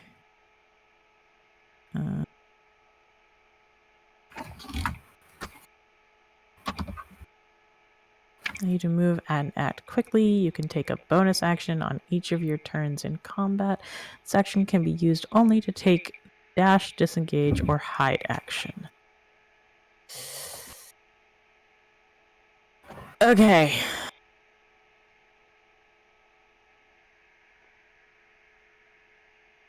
Could be a gnat. I mean, what? Just fuck you.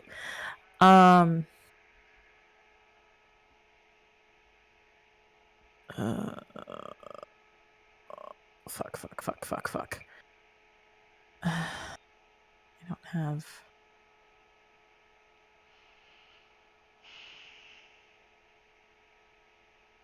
Can I see what kind of light it is? Is it like... It's a magical light emanating from one point. It's kind of yellowish. But it's not like obviously fire or anything. It's not fire, no. It's a magical light. Well, I mean, I meant like a Yeah, magical fire or usually, something. magical light is circular. Okay. Like perfect sphere. Yep. Okay. I guess I'm just going to...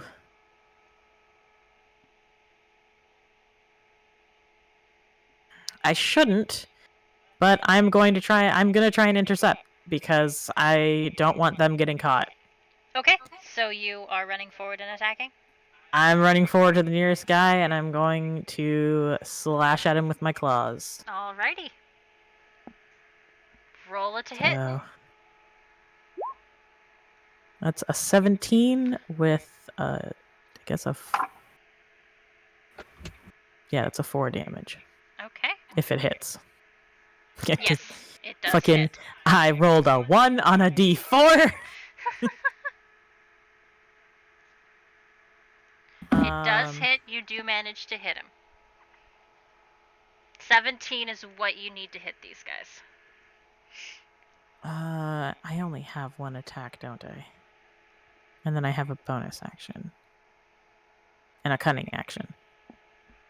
Though my cunning action can only be used for dash, disengage, or hide, so... I guess I get to... God, that's the fucking worst thing. Runs up. Flash! Oh. Oh. Okay. Well. Which brings us to the soldier's turn. So first of all, the one you hit is definitely going to be hitting you. Or attacking you. Does a 14 hit you? Yes. Cool. Give me a sec.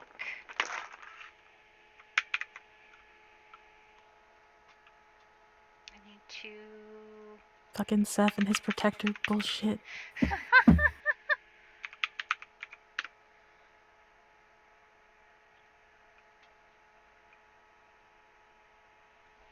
1d8.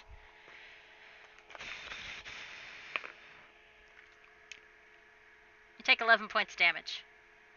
Ouch.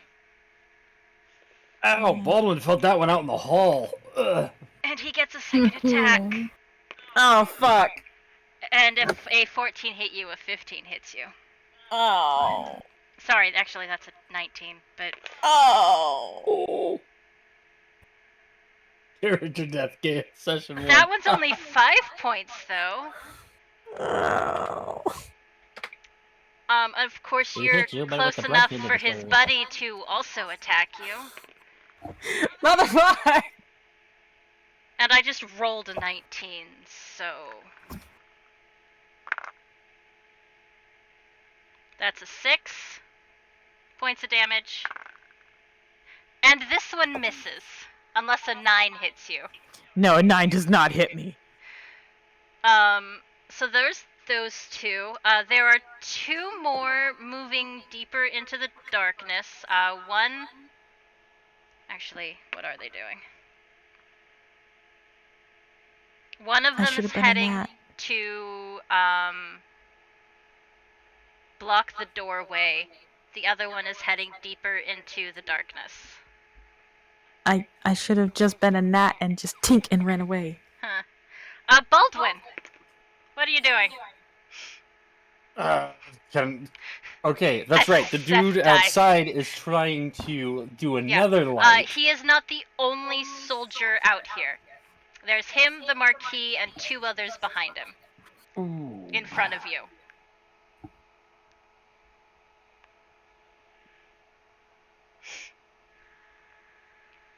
Oh, okay.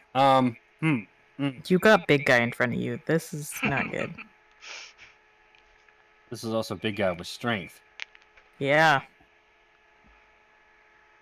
Like I said, this is not good. I'm looking at things. Mm-hmm.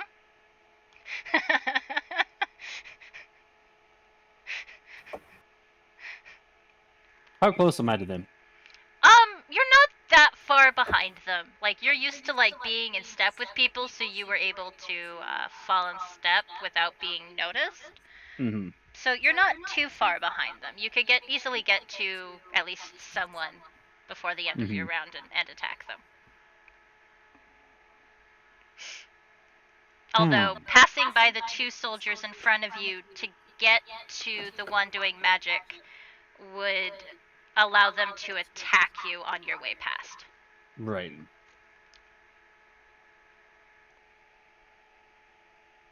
Okay. Oh man, I don't know what to do.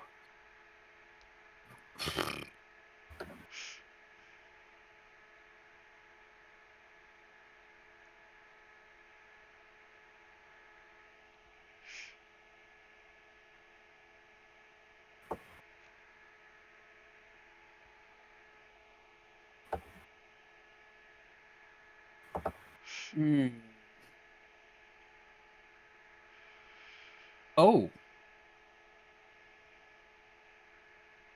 Oh, I could.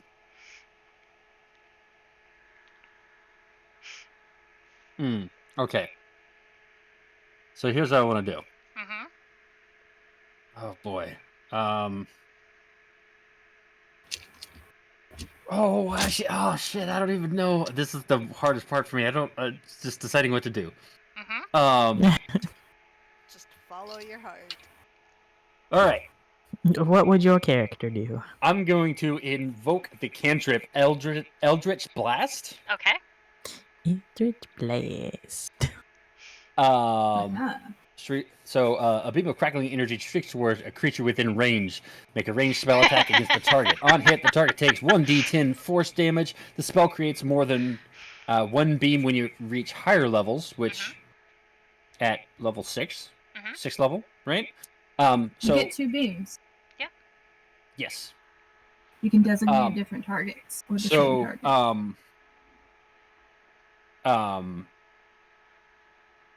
One at the guard trying to do the light, and one at what?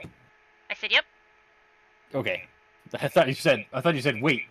Nope. So one at the guard trying to do the light, and one at one of the other 2 guards that are standing behind him. Okay. Roll it to hit. Using your spellcasting mod. This would be rolled with advantage. Rolled with advantage. Got it. Yeah, because they do not know you're there.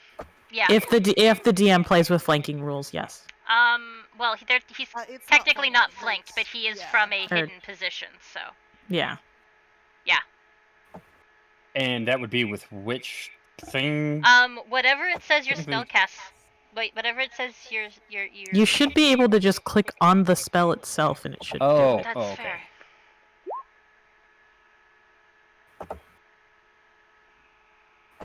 Okay, so that's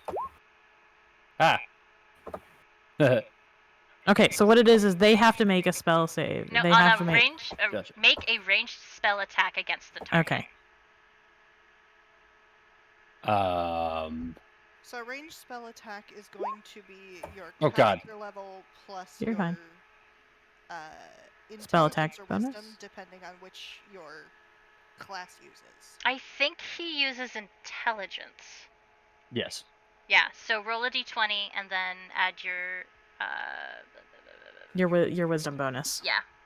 Yeah, intelligence bonus. And proficiency. So type / roll D20.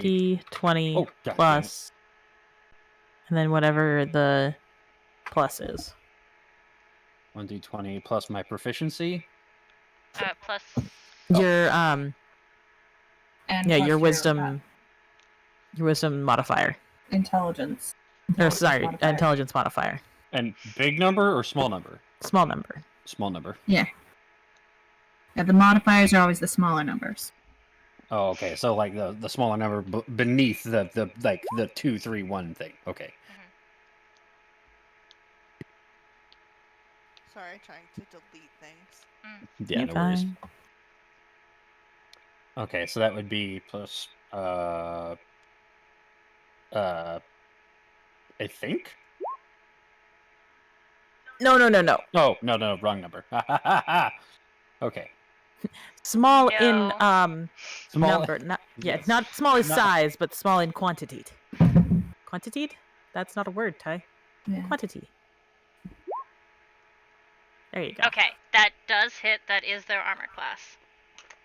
And he would also add proficiency. Well, it hits that, 'cause he's regardless, proficient with so... the spell. So it's yeah. So roll 1d10.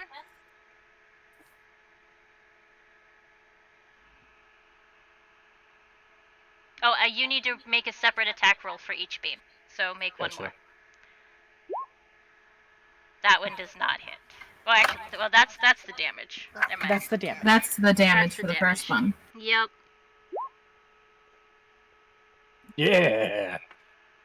The you have to roll. You have to roll it to hit Yeah. the second one. Oh. Yeah. Roll a D20. So you got to do that Gotcha, one. Okay.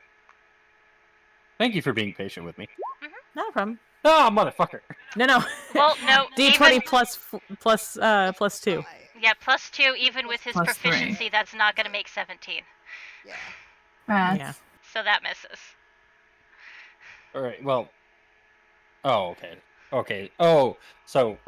Okay, so it was roll for hit, roll for damage, roll for hit, roll for damage. Yes. Yeah, Right. I believe Yeah. in the case that both beams are going at the same target, you only need to make one roll, but since you're trying to hit two of them, you Well, it says make a separate attack roll for each beam. Oh, does it? Okay. Yep. Yeah. Specifically says that. Okay. So that should be it, right? Yes. I think for that. Yes. You did 4 points of damage to the person making a light and drawing attention from everyone else. Including Gotcha. big guy. Yeah. Finley, your turn. Now, oh, Huh? Oh, what? I was gonna ask if I could also do expeditious retreat. That takes a bonus action, doesn't Okay. it? Good. Everybody I has a think it bonus does. action.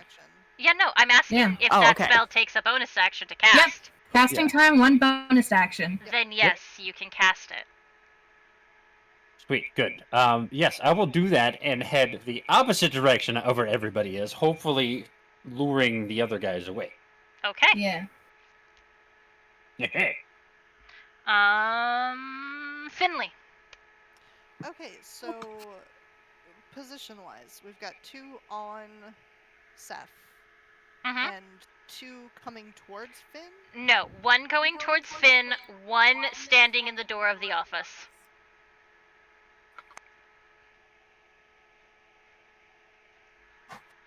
And all of them have light to see. No, there is only one light. The one standing in the doorway has it, but he's kind of holding it up. Okay, we're going for that one then. Alright, you will have to pass the soldier coming at you first.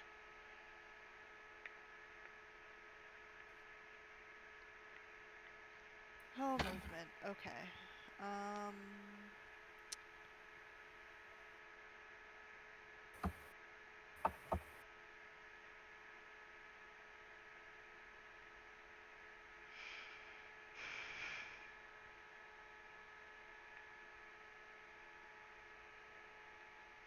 Alright, we'll just go through the first one then.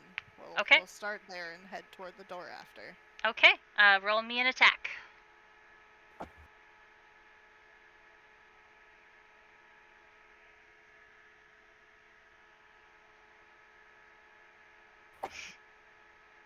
So that is a 17.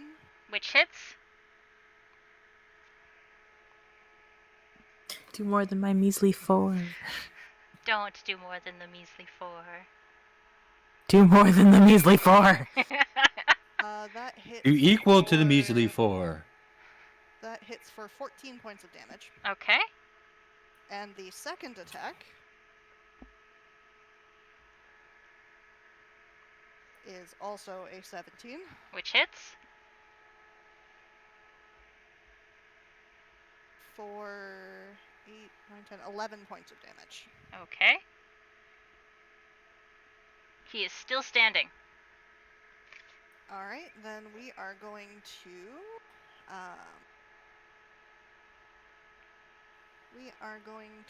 action surge and do that one more time. Okay. Fucking gotta love human fighters. Jesus Christ. And that is an 18, so that Which hits. hits.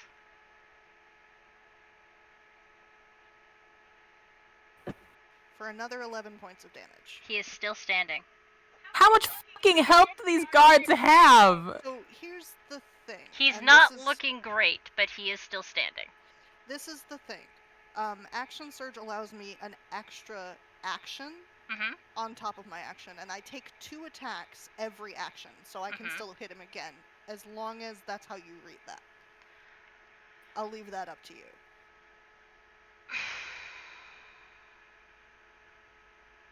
I mean, I personally would. Like, I've put the actual information in the chat now, so you can see it. Yeah.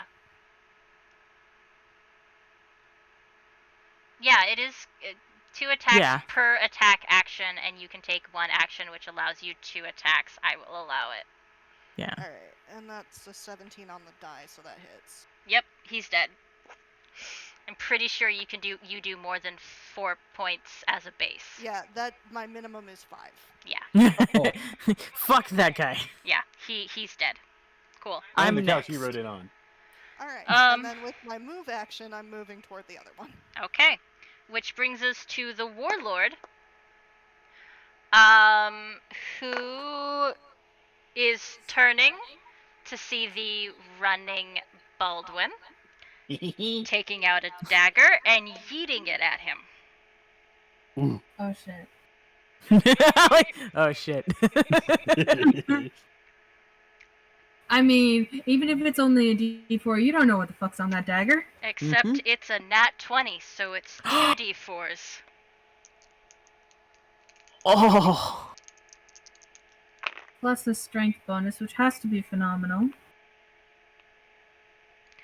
Oh, it is. I'm gonna die. Do I need to roll the dodge? Nope. No. Oh, Because no. he rolled a nat 20. And the dodge so action it is hits me something regardless. different. And then I roll Um, 2d4s then, or No, something? no, I don't know. I'm No. rolling the damage right now. Oh, please. So from a thrown dagger, you just took 14 points of damage. What? Yeah, that'll happen. I can't even math right now. 19? Ouch. 14, I said. Yeah, Shit, he has yeah. 33, so Yep. I believe 19. And for his... Oh no. I forgot how many attacks this asshole has. He's throwing another dagger at you. That one misses, but he has one more dagger. Wait. Oh. Oh, okay. Never mind. Nothing. I was reading something. Go ahead. Wait, what is...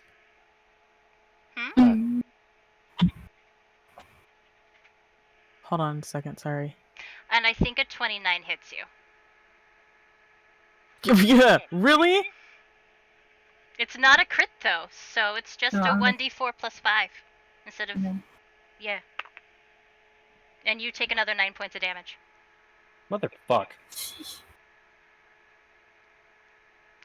Should just walked away. Yeah. I'm a bounty hunter, goddammit. I want money. I don't need this bullshit in my life. Set. That brings us to you. I did Oh, say. DMs. But, okay, so the Marquis was the one that was making the light, correct? No. No, the one that Baldwin Dude next to hit. him. Yeah, the one Baldwin hit is making the lights. Who is the strongest person I can see? You can see the Marquis. There's Then- enough Him. dimly, but yes. Kim. I'm trying to use the ability I sent you on him. Which ability? Visions of Distress. Oh, that thing. Okay. Give me a sec. Is he within 60 feet of me? Is he within what? 60 feet of Yes. me. He needs to make a wisdom saving throw and beat a 17. Okay. I think he may have just made it. Damn it. Yeah, he just made it. Barely. He rolled an 8. He, like, with his bonus, he got an 18. Then you take half of 15 damage. So 8 damage. Okay.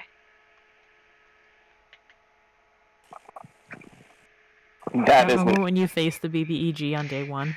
Right? Yeah. Why do I do this? Okay, which brings us back to our turn order. TPK. However, it is now midnight. And so we are going to stop there. Oh. So we will, on our next session, we will start here, continuing on for the rest of, well, the story. And next time we will have an 8th member to the group. Eventually. Which we'll have to figure out a way to throw him in. He will not be starting immediately with us. Well, no. I'm just saying yes. he'll probably be hanging around waiting for us to throw him in. Yeah. Yes. Okay, so our next session is in 2 weeks. For those of you looking at your calendars, let me pull up mine. That is the 20... Or sorry, that is the 30th. The day before Halloween is our next session. Yes. Again, it will be at 7 o'clock Pacific Standard Time. It's the same time we started today. And we will continue this and move on forward. Wait, hold on. Lady, I do believe that's 3 weeks. Yeah, 23rd is 2 weeks from today. Yes. Oh yeah, no. Because you were looking at 16. We're looking at our calendars and we are on Sunday. We are currently on Sunday, and I went 2 weeks from this Sunday. Yeah. So yeah, Yep. 23rd. Sorry. Yes, the 23rd. Saturday the 23rd is 2 weeks from now. We will be starting at 7 p.m., picking up from here, and moving on. And we will see if our intrepid party manages to get out of this situation. Until next time, and Dragon Ball Z. Thank you for tuning in to the Order of Dusk. We hope to see you in our next episode. I'm going to do my outro, and I will be right back. Yep, same. Yeah, so again, thank you all for popping in, joining us for tonight. We are very happy to have you here for our premiere. Thank you especially to Perry for coming in at the beginning and sticking up well past through the night to join us. And Fingerwiggle, thank you as well. We are excited to have had you here, and I hope you enjoyed the evening. I know we had a lot of fun putting this together, and I'm going to be fixing this map for next time's battle because I was not expecting something to happen in the hallway. But yeah, thanks again for joining us, you guys. We will be back in 2 weeks, and I plan on streaming a couple of times throughout that time with a variety of games in honor of Spooky Month. So you guys have a good night and a good 2 weeks, and we'll see you in episode 2.